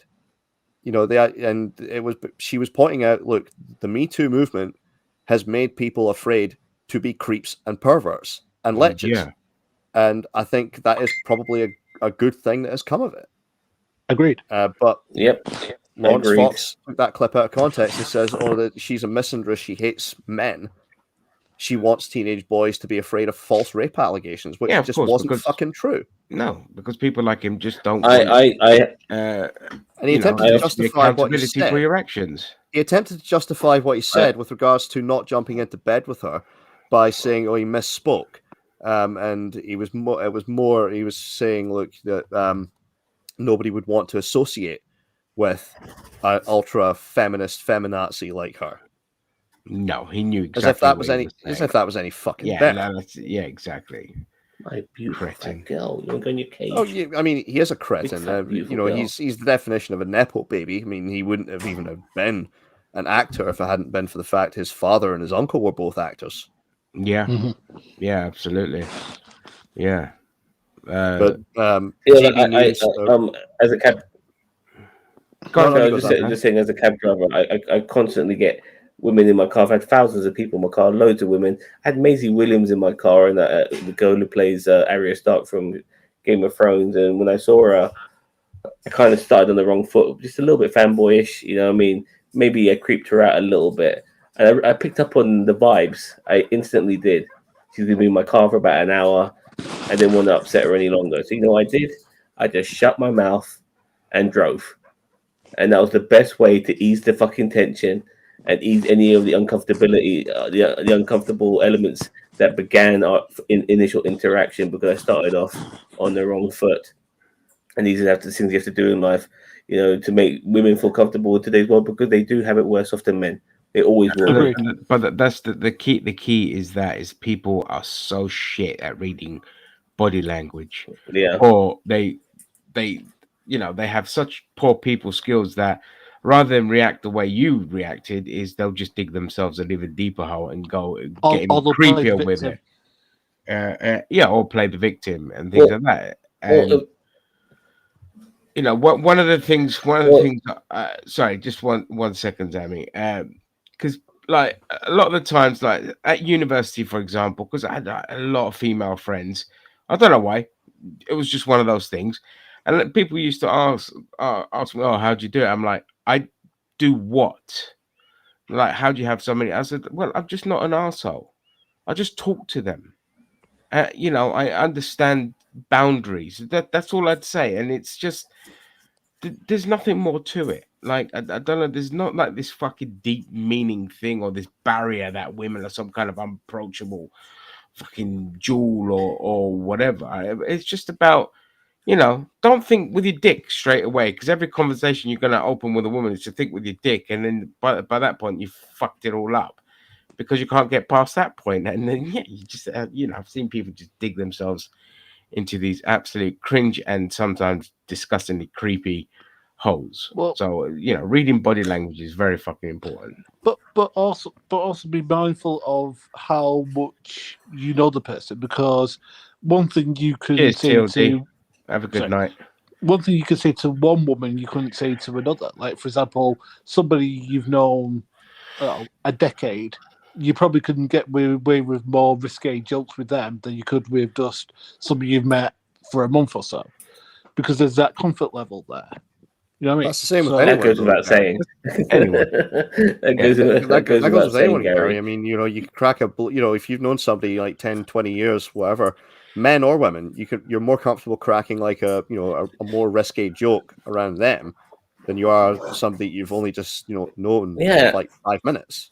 Yeah, I mean, you get these Like- people that only known you for like 2 minutes, and they think that they can start talking to you about like the most misogynistic or racist shit. Like, because I look like this, they think, oh yeah, you know, he's a fellow Daily Mail reader, all this kind of shit. And I've had people that I've just known for like 5 minutes coming out with insane shit. It's just like, fuck you. So Well- yeah, it does, you know, but I get what your point is, that you can have certain people that just respond differently to different kind of conversations. Like, I have some friends that are a bit more prudish, so with them, we don't do the you know, the sex jokes or the saucy jokes or all this kind of stuff. Whereas other ones they're fucking way more worse with it, with, you know, with the sex jokes, and you're just like, hey, it's a good banter and all this kind of shit. So yes, everyone is different, obviously. So you can't have the same approach with certain friends, and it's not even just that. Like, some friends just haven't a clue about politics, for example. So you're not going to try and spark a conversation with them about politics. You're going to talk about the other stuff that you share a common interest with. You know, it's just basic understanding of individuals. Yeah, just a couple of things. Like, there are other groups I'm within, and I can't wait to start calling these people shit cunts. I really can't, but I just have to ease it in. And secondly, going back to Maisie Williams, I did manage to actually ask her a couple of things, but that was pretty much when I came close to dropping her, and she realized that she was going to be dropped off, and then I could feel like the vibe had changed again to a more relaxing, easy vibe, because I wasn't fucking berating her throughout the whole fucking journey. So when it came near the end of the journey and she was knowing that she was going to get out of my car, I quickly threw a couple of questions at her about being in The Last of Us. And she told me that she was too old to be in The Last of Us. So I got that out of her eventually. And it's funny because it was her Game of Thrones co-star who ended up being in it instead, Bella Ramsey. So yeah, that was pretty cool. But, so Right. Anything else to add? Well, I was just going to add, Lawrence Fox expected that he was going to be fired today. He's still not been. I expect by the end of GB News' internal investigation, he's probably going to be the one that they do fire if Wooten stays. He'll be on as Fox expected. News next week, dude. No, He'll be on I don't. Lawrence Fox, I don't think will be on Fox News. If anything, I think at best he might be trying to do the same grift as Russell Brand, which Russell Brand, for the record, by the way, just a couple of quick updates on him. We're not going to delve too deep into it, but his YouTube channel, he's pretty much abandoning that. He's asked his viewers to go and take a yearly subscription to him on Rumble. And on top of that, Rumble has lost sponsors. Burger King pulled out. There were a couple of other companies that have pulled out as well. So the right obviously is having a meltdown over that. It's like, oh yeah, we're not going to go with Burger King anymore. I'm sure. Wait, so before Russell Brand went on there, they were happy to sponsor Rumble with all the fucking cretins that they already have on there.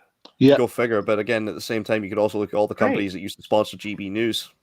Oh God, yeah, that's true.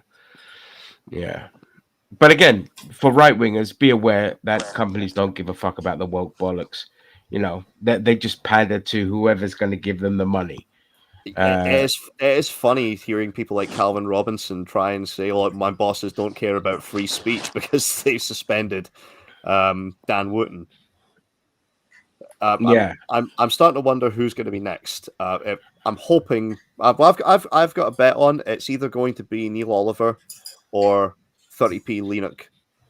You know, Lee Anderson. I think 30p Lee will be the next. They're gonna do some like plain speaking of some kind where they slam their bosses, they defend Dan Wootton, or even defend Lawrence Fox, and one of them will be next to be suspended. On a legit note, though, how come they haven't suspended Bev Turner after what she tweeted, basically? Because Bev Turner was taking the same line as Bev Turner took the same line as the rest of the network, which is, "Oh, Russell Brand's being cancelled."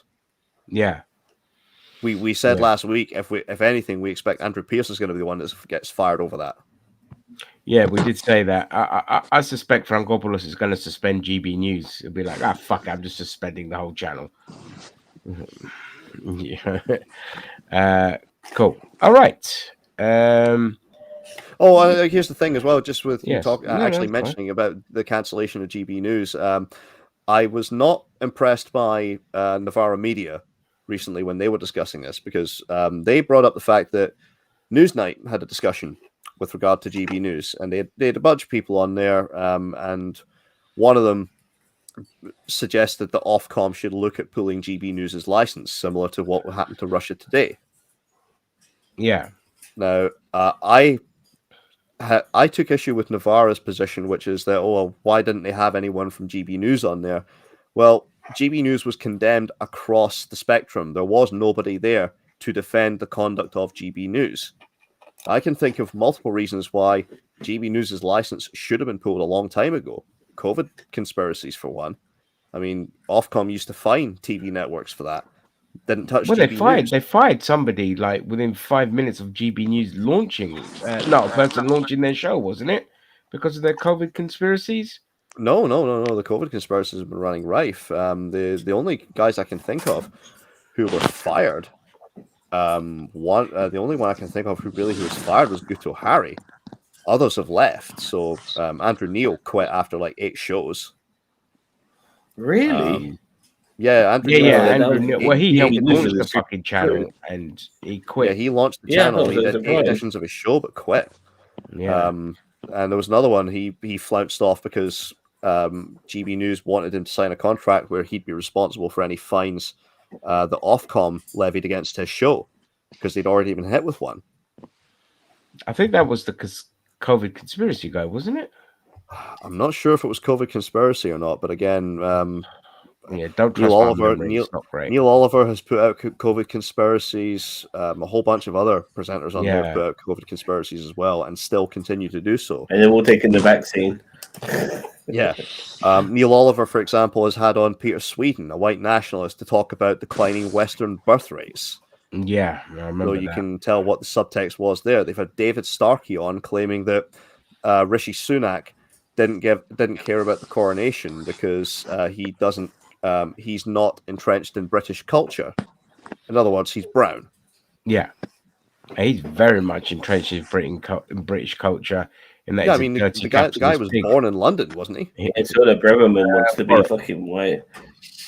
There was another one. I think it was Patrick Christie's. He had on a neo-Nazi called Jack Buckby, on claiming to be Jack Buckby was claiming to be a counter-terrorism expert.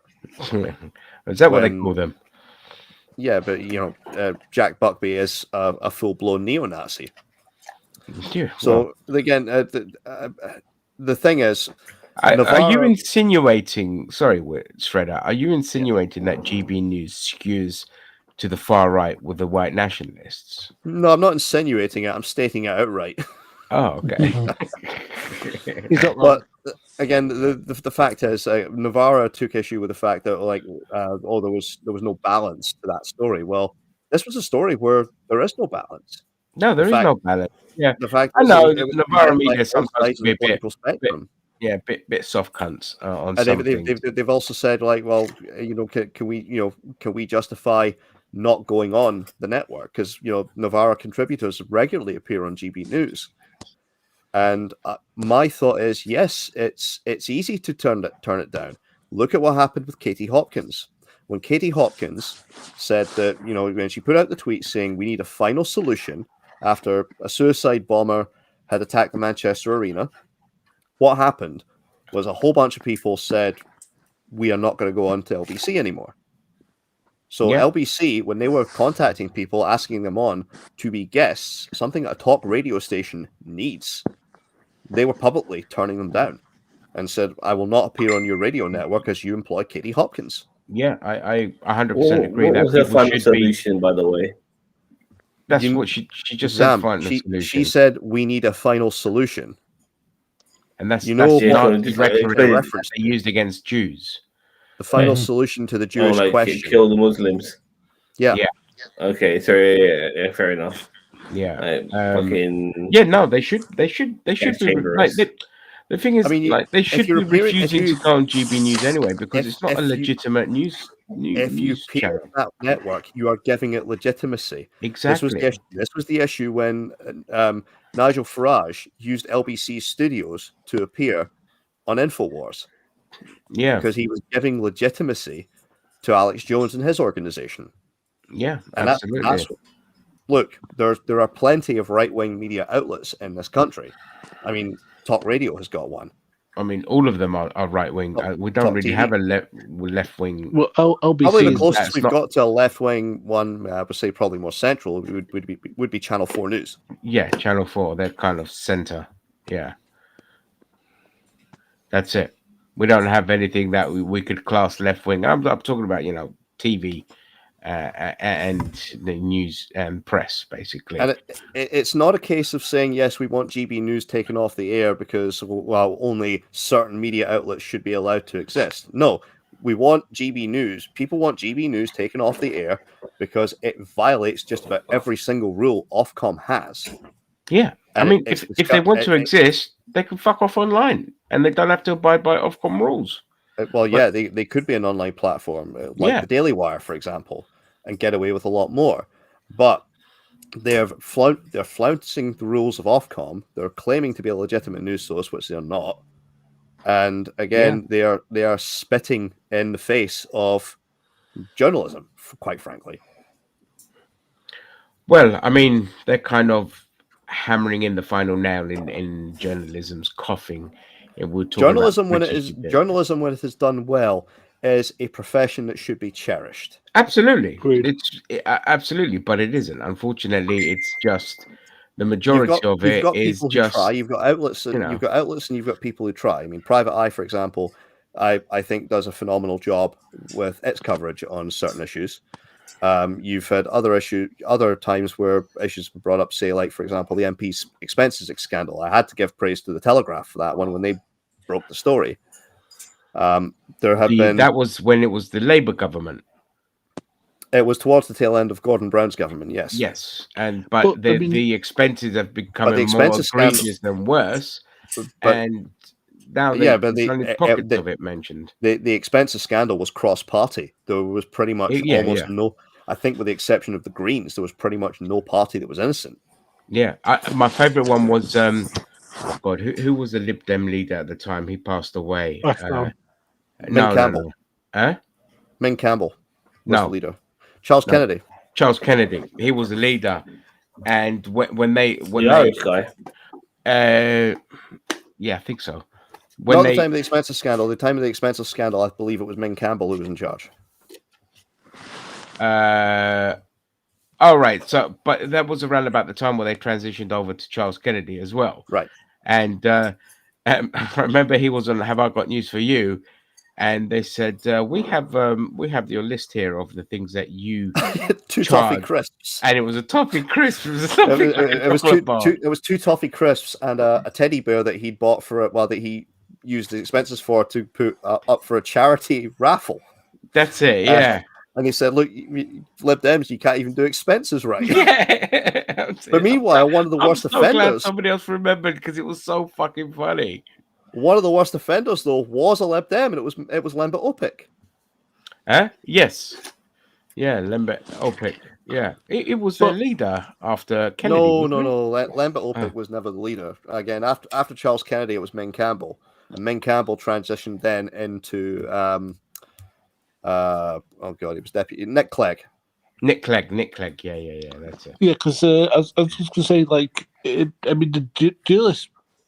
I was going to say the last couple of years would be great, like, because didn't they expose like the whole like COVID ridiculousness, like the parties, flaming Dominic, what's his name, flaming guy with the bad eyesight in Newcastle, flaming all that stuff. That was done by duelist, wasn't it? I mean, it was Joseph that exposed those stories. Yes. Yeah.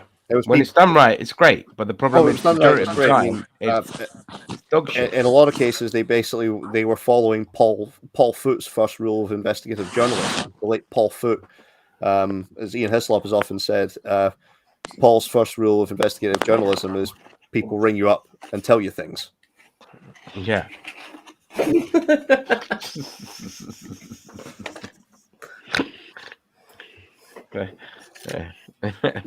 But again, journalism, when it's done well, is something that should be cherished. GB News has never broken a major story. They have done nothing but commentary, effectively. Yeah, they're just commentary. That's all they are. Reactionary dickheads. They don't. It's party political propaganda disguised as a news channel, and the epitome of that is the fact that 30p Lennox tomorrow is going to be interviewing Suella Braverman. So that's the deputy vice chair of the Tory party interviewing the Home Secretary. That's not conflicts of interest at all. I bet it's going to tackle some really hard-hitting questions. He'll probably call her a P word accidentally while on there. Quite probably. I can imagine that happening. At the same time, I mean, Suella Braverman. I'll be asking Suella Braverman, you're going to bleach your skin to be a fully white supremacist or what? She complains about when she complained about multiculturalism not working. I was like, oh yeah, it's failed. As long as you ignore who our prime minister and our home secretary, as long as you ignore who you are, as long as you ignore who the prime minister is, as long as you ignore who the leader of the Scottish Labour Party is, as long as you ignore who the first minister of Scotland London is, mayor, who the London mayor is, Yeah, exactly. I mean, where the hell do these people get off saying multiculturalism has failed? I mean, Jesus Christ, can you imagine what our food would have been like if it wasn't for multiculturalism? She's a part of multiculturalism. That's what's so crazy. Didn't Suella Braverman also have to issue an apology because she had attributed rape gangs to Asian men? Yeah, she did. Yeah, I mean, it's true. No. I mean, a question: Isn't it against like sort of like the policies we have in place that like standing MPs have TV shows like Jacob Rees-Mogg having one? I think Nigel Farage, when he was an MEP, he had one. He was just saying he had a radio show. Farage had a radio show while he was an MEP. He's not. He has a show now on GB News, but he's not. He's not an MEP or an elected official of any kind. Yeah, he's a nothing now. So he's but Jacob Rees-Mogg is, and flaming the Anderson are. Right, those are the questions that have been asked. You've MPs who are working on GB News. You've got Jacob Rees-Mogg, you've got Esther McVeigh, Philip Davies, and Lee Anderson. Yeah. Right, and isn't that against the rules? It's against the rules when it comes to them being newsreaders. Yeah. They're not allowed to read news broadcasts, which they've already been in breach of. Jacob Rees-Mogg's show is under investigation for that, as is Esther McVeigh and Philip Davis's show. He just got fucking knighted as well. What the fuck was his contribution to get knighted? Twat. Being a racist cunt. Anyway, look, Suella Braverman, I just realised, is the Tory version of Blair White. Oh. Sorry, who? Analysis. Suella Braverman is a Tory version of Blair White. Suella Braverman is a Tory version of Blair White. Well, as I've gone on record before, I mean, Somebody- self-loathing of by ethnic minorities is nothing new within the Conservative Party, especially.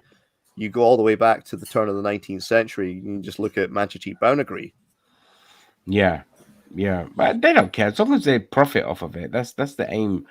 That's the main No, but goal. like some things are cultural as well, like within like Hindu culture, caste systems and ranking and stuff like that. It's more common than people realize, so adding that sort of cultural that cultural sort of dynamic into British politics, I kind of understand how it developed like that, and not agree with it, far from it, but yeah. Anyway, can we change? I've been dying to talk about something else. Yeah, I was about to say yeah. we're going to move on to film and GB TV needs to now. do my fucking nutting. Yeah, We're not going to laugh about No, the no, fact no. that he's no, useless. yeah. Again, Yeah. even more worthless. Yeah. No, I don't want to talk about film and TV just yet. I've been holding on for my subject. Oh, sorry, Zan. I'm going to bring it up right now. Yeah, so check this out. In America, they have their own version of Mick Lynch, and his name is Sinn Féin. No, his name is Sean Fain. And I was going to show you this little clip I saw. Is this the automotive strike, or is this the Hollywood writer strike? The automotive strike, which is really good because, in my opinion, we need people like this guy to be speaking in public places like CNN, and in order for Trump supporters to hear that their fucking Lord and Savior, the guy they worship, because they worship politicians on the right, which is fucking stupid. But they need to hear it from this guy that someone like Donald Trump isn't your man. Check this out. Former President Trump will travel to Michigan tomorrow to give a speech to auto workers in Detroit. Many of your members are supporters of his. He wrote this on his social media just ahead of President Biden's visit there today. This is from Trump. Joe Biden's draconian and indefensible electric vehicle mandate will annihilate the U.S. auto industry and cost countless thousands of auto workers their jobs. Is the former president right? Does the push for electric vehicles here in the United States hurt your union? No.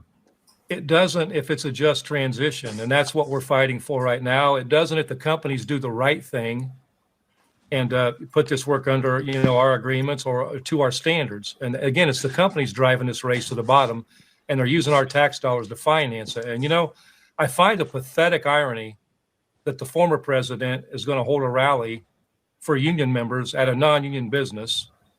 And, all you have to do is look at his track record. His track record speaks for itself. In 2008, during the Great Recession, he blamed UAW members. He blamed our contracts for everything that was wrong with these companies. That's a complete lie. In 2015, when he was running for president, he talked about doing a rotation, taking all these good paying jobs in the Midwest and moving them somewhere in the South where people work for less money, and then to make people beg for their jobs back at lower wages. And the ultimate show of how much he cares about our workers was in 2019 when he was the president of the United States. Where was he then?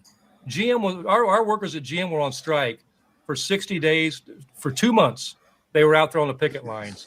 I didn't see him hold a rally. I didn't see him stand up at the picket line, and I sure as hell didn't hear him comment about it. So here's the question. He was missing in action. Here's the question to President. What about the meeting with Trump? Would you meet with him when he's in Detroit tomorrow? I see no point in meeting with him because I don't think the man has any bit of care about what our workers stand for, what the working class stands for. He serves a billionaire class, and that's what's wrong with this country. Well, that effectively sounds as an endorsement for Biden. Am I wrong? It's not an endorsement for anyone. It's just a flat out how I view the former president. Oh, I love that. Yep. I absolutely love that because Donald Trump would have seen that, and he wants to fucking side with these blue collar guys and make it like this guy who has golden toilets and has his own private jets. He wants to feel like he wants to be alongside these blue collar guys, and here is the leader of a union, saying it how it is. And it's so important that people like this, say it how it is, to put the perspective that someone like Donald Trump will never, ever be for you. Now, it's unfortunate in America that they only have two options when it comes to who. Guys, I'm going to mute you because you're rustling a lot.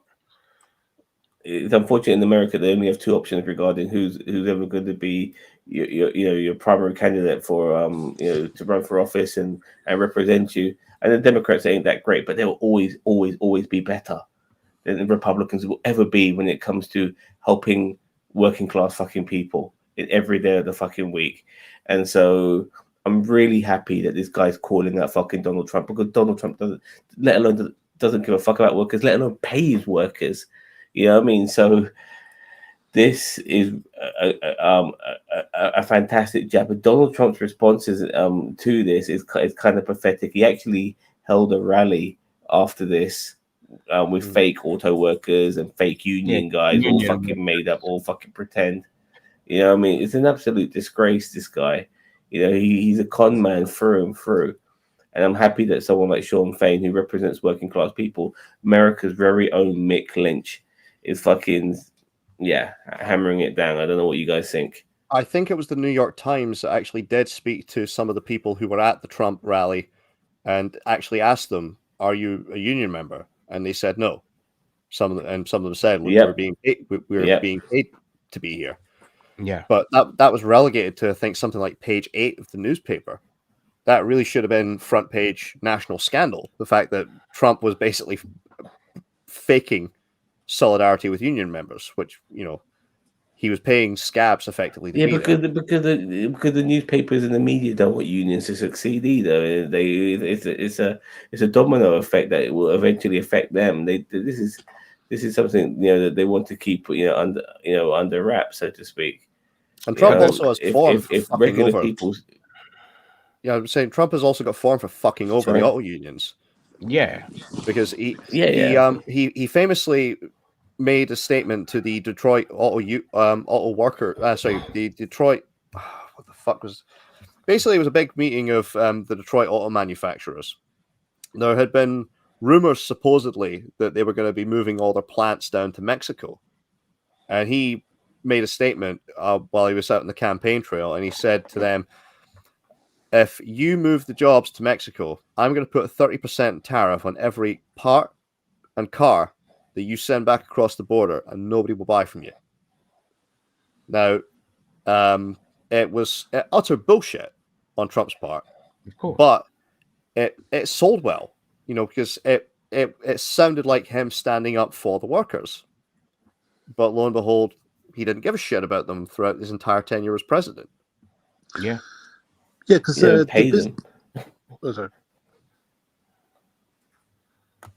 Go on, guys. Go on, Gary. I was going to say, apparently the business in Detroit he went to were a bunch of union busting bastards. Apparently, because I was listening to Keith Olbermann talk about this, and he was saying that the business was like a union busting crap. Is one of the few businesses in Detroit that isn't striking at the moment, basically. Yeah. So start off with that whole anti-supporting union crap. You know what I mean? It doesn't even pay people, let alone fucking support. Just generally with the Republicans as well. I was watching some snippets of the Republican debate that happened yesterday, and this union question was asked to all of these motherfuckers. A lot of them were dodging it and going on tangents and whatever, but the basic general consensus is that they don't want these fucking guys. They don't want to help these motherfuckers whatsoever. The idea of a 4-day work week and paying them more money sounds preposterous to them. I mean, how dare you want to have a better life? How dare you want to, work to live instead of live to work? That shouldn't be your way.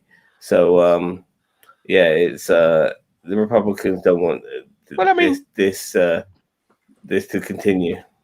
I mean, look, there was a fucking host on CNBC that was having a fucking meltdown over. This was before they actually went on strike. So he was having a meltdown over the union striking, and he was defending the fucking CEOs that have had a 40% pay rise in their salary.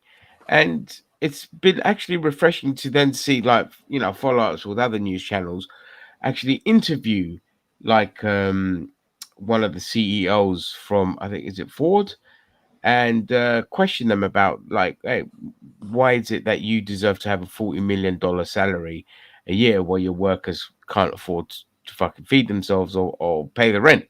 And like, how do you, they asked, how do you justify your wages? And basically, the way they justify it, they couldn't justify it on camera, but their Of course way of not, yeah. justifying it is by doing what? Stock buybacks, firing more workers, to Yep. increase the value of the stock, which then gives them more fucking money. I've just found the fucking host that you were saying had the meltdown because I thought I might have known who it was, but I thought no, it can't be. That would be too easy. It's Jim Cramer. Yeah, but white bearded dude. Yeah. Yeah. It was Jim Cramer who had the meltdown. You know, Always gets Jim Cramer, the guy always gets predictions wrong. The guy Yeah. who always gets his stock predictions wrong. That's the guy. Who, Yeah, that's yeah. him. who got Yeah, called him. out on it by Jon Stewart. Yeah, that's him. That's the guy. He had a fucking meltdown. Jesus Christ! It's really good to see. You know, it's so transparent because you can see all these people in the The thing media and stuff like that. Yeah, Yeah. because of the cost of living crisis, and because support for unions is at an all-time high now, and you can, like, even if you attack it, like you'll see on the debates how they were kind of dodging it, and also how the media is now approaching the union strikes and all this kind of shit, because they know that if they attack it, they're fucked, because people can't afford to live, and the love for unions, because you get the right people explaining it to you like you're a fucking child and telling you why we're good and why we're necessary. And when the Amazon strikers fucking won back then, that's what kind of kick-started the whole like unions gaining popularity again, because they're like, oh, these people can fight for this and that, and Amazon were being exposed for the tactics they were using, and because it was being exposed, people were understanding now why unions are important and all that. So now the media is very careful in how it kind of approaching it. They've kind of conceded to the fact that even the Department of Labor are putting in laws to kind of protect unions even more now. So that, okay, we'll just have to move on to the next fucking thing. So it just goes to show you, like, you've just got to fight tooth and nail for everything, and it can be done now. But this is America, so don't be surprised if cops start coming in and breaking. Sorry. Go. They're going, Gary, but I want to transition. But go on. Is the US like the UK where they have like a national minimum wage, or is it like a state by state thing? Where, like, let's say California has a different national wage from Utah. Minimum wage of $7. It's coming from my partner. Oh, hello, Stepzilla. Long time. The Amazon workers who've won a union still don't have a contract. Yes, I know, but what I mean is like that whole thing of how the media portrayed it and all that. They won, and it was like a huge deal. What happened? That kind of helped spur the kind of rise in popularizing of unions again. But no, but you're right. The fight isn't technically. Hang on, I'll see if she wants to maybe join and talk about this, given that she would know more as an American. Great, that'd be great. Yeah. So I'll send her a link and see if she'll join us. Yeah, that'd be fantastic. But I mean, like, but it'd be strange actually having a woman on this channel for once. Breath of fresh air. Yeah, but Detroit workers have been shattered for years. I mean, because sorry. Go on, Gary. Just keep going. No, they've been shafted for years. I mean, like, because I mean, as much as I don't trust Michael Moore as much as I could kick him, he has done a lot of work on the fact that a lot of Detroit workers have been disenfranchised for years, and like the Detroit motor industry has been kind of like melting away. Michael Moore, like, documentary maker. I mean, he's still better than he's shone a light on so many of the atrocities within America. So, trust him or not, he's I don't benefiting know who's worse, society out Cheeto, there. you in or a way. Zam? Just reading Cheeto's A comment. breath of fresh air. But yeah, You know, so go on if you want to keep talking about this. No, I'm just saying, like, yeah, I'm just to your point that okay, a lot of some of the ways that Michael Moore skewered a lot of things. It's a lot of his stuff was still fucking better than most of the shit that was churned out by the fucking right wing media. So, you know, you got to pick your battles sometimes. So yeah, I mean, Canadian bacon's a fucking atrocity. You know what I mean? So don't make movies anymore, Michael Moore. My favorite bit is at the hockey game, where you know, all the Canadians being really polite while the Americans are pushing through there. Sorry, and then fight breaks out over beer. A hockey game. Yeah. And then the massive fight breaks out over, like, somebody makes a comment about a Canadian beer or something, and that's when the Canadians go from being like overly polite to just beating the shit out of you. And that was the only part of the film I liked. So the transition I want to make is from the auto workers to the writers and actors who have won their striking thing and have come to a deal with Hollywood to get better pay. And this is fantastic because they did hold these guys out. You know, Hollywood, obviously, I think they were coming up with all these schemes and stuff in a way because they were getting desperate, and it was very much it was very much like a last throw of the dice in order to get what they wanted.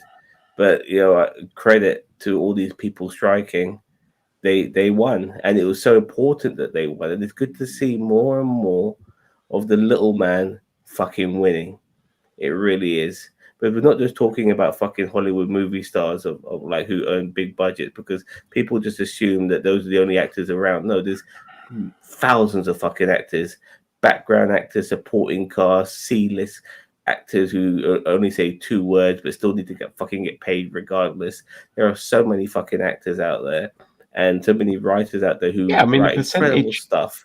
Yeah, the percentage of people that get through to make a comfortable living is minute compared to those that you know are working actors and working writers, but they struggle. You know, they don't get paid enough. So yeah, this is a huge fucking victory. It's fantastic. And yeah, long may it continue. Like, you can't be sitting there. The writers, well, people, you can't be sitting there talking about billions in your profits and your fucking $400 million salary over a period of times, not per year, and all this, and then just sitting there calling the fucking striking people greedy. Like, it just didn't work. And so I'm just glad that the studio heads just gave what the actors, what the writers, because the actors are still striking on other things, but at least they've given the writers what they've been asking for, and it's not like a crazy demand. You know, like the money they spent on union busing alone, like, could have fucking could pay for like the demands of like certain workers. I'm not talking within the Writers Guild, but in other companies and all this kind of stuff. So yeah, it's a great fucking day for them. It's a symbiotic relationship. All of this work business is a symbiotic relationship. These fucking fat cats at the top who fucking hoard all their cash, they still need regular people like me and you to fucking make them their money in the first place. But times are changing now. These motherfuckers will still be rich. They'll have shitloads of fucking money. But maybe instead of earning 35 million a year, maybe, you know, if they only earn 5 million a year, that would still be fucking enough. Obviously, they're going to earn more. They're going to still probably make about 25 million a year, regardless. But nevertheless, you know, they're still going to be rich. They're still going to have a shitload of fucking money. But it's about time some of their salary goes towards everybody else so that they can fucking live a more comfortable, better life as well. In order for Hollywood to still have be a successful industry, they need their workers, their writers, to be treated a lot fucking better. And this is a fucking good start. You treat your staff well, they'll treat you fucking well. It's a symbiotic relationship. I just wish the fucking fat cats would fucking know about this more often, but they don't. Yeah, Well, they're just so fucking greedy. The problem with the Hollywood executives and CEOs and all of that, they're so myopic. And again, the frustrations of needing those quarterly dividends and profits and all of that, just everything suffers. Art suffers. Art cannot be treated as the same kind of business like a corporation should be treated. Yes, of course, I'm not saying I'll just fucking make things for free or all of that, and don't worry about profits. What I mean is you can't approach it in the same way you approach, like say Apple does with its products and all this kind of stuff. All right. And it's the same with gaming. You've seen how it suffers when you need those quarterly profits. So with art, you need to understand the long-term game is that you need those weird projects. You need your better writers. You need to invest better in your writers. Get producers that aren't fucking nepo babies or things like that. Because in the long run, the more you churn out better and more consistent products. And now we don't get that. What do we get? We get a quick sequel, a franchise being built, prequels, sequels, fucking remakes, reboots, and all this kind of shit. And now it's happening a lot more frequent than it ever has because people that are running the industry, they don't care. Like, guarantee you, they still think that AI is going to solve all their problems, regardless of the deal struck. Their end goal is to get AI to do everything for them so they don't have to fucking pay writers. And I wouldn't be surprised if they end up doing that with actors, with everything. That's their end game. Well, we're seeing pushback against AI. I mean, didn't George R.R. Martin just recently condemn the fact that his books had been used to train AI? Yeah, absolutely. But there's huge pushback. What I mean is, regardless of what we say, I'm just telling you, the executives are so myopic that they still think AI is the future for the arts, and it fucking isn't.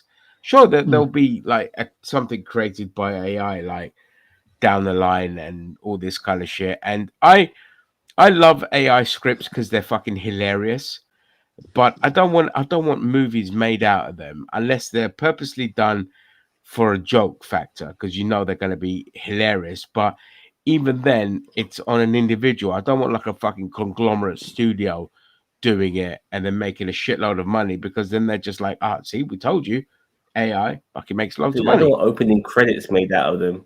You saw what happened with fucking Secret Invasion. It was a fucking monstrosity. Yeah. But there is a big crossroads when it comes to things like this, because TV is dying. People's viewing patterns is so different. So what is the future is still very cloudy in terms of like streaming services, dude. Again, though, look what's happening with them. Unsustainable growth, and they just keep jacking up the prices to the point where piracy now is on the rise again. Yeah, well, we're going to keep that, but people still want to watch television shows, but just in their own time. And that's basically the only thing TV offers. And even then, you don't have to have a TV channel to watch it. Is live sports. Yeah, that's about it. Again, when you've got future generations that are what younger generations, not future, that are watching TikTok more than anything else, or YouTube, it's a big issue for. Well, don't knock YouTube. I mean, that's the platform we're on for the most part. I'm just saying. No, I'm not. I think YouTube Shorts, I would say, is probably more along the lines of TikTok. That's what I mean. Like, more people are watching YouTube and TikToks and all this kind of stuff rather than traditional TV. And I'm talking about Gen Zers and all this kind of stuff. But it's a ticking time bomb, like, to what the future holds. Yeah, it's just one of those where it's uncertain now. Like, revenue for cable has fucking plummeted. Viewership has plummeted, or is it spread out more? Because no, it's plummeted. Again, the fact is there are a hell of a lot more channels than there were back in say the early 2000s. No, their revenue has gone down massively, like to the point where even a giant like Disney couldn't get more money out of a channel to show college football. Like Disney were like, we want more money, and that channel that was going to host it for the ESPN stuff and all that was like, what fucking money? Revenue is down. Ad revenue is down massively. And we've seen it here in the UK as well. Like if you go read reports on ITV's ad revenue being down and all that. So Disney in the end was just like, okay, fuck it. They conceded. And they just put the football back on that channel, the American football back on that channel for the same price as before, rather than getting more money. Whereas in the golden days, which was just a couple of years ago, Disney could easily bully channels for more money to have their sports on there and things like that. So that's what I mean. It's like you can find it. It's all on there. But I mean, on the flip side, we're looking at things like WWE, who've just announced a major deal to move SmackDown to the USA Network. What was it? $1.4 billion they've made from that. Yeah, I mean, something like $1.4 billion over a certain amount of years. It's not just up front. It's still a drop in the ocean, and they will get that money back on the revenue. But it's still interesting to see in like 4 or 5 years' time what the return is on that in terms of revenue. Well, it's more than Fox paid them for the rights to SmackDown. It depends on over how many years, though. I can't remember how many years Fox did it was. Was it 3 years? Asleep? Oh, yeah. He's no. I'm getting there, but.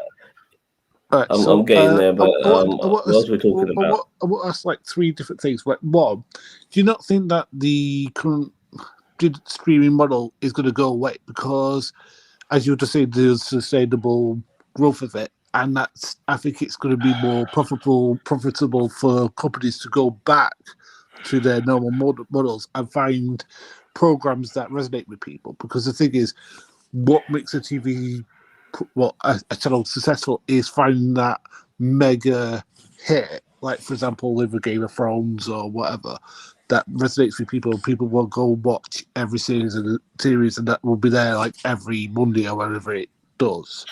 So could it not go back that way? Okay, just to address that question, first of all, I think we probably are heading towards a future where that streaming model will still be in effect, but what will happen is that there will be a few casualties along the way.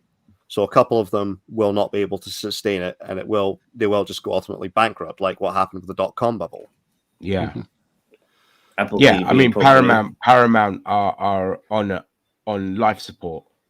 Viacom Studios are on fucking life support. Peacock is actually Peacock has seen some good growth with their stuff. Yeah, but we've seen how quick it will ultimately come down to maybe about 3 or 4 conglomerates. Yeah. Okay. And the thing is, you guys have to Google it because I forgot. I read it on Reddit and I couldn't find the fucking article to save my life. But after the deal was struck, by the way, Warner's, Discovery, Disney, Netflix, and I think Amazon are going to form some kind of is it committee or union or strike a deal amongst each other or all this kind of shit. So there's that to kind of look forward to. I'll have to find it as well. So I don't know what that means, but what used to be successful for a lot of these channels before they thought, hey, I'm going to go into the streaming company myself, was licensing their stuff out to channels like Netflix and all that. That was making more profit for them than them launching their own streaming platform, then having to pay for all these fucking shows to be made and hope that there's enough subscribers to it. So they shot themselves in the foot. They got too greedy. They thought, I wanted a slice of that cake. But the problem is when you've got like even Lionsgate Studios launching their own fucking streaming service, AMD launching their own streaming service, everyone's launching their own streaming studios. Huh? Yeah, Lionsgate. Yeah, Lionsgate Plus. Like I've seen the advertising pluses and all this, like ridiculous. And just like at some point, there's so much to watch now as well. Yeah, you just gotta calm the fuck down. And also, a I'm flooded right now, fellas. What? What'd you say, Zam? What's your follow-up question? I'm just saying I'm flooded right now. Just started watching Gen V. Eventually, I'm going to have to watch season 2 of Quantum Leap. There's still Ahsoka going on. There's still Lower Decks. I've also started watching Mayans, which is absolutely brilliant as well, which is the spin-off series to Sons of Anarchy. You know, I'm just like I'm flooded with shit to watch right now. It's incredible. The next thing I'm looking forward to watching is season 7 of Rick and Morty, because I'm curious to what it's going to be like without Justin Roiland. Oh, right. From the trailers, they've actually got voice actors who sound pretty similar to the characters. So, I'll have to check out the trailers. I don't really care for Rick and Morty, but impersonations. I love the way that they handled it. They handled his departure on Solar Opposites, where they just got a completely different voice actor in. So the character that Justin Roiland voiced got an English accent all of a sudden. Oh, nice. That's the best way to do it. Yeah, they had him, and they had his throat get injured, and they used a healing ray on him, and it was set to give him like the voice of an English actor. Brilliant. And it was just brilliantly done. So, I Oh, appreciated that at least. That's so. really good. Okay, and Drew Barrymore. That what they did with Isaac Hayes. Remember in South Park? Huh? And they got rid of him. Is that What? how it's like? I remember how they, like the first time I kind of experienced this is like when they got rid of Isaac Hayes at South Park because South Park took the piss out of Scientology, and Isaac Hayes got upset because he's a Scientologist. Yeah, he quit the show. And he quit, and so they killed off his character in the most embarrassing way possible.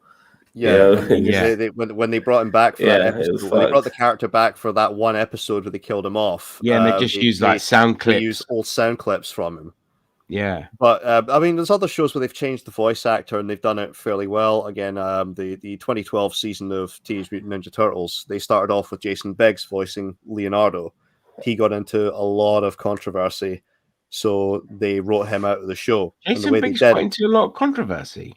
Yeah, he was posting a lot of inappropriate shit on Twitter, which was not helpful with the fact that Nickelodeon was linking the Twitter accounts of the voice actors on their website.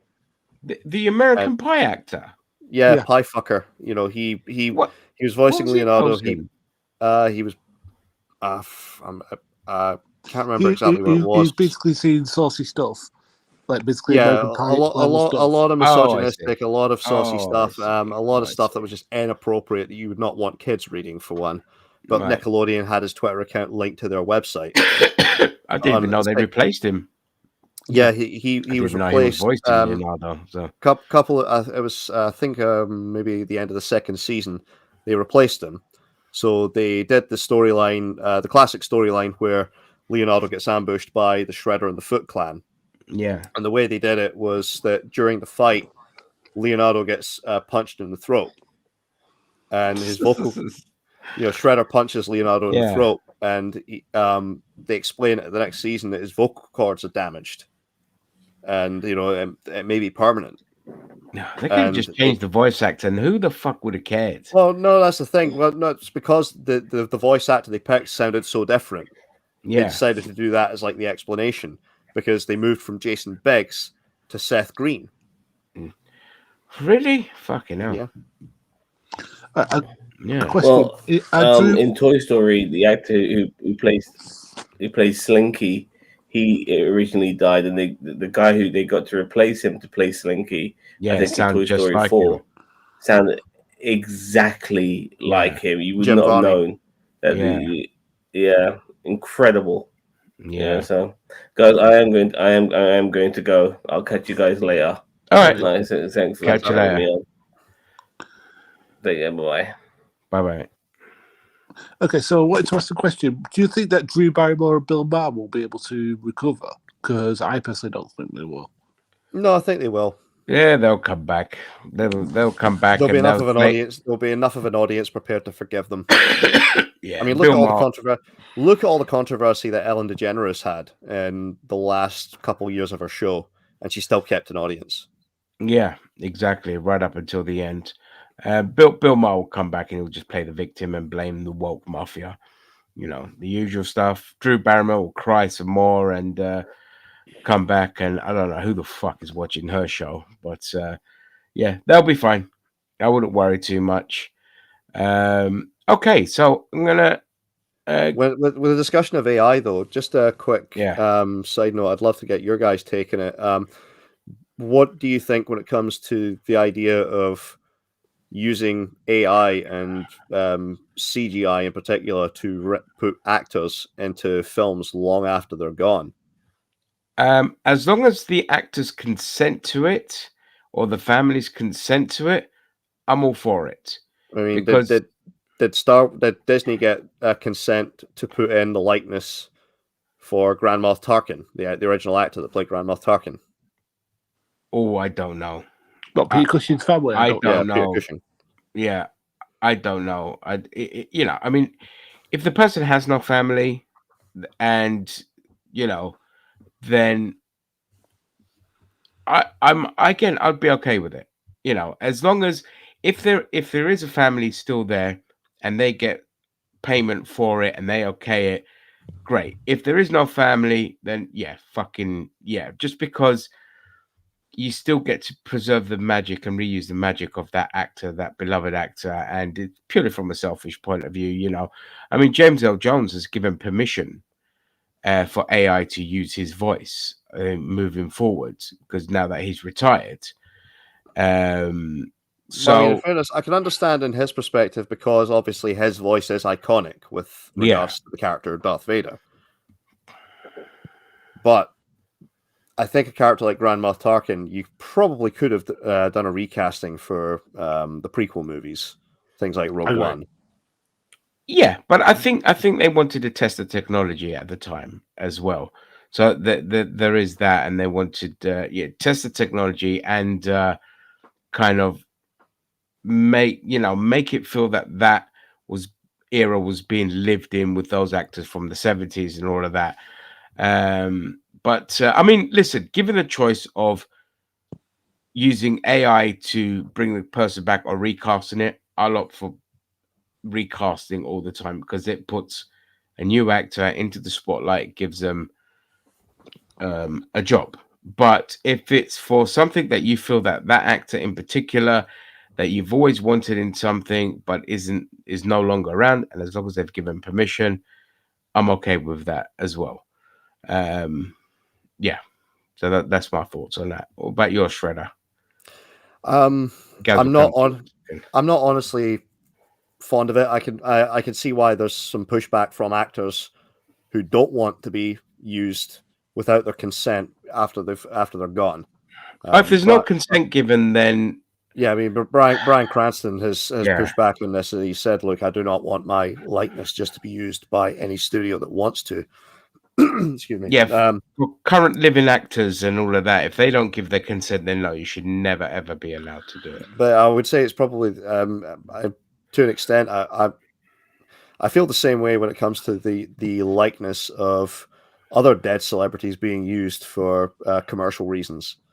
I think it should be a case of no, it shouldn't be done. I remember as well there was a rumor at one point.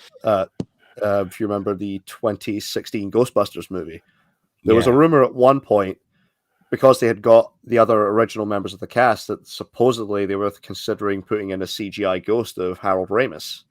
Oh, that's what they did for the latest. That's what they did for the latest one. Yeah, which again, I didn't think was. I wouldn't have at the time. I didn't think that was in any way respectful. I get what you mean. Like I 100% get what you mean. But that was closer to when he died, wasn't it? Yeah, I think so. It was a couple of years. Yeah. So I understand what you mean in that regards. But if the family okayed it, like if they didn't get an okay from the family, then no. But then it's whether the actor would have wanted that as well. So that's true. Yeah, that's the thing. But look, like I said, I'm all for it. I've got nothing against it. As long as it's not just rampant profiteering and we end up with a fucking film where it's like, let's say, doesn't matter who's alive now. Let's just say you've got a film with Steve McQueen, Jack fucking Nicholson, and Dennis Hopper, and all this kind of shit. So they're all dead, and all these actors are just purely AI, CGI, deep faked, whatever, and all this kind of shit. I think no, that's the limit. But if it's like one actor for something like a callback, everything depends, but I'm okay with it if that makes sense. But any living actor that says no, then absolutely, under no circumstances should you be allowed to use their likeness once they've passed away. Is that going to have to be an industry standard then going forward? Yes, it should be. People put in writing, actors put in writing like in a living will, I do not consent to the studio using my likeness, or they have to have their agent put it in every contract for a movie. It should be put in as a general, not just per movie. It should just be a general thing, like protecting your image rights and things like that after you're gone. I personally, I'm against it because for me, a new actor should be given that role. If an actor's passed away or just doesn't feel like doing a role anymore, it should go to another actor. Like, for example, James Bond has been played by 5 or 6 different guys. And it's always been James Bond. Nobody's complained about it being played by people with different colour hair, different builds, different sort of mannerisms. Nobody cares because it's the character that's important. And it's the same with, let's say, for example, you look at Han Solo. It was played by 2 different actors who did pretty well with it. I thought they did pretty well with it. Like Ray Park's been, Darth Maul's been played by different actors.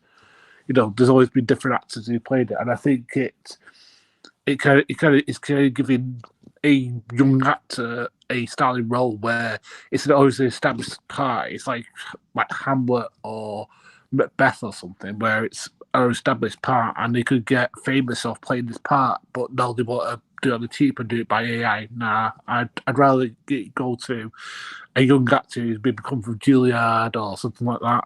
Or Royal Shakespeare Company, who could maybe it doesn't matter where they've come from. It's whether they whether you think you should just go to an actor. You should go to a young actor rather than go to CGI. Yeah. That's what I'm saying. Yeah, that's fair. Well, you mentioned nobody complaining about James Bond. Well, they did. They were complaining about the prospect of James Bond being black when Idris Elba was being considered for the role. Yeah. I mean, again, there's the other flip side to it as well.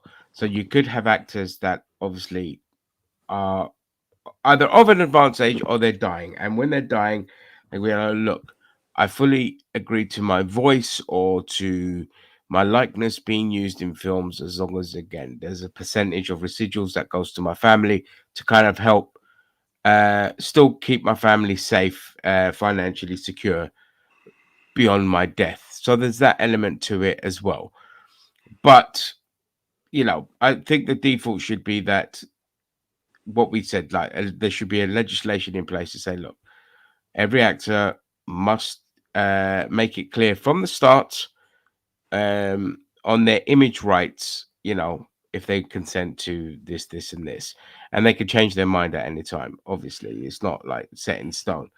But given the choice, if it's new property moving forwards and things like that, so you could always look at Star Wars, for example, and it's like, okay, it's sweet to kind of see. Like I marked out when I saw the Rogue One and all this. But for new franchises, it's better to just fucking get new actors in.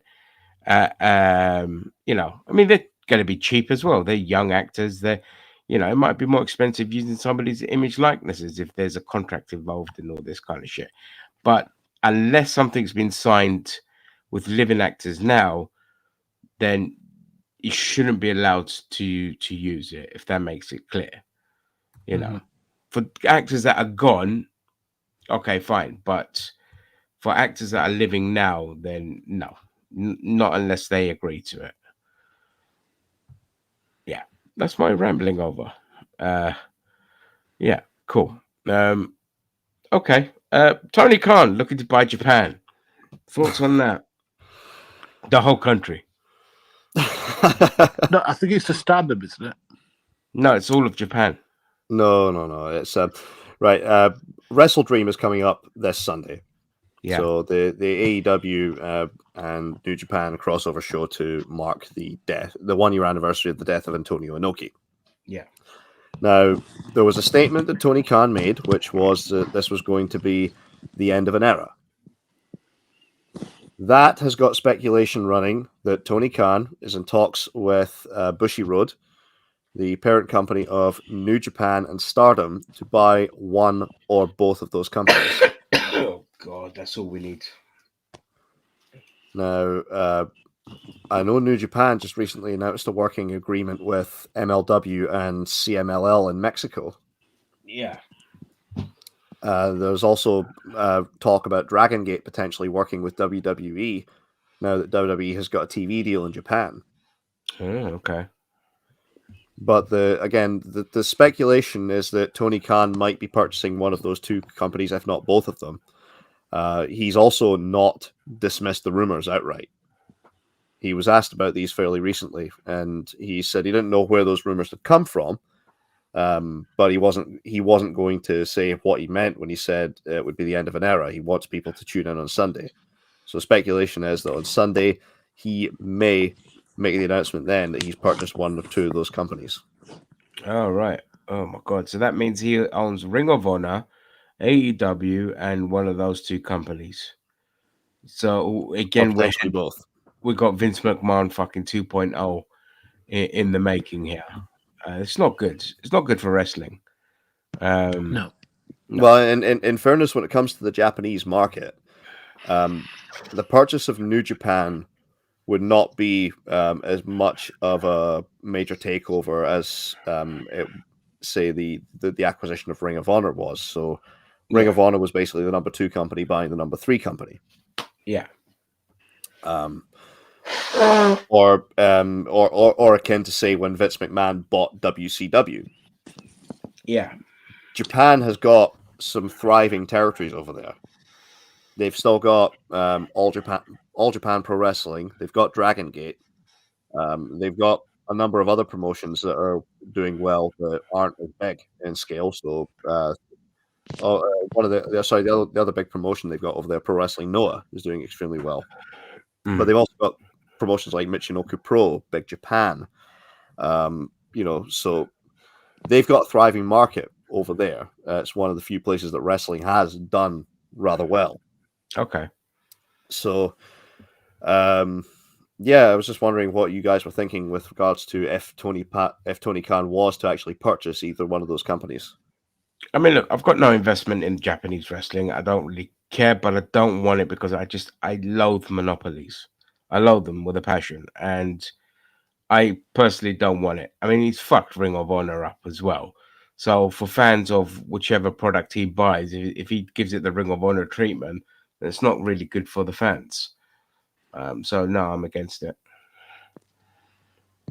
Yeah, I'm against it as well because to me, it should be owned by Japanese owners because they will know what the Japanese fan wants. Because you look at New Japan, it's probably had a good decade of pretty well received matches. I mean, you look at I know you guys don't like this guy, but like Kenny Omega versus Okada, all the four trilogy, whatever four trilogy is, quadrilogy or what you call it. And then you had like the other matches they've had. They've had the Ospreay versus whoever, and all these like fabulous matches they've had.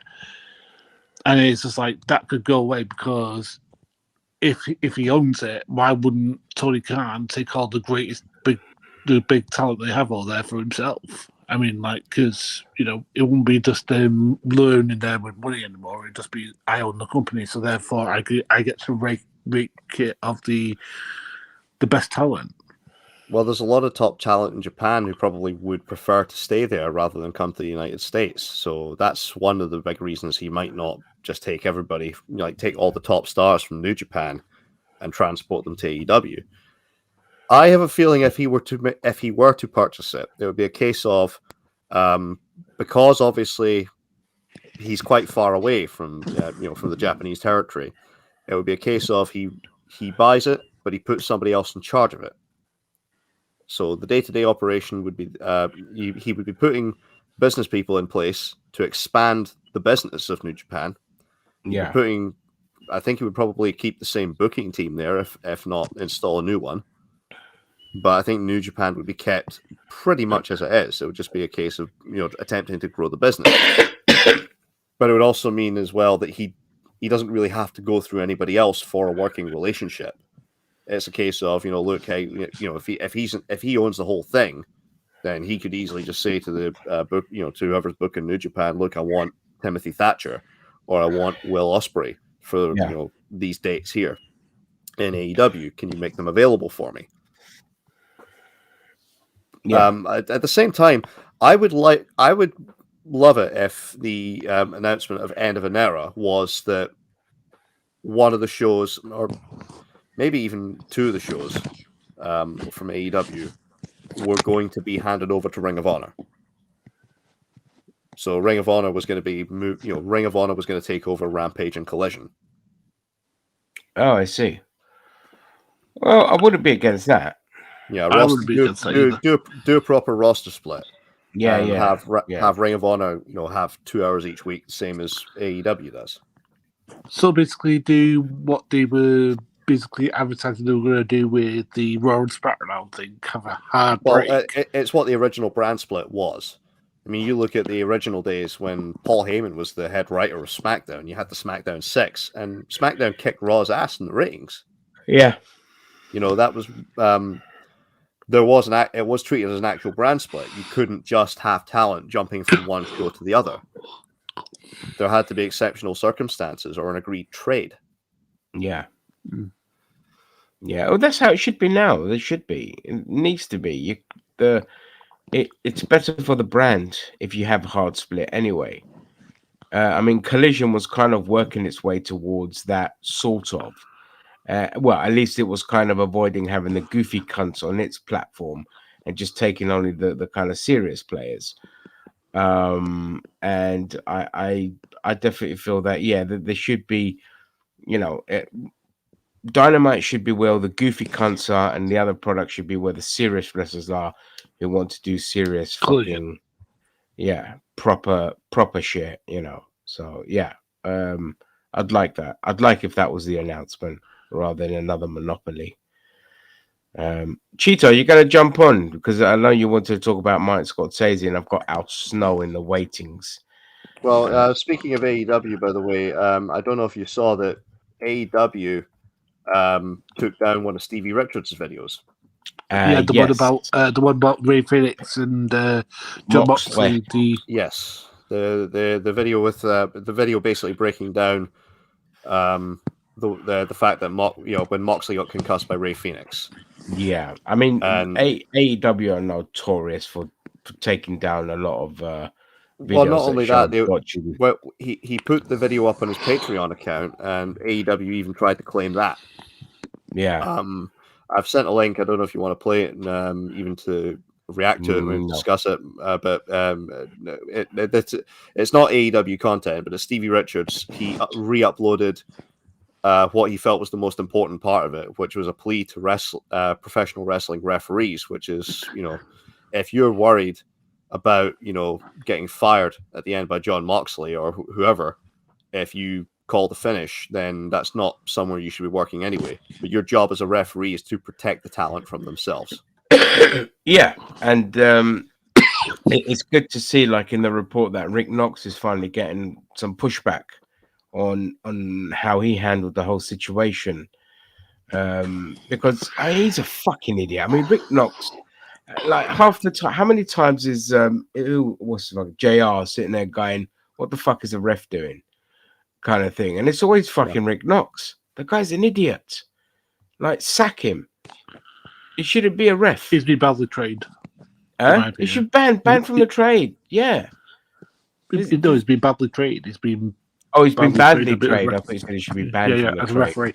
Because look, being trained as a referee is also like requires you to have done wrestling training as a referee, and the thing is, this guy obviously hasn't had it because the guy doesn't know that there's things you just don't do. Yeah. He fucked this whole thing up. Like, so I'd be happy to see him get sacked for sure. I don't know if Cheeto wants to come on. Let me just double check if he left any. We got some WWE news as well. LA Knight is supposedly making his return to SmackDown tonight. He was off with COVID-19.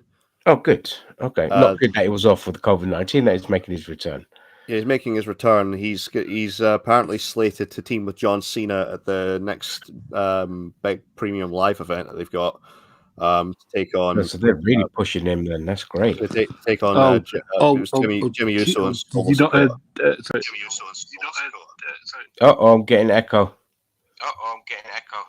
Yeah, it's just Cheeto. Cheeto from the sounds of it. Yeah. I was going to say, did you not hear the rumor?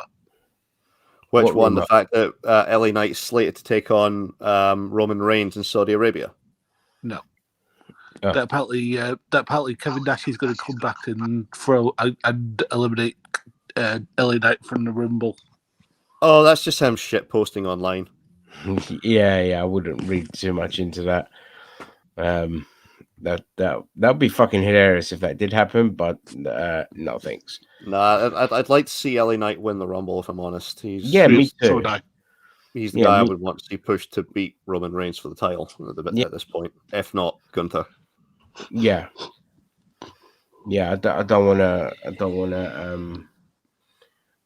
want to see Kevin You're Nash. not scared that they could should say Nakamura, right? No, Shinsuke. No. Where he wins the flaming Rumble and then they just shot him for the next year. Oh, right. I see what you mean. Because he won the Rumble, didn't he, a couple of years back? Yeah. He won the Rumble and then he lost against AJ Styles at WrestleMania. Yeah. He lost quite a lot after that. Yeah, let's hope not. I mean, I'm hoping now with who's taken over the company that, you know, they could be a bit more mature in how they're approaching it and not just let Vince change his mind every fucking 5 seconds. Wait and see. There's also the prospect of CM Punk possibly coming back to the WWE. And you know, but even like Shawn Michaels has been very vocal in wanting him back. He said he'd be quite happy to work with CM Punk again. Yeah. So you know, I still think he might. If they do a deal, I think he'll pop up at Survivor Series. I mean, it's Chicago, so that would probably be the best place for him to debut. Yeah, 100%. You would get the biggest pop there. Yeah. The other big definitely. rumor surrounding Wrestle Dream, at least, is that potentially Edge could show up. Yes, that's the because now he can. So I'm guessing Edge is going to show up on Sunday. Is it this Sunday? This Sunday's Wrestle Dream, yes. Oh, I might have to tune in for that. I mean, I have a funny feeling he's definitely going to show up. I thought Edge was done because his neck was bothering him again. No, he's said that WWE made him an offer. He had a contract offer sitting in his inbox, which he hadn't taken at that point. He was still deciding what to do with whether or not he actually wanted to come back to wrestling or not. Yeah, because he's said that there wasn't really anything more for him to do. At the same time, though, a big part of him actually returning to pro wrestling was because of AEW. He was inspired to get back in because of that. Well, apparently they wanted him at AEW. Yeah, and Tony Khan had WWE was just like, we'll clear you to wrestle with us. So if you want to come back to us, that's kind of thing. Yeah, Tony Khan had made approaches. So yeah, so now we'll just see him probably finish off his career doing something with Christian, and whatever. As long as it doesn't derail Christian, because he's on fucking fire at the moment. Hell, I'd love to see a program between Edge and Ricky Starks. That'd be lovely. Yeah. Have you been watching? Ginger, have you been watching Danielson versus Starks? My God, have they been having fantastic matches? I only watched the strap match, which was phenomenal. The Texas Death match they had last week was fucking phenomenal. Oh right, okay. He mentioned something about having to do the gimmicky matches to kind of protect his arm from his normal style or something. He mentioned in one of the videos. So Ricky Starks is that guy's just phenomenal. Cheetah, are you all right there? You having troubles like trying to join us or something? I had to get on my other laptop. My son is currently streaming Sonic Frontiers, so I had to I see. my old laptop. So But yeah, I'm here. I mean, that's why I wasn't joining, was because I didn't know how this was gonna go on my old laptop. All right. So do I sound okay? I mean, if I sound Yeah, okay, fine. Yeah, yourself. Clean as anything, mate. Yeah, I'm just worried what we might hear in the background from Cheeto's old machine, given it was called the Pornmaster 9000. Oh man, I dusted off the Pornmaster 9000. Me I got my old bookmarks tab up. Okay. You'll be playing that video that was allegedly Tessa Blanchard taking a shit. Oh my god, that was. I know it ended up not being her, but that was one of the funniest Jim Cornette videos ever. I could not stop fucking laughing. So I don't know. Did anyone want to talk about Al Snow and how fucking jacked he looks? Right. Oh, totally. HRT or whatever they call it. Dude, he looks he's probably able to justify it to himself because, you know, the fact is he's not wrestling full time anymore. Yeah, I mean, it's not roids, it's something else. It's what The Rock uses, like human growth hormone or whatever it is, HGH. Wait, that is the fucking steroids. Anyway. But it's yeah. MGH, mutant growth hormone. Yeah, that's it, MGH, mutant growth hormone. No, but yeah, he looks like a freaking Jack Jonathan Frakes, the guy who plays Riker on Star Trek. Like, look at that. Oh, he does as well. Yeah, that's hilarious. I just want him to like do like the Riker maneuver where he puts his leg up on Wesley and like snaps his neck or his back. As I said, I did enjoy Al Snow being on Wrestlers. He was pretty decent on that show, though. He, as I said, he does come across as an incompetent businessman. Yeah, I mean, look, some people are just good at wrestling. Other people are just, you know, and they just suck at business. Other people have the gift of both. It's just one of those things. I've always been a huge fan of Al Snow. Like, I loved him when he was in WWE. But to the point of him looking jacked and all that, look, I'll go on record and say I've never had an issue for people who want to use steroids to jack themselves up. Personally, it's their choice. They're taking their own life in their hands. Because look what happened to Eddie Guerrero. Exactly. It's up to you. Like, if you want to take steroids, I don't care. It's not. It's in this setting, in wrestling setting. Like, if it's for Olympics and things like that, okay, fine. No. But in terms of wrestling, like, yeah, I don't give a shit. Take your fucking steroids. Like, yeah, it's more about aesthetics than it is like your athletic ability anyway. Like with the steroids. So I agree with that. I don't know. I've got no problem with like the average gym rat doing it. I mean, if he's doing it just to make himself look the ideal shape he wants to be in. When it comes to professional wrestling, no, I can see the case against them for the simple reason that obviously you don't want another case where Eddie Guerrero dies in his 30s on your while he's actively on your roster. But here's the thing, though. I mean, it was Eddie Guerrero's choice to take all that stuff. So I mean, I get what you're saying. Like you want to. That's like smoking. It's like we can tell people that smoking's bad for them all the live long day, but they're gonna still smoke and they're still gonna, probably get. So and I mean, it does not in every case, but they're gonna get some kind of cancer and die. I think though. Although, yeah, I'm all for them doing it. I think Shredder might have a point in the sense that you become a bad investment as well. Because if more and more wrestlers, let's say they are on the steroids, and we start seeing heart rate attacks go up or health decline go up and all this kind of shit as a result of steroids, then they become a bad investment. So you won't start getting the people in that are taking steroids. Well, there's that risk factor to it. There is, right? But then that means that those companies need to do what they have. I mean, if they don't want to make a bad investment, then they need to put those things in place where they do have right now, where they do drug tests and stuff. You know what I mean? Like, I mean, I'm not saying they should they should be allowed to. If a company wants, but what's the drug testing got to do with the steroid taking? If the steroid taking is allowed. Well, no, steroids are tested for in WWE. Their wellness policy. No. I know that. But you get popped for that. We're talking about saying that if they're okay with it, let's say it's legal, and all of that. The drug testing aspect of it is pointless. If the company doesn't want to make that kind of bad investment, as I said, if somebody wants to do roids and let's say AEW does not care if you do roids, but they take that risk of having a bad investment. But WWE has their wellness policy, and they say, no, we don't want people who are on steroids. Then you can't work for WWE, or you roll the dice and you take roids, and then if they drug test you, you're out. I mean, it's kind of like also let's be clear, like HGH, which is there's a different kind of thing that that's a lot safer than your classic roids. Yeah. You know, and you can get it won't explode your fucking heart in the same way as roids did. Well, no, it was human growth hormone that caused Eddie's heart to expand. Oh, was it? Oh, fuck. Yeah, it was the combination of steroids and human growth hormone, and that did cause the organ expansion.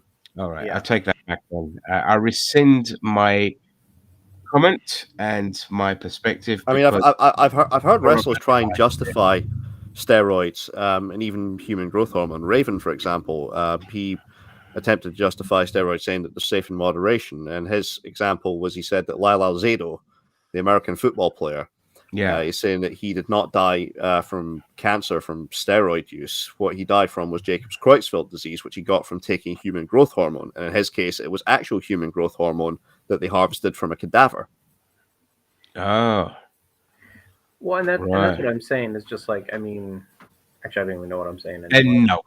And no, fuck it. After that conversation, I'll be like, the amount of wrestlers that we've seen die at such a young age, I think the industry does have to step in and protect the people involved. That's probably why you see wrestlers not dying at such a young age anymore. Like, because a lot of the drug culture is gone, which does include steroids. So there's not people pumping themselves so full of gas that they're having heart attacks, and in their late 40s and mid 50s.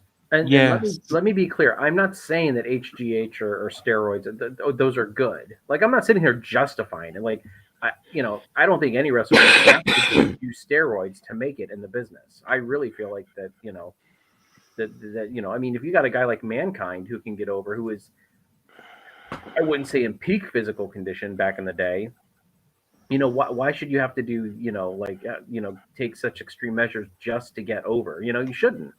But at the same time, is Mankind a good example? Because look at all the things that Foley had to do to his body, to the point where he's in chronic pain for the rest of his life. Yeah. Okay, point taken. Yeah. And he's admitted that he suffered brain damage too. I mean, The Rock is a better example, because The Rock, if you look at his body back then, he was not in the same shape that he was now. No. Now he's pretty much gassed to the gills. Yeah, he's gassed to the gills now, but back then he wasn't, and he's a better example of that, where you didn't have your typical Vince physique of being at like every fucking aspect of your body is defined. The Rock was still pretty jacked back in the day. Not, I mean, compared to now, no, but he was an athlete. I mean, he used to play football in college. Yeah, but if The Rock had the body that he had then back in the 80s, he wouldn't have he would have been told, "Yo, get in better shape than what you are." That's what I'm saying. So that's a good example to use. As somebody getting over who didn't have like Triple H's fucking phenomenal physique. Triple H is like the proto McMahon build for a wrestler. Yeah, the Ultimate Warrior. Mm-hmm.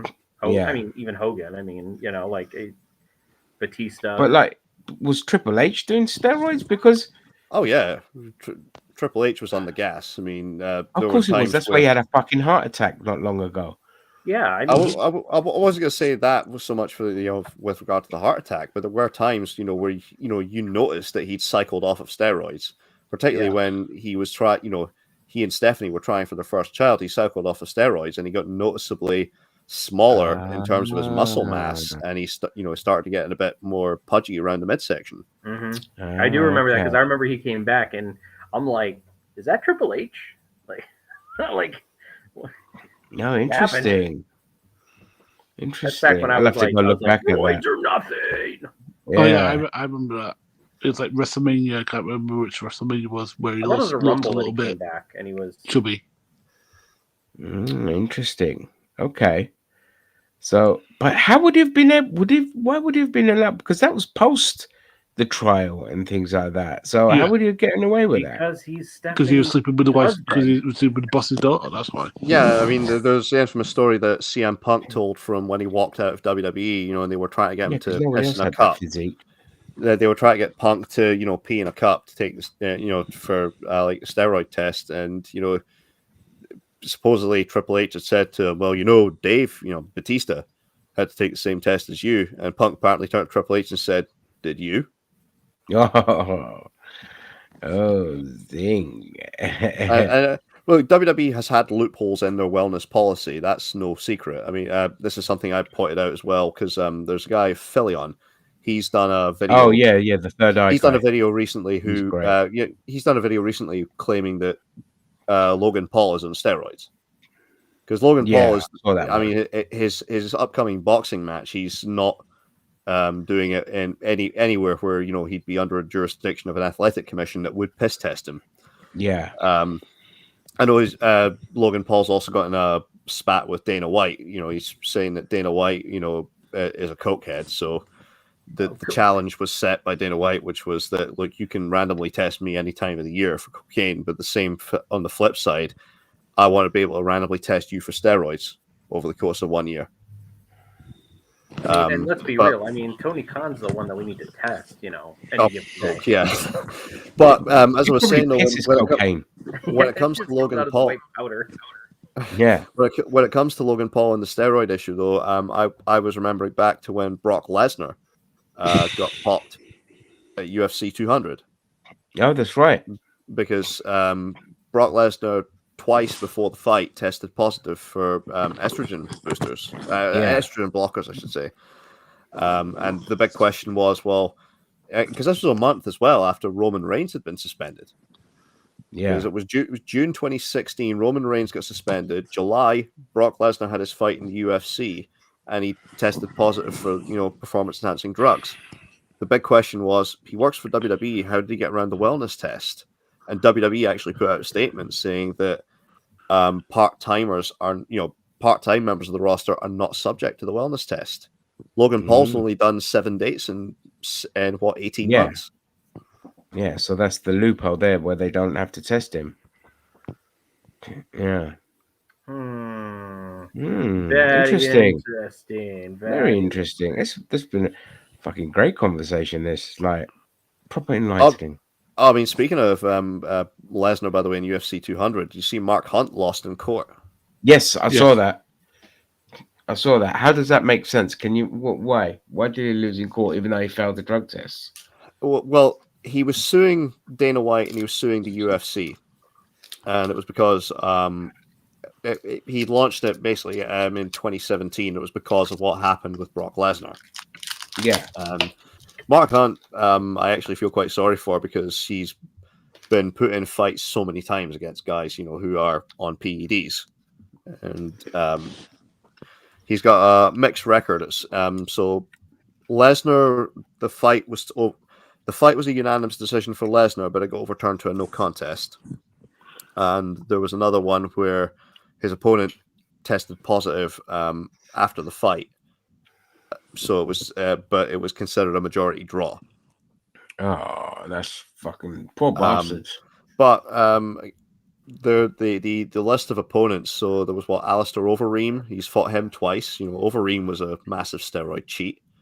Yeah. You know, again, I think it's like it's something like at least 8 fights that he's had in the UFC have been against guys who have been blatantly gassing at some point. Has Dana got something against him?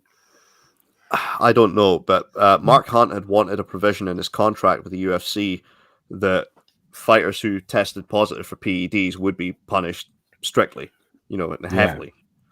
Dana White refused to give it to him.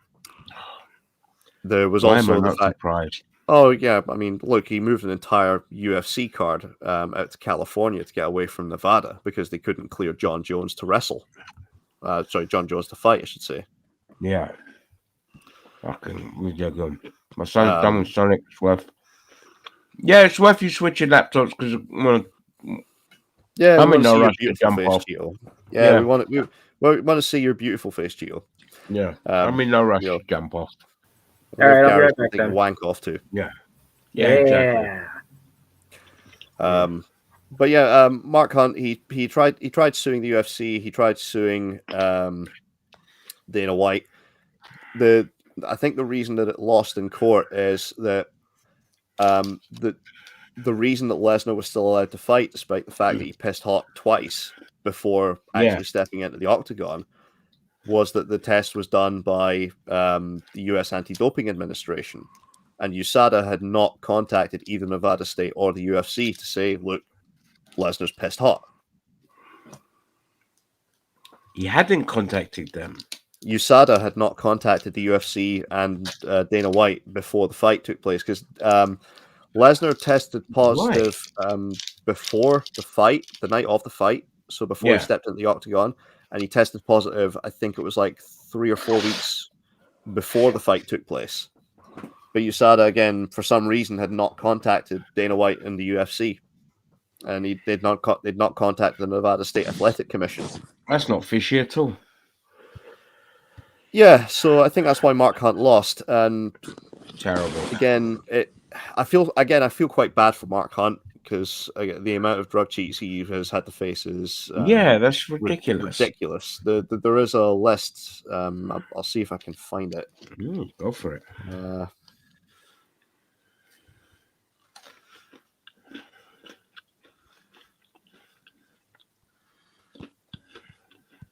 Oh, here we go. So the list of guys who've tested positive for PEDs that Mark Hunt has had to fight. So Alistair Overeem, who he fought twice, he lost to him both times. One of those was outside of the UFC, one was in the UFC. So in the UFC, there was Alistair Overeem, there was Brock Lesnar, Frank Mir, Antonio Silva, Fabricio Verdum, Junior Dos Santos, and Ben Rothwell. Wait, Junior Dos Santos was on drugs as well? Yeah, he tested positive for PEDs. He's tested positive for PEDs before. Fucking hell. He's also fought again in places like Japan. Again, Overeem, he fought him there. Josh Barnett, Mirko Cro Cop, and Vanderlei Silva, all of whom, again, have at some point tested positive for PEDs. Sean McCorkle, who Mark Hunt faced, he never tested positive, but he admitted on social media that he took PEDs. McCorkle won that fight against Mark Hunt. And also Fedor Emelianenko. Because Fedor Emelianenko, that's one of the big suspicions floating around the MMA world, that Fedor largely took fights where he wouldn't have to be tested. Jesus Christ, man. That is a hell of a list. It makes you wonder what, well, I suppose he just had no choice but to keep going. Is he retired now? Mark Hunt, yeah, I think his last fight was something like 2018. Yeah, because he's like he's like 50 something. He's like 54 or something like that. Now again, look, not all of these guys tested. In fact, a lot of these guys tested positive. It was like either long after or long before the fight with Mark Hunt. You would think, though, in a sport like mixed martial arts, though, you test positive and that's you. The promotion's done with you. Yeah, but apparently not. Apparently they just don't give a shit. Well, that's just shocking. That's just fucking shocking. Okay. Moving on to... Guys, please do not move that camera down close to your penis while you're jacking off to Cheeto. I'm not. Don't make any promises. Martin Scorsese. Oh my God, this dude. Let me close my door really quick. I don't want my kids to hear me talk about the elderly in such a fucking ridiculous manner. Go for it. Oh, he's a fucking idiot. Like him sitting there saying, "Oh, we have to fight against comic book movies." I'm like, look, I get it. It's oversaturated, but don't blame like comic book movies just because your little people's little project pieces are not, like if comic book movies aren't good, they wouldn't be making money. And I think Shredder, are you the one who said that? Well, they have to. The comic book movies are the ones that make money for the studio for the little projects. Like the Scorsese and So he's such an idiot, and it's just like, and that's why I bought that Marvel's. I probably should throw it on, like that stupid Marvel Studios logo that says Martin Scorsese on it, because it's just like he's such an idiot. Like but the funniest part of Scorsese's whole rant. Which director did he pick to single out for praise? Christopher Nolan. Christopher Nolan, yeah, I know, who did the Batman trilogy. Which let's not get started, Gaz. All right, let's not get started. Yeah, but I mean, you guys are right though. I mean, like, it's just filmmaking. It's like, look, he's just salty because like the Irishman was on Netflix. This next one's on Apple TV or it was, and people aren't going to go and watch it in cinemas. Well, that's your fault. But the big summer blockbuster, when it makes $700-800 million in profit, that gives the studios money to throw at projects that might not even break even, but where they can scout new talent, they can look for potentially the next big director. Exactly. Yeah, and that's why they do these indie projects. They don't do them for the good of their fucking heart. They're more like talent scout kind of thing. Yeah, comic books is the Roman Reigns. Since we're transitioning from wrestling, comic book movies is the Roman Reigns of the studios. Even though it's just basic B stuff moving forward, but it keeps the money rolling in so that they can scout new talent for the next Roman Reigns, John Cena. I don't know. Well, the prime example. Yeah, I mean, the prime example is, let's say, actors, for example. Actors will do the big studio films to get a nice fat paycheck so that they can fuck off and go to small indie films that they really want to do for next to nothing, for the bare minimum. Oh, like Robert Downey Jr. and Dr. Dolittle. That was a great plan. Oh, yeah, that went well. Yeah, that's... But I mean, like, yeah, how many of these actors will go off and do all these big studio ones, and they'll blatantly say, they said, yeah, I just did it because of the pay, and then I can go off and do my passion projects and all this. Look at Evans. Stuff. I mean, Chris Evans at this point, I mean, he's done, since Captain America, he's done like a shit ton of like lower budget films where he's just like, he doesn't need the money. He just wanted to do the movie. On top of that, now he wants to get behind the camera rather than in front of it. Now that he's got those hefty, revenues from all these comic book movies that he's done, he can actually do that and not have to worry about the paycheck. Yeah. But again, these like $20-30 million small projects that maybe have one star attached to them, one big star attached to them, as opposed to like the summer blockbusters that have 7, 8, 9 big name actors. That allows studios to look at other upcoming talent. It means they can look at co-star, lesser known people who are playing the co-star role in this these smaller projects. And again, the film might not break even, but you might discover the next great actor or actress. Agree. Exactly. The next great Santino Marella. Yeah, baby. And that's the point. Like Martin Scorsese, he's just pissed because his films don't go in the cinema anymore. But it's like, okay, that's again, the studio can put your film out there, but it depends on how your last couple of films have performed, and if they haven't performed to a respectable degree, then still be grateful that your stuff is getting put on streaming platforms, because at least you still have an avenue to get your stuff out there. You're still getting paid your money. Okay, you might not get residuals from the box office, but is that why you're doing it, or are you doing it because you want to make the film? I'm not here to argue about residuals. What I mean is, like, when you've made multi millions, you want to make your projects, like Zack Snyder, for example. Hollywood aren't going to put one of his films out in the fucking cinema, but is Netflix is stupid enough to give him $200 million to make fucking Rebel Moon.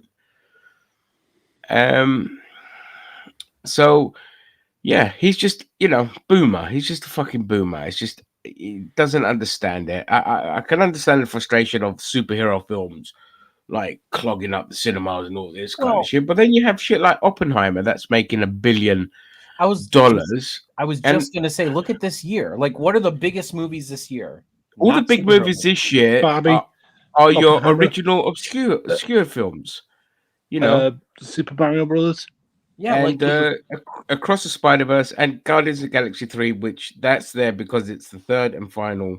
Yeah, a lot of hype for James Gunn, so there was a lot of reasoning behind that.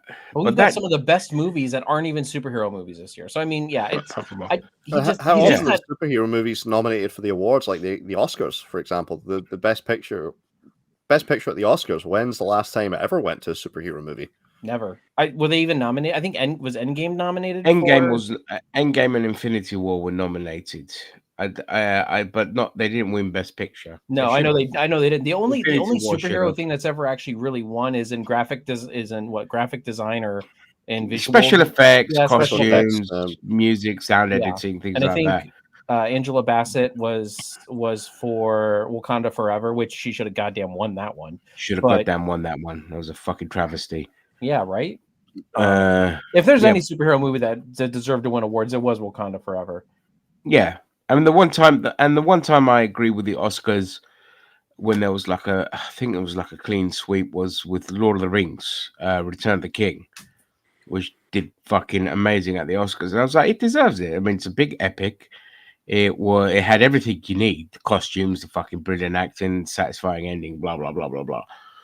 You know, and often like superhero films are overlooked and snubbed by the Oscars, but you got to realize that the Oscars is really there to kind of prop up the smaller films that aren't going to do as well at the box office. So then they can go with again, when you look at in history, when you put on the VHS or the DVD Oscar winning and all that, you think, oh, this must be really good. And that's what I'm going to buy. And that would help boost sales. These days, it doesn't hold much water. We call anymore. it the Scorsese screen. Yeah, you know, but that's why they would give the Oscars to these smaller shit films.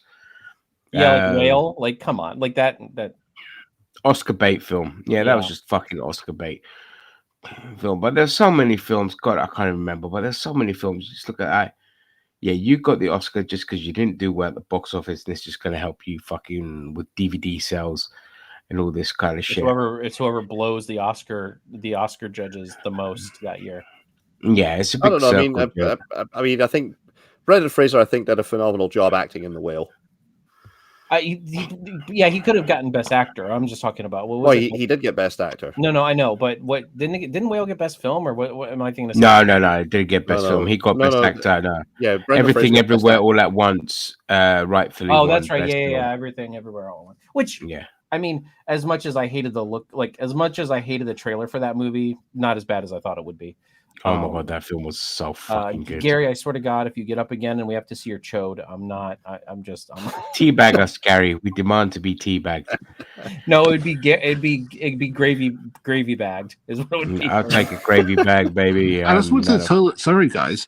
Yeah, how dare you? How dare you go and have personal time? What is this? What are we paying? It's only like we've been on. It's only like you guys have been on for like 4 hours and 15 minutes. Yeah, could you hold it in? Can you hold another 5 minutes? Yeah, but I mean, you know, the Oscars are just mainly there just to prop up your shit films. So I'm not too fussed about those. Anything else people want to talk about?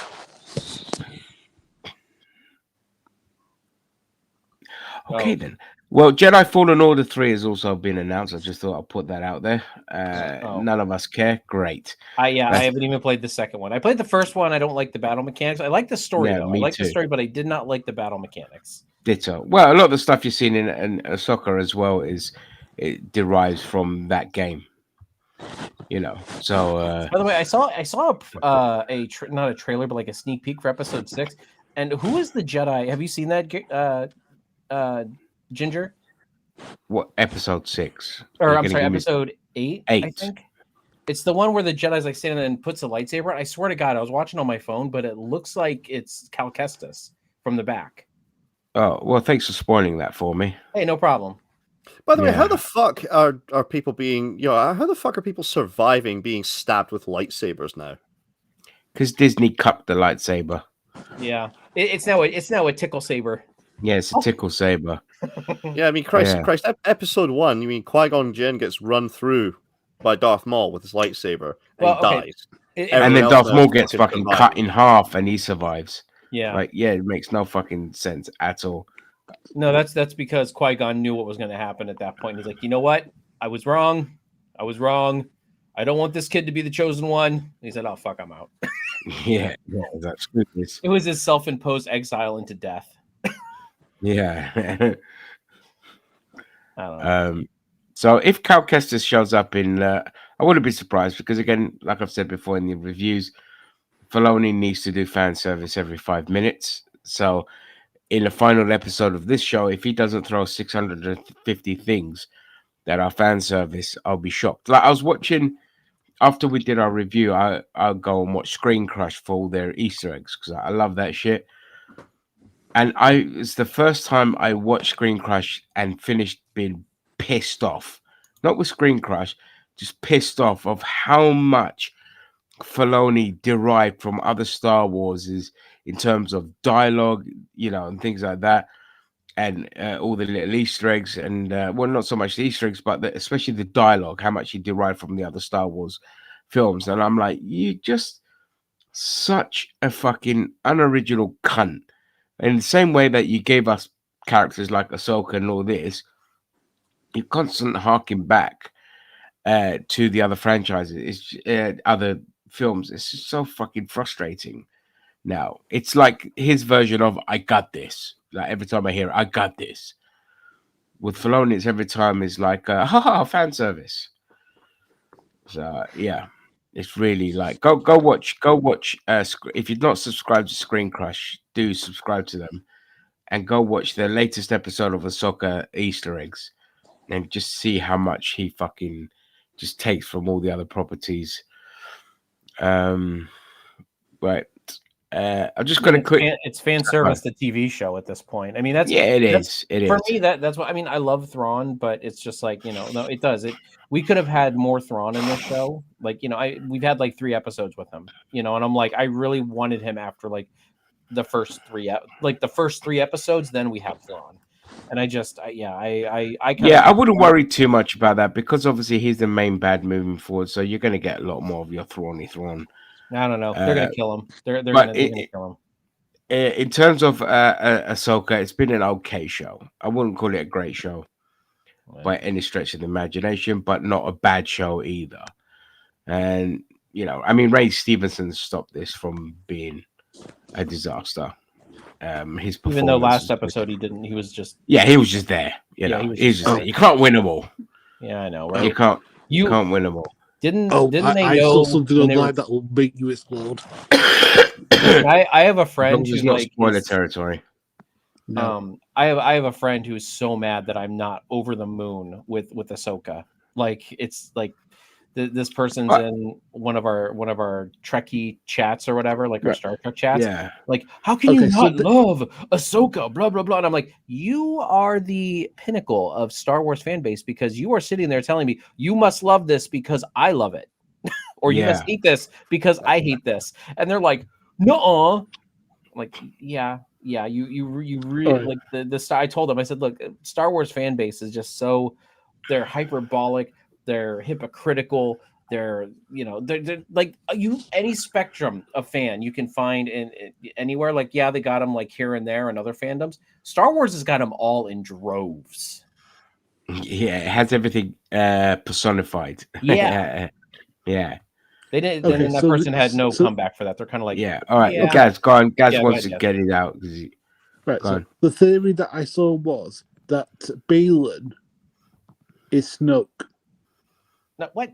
Oh God! Will you stop with your apocalypse theories for the? No, it's not my theory. It's not for my God's theory. sake! It's one that I saw on Facebook. I swear to God, I saw it on Facebook.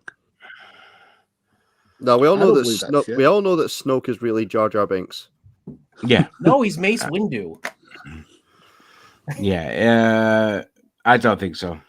I've always said, for the love of God, time and time again, every fucking theory that people have just doesn't come to fruition. Subvert all your expectations because they know what you're going to think and they're just going to do the opposite to that. Look what they were doing with the Inquisitor. All the theories banded around with the Inquisitor. Yep. I was just going to say that. I said, look at that Inquisitor that everybody thought was Ezra Bridger.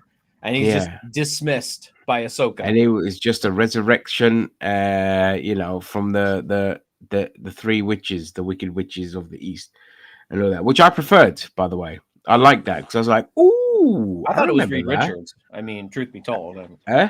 I thought it was Reed Richards or Mephisto. Oh, right, from Fantastic Four. Yeah, absolutely. Yeah. Fucking Star Wars. Yeah, we still got that other one that's coming out, The Acolyte, which, if you look at the people that are part of that show, well, and Skeleton Crew, right? That's also coming out. Oh yes, John Watts' film. Yeah, Skeleton Star Wars Crew. Prodigy. Yeah. Oh, apparently that next year we're going to get a Star Wars film directed by Kathleen Kennedy. Apparently, dude, there's been so many movies that have been like. Where the fuck did you hear that?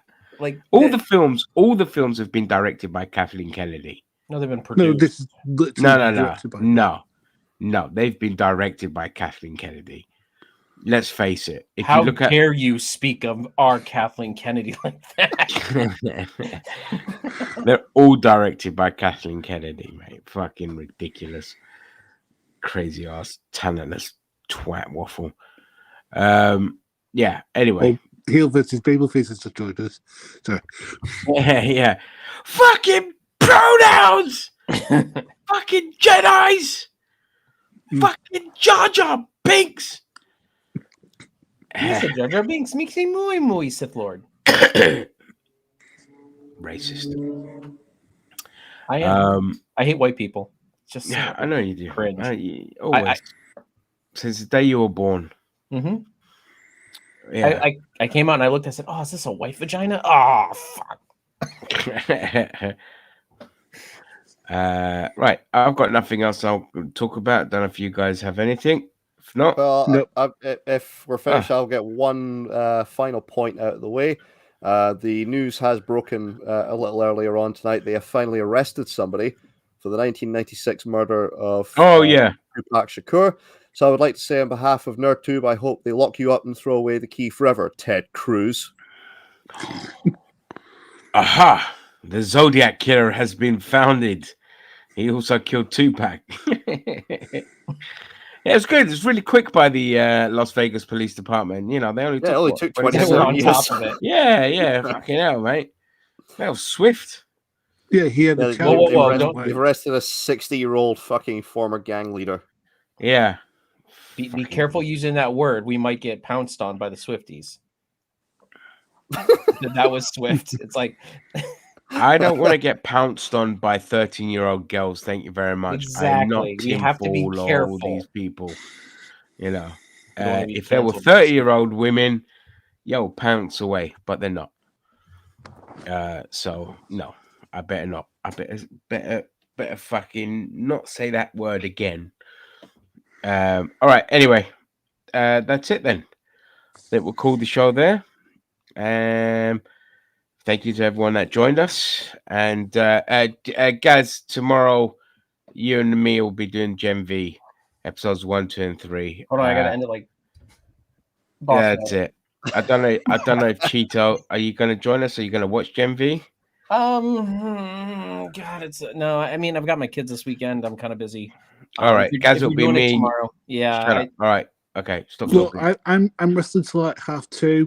I think I'll finish about 4. So after that, I'm yours, babe. Yeah, that's fine, sweetheart. Well, we'll go after that. No problem. So cool. All right, then, guys. I'll catch you all later. And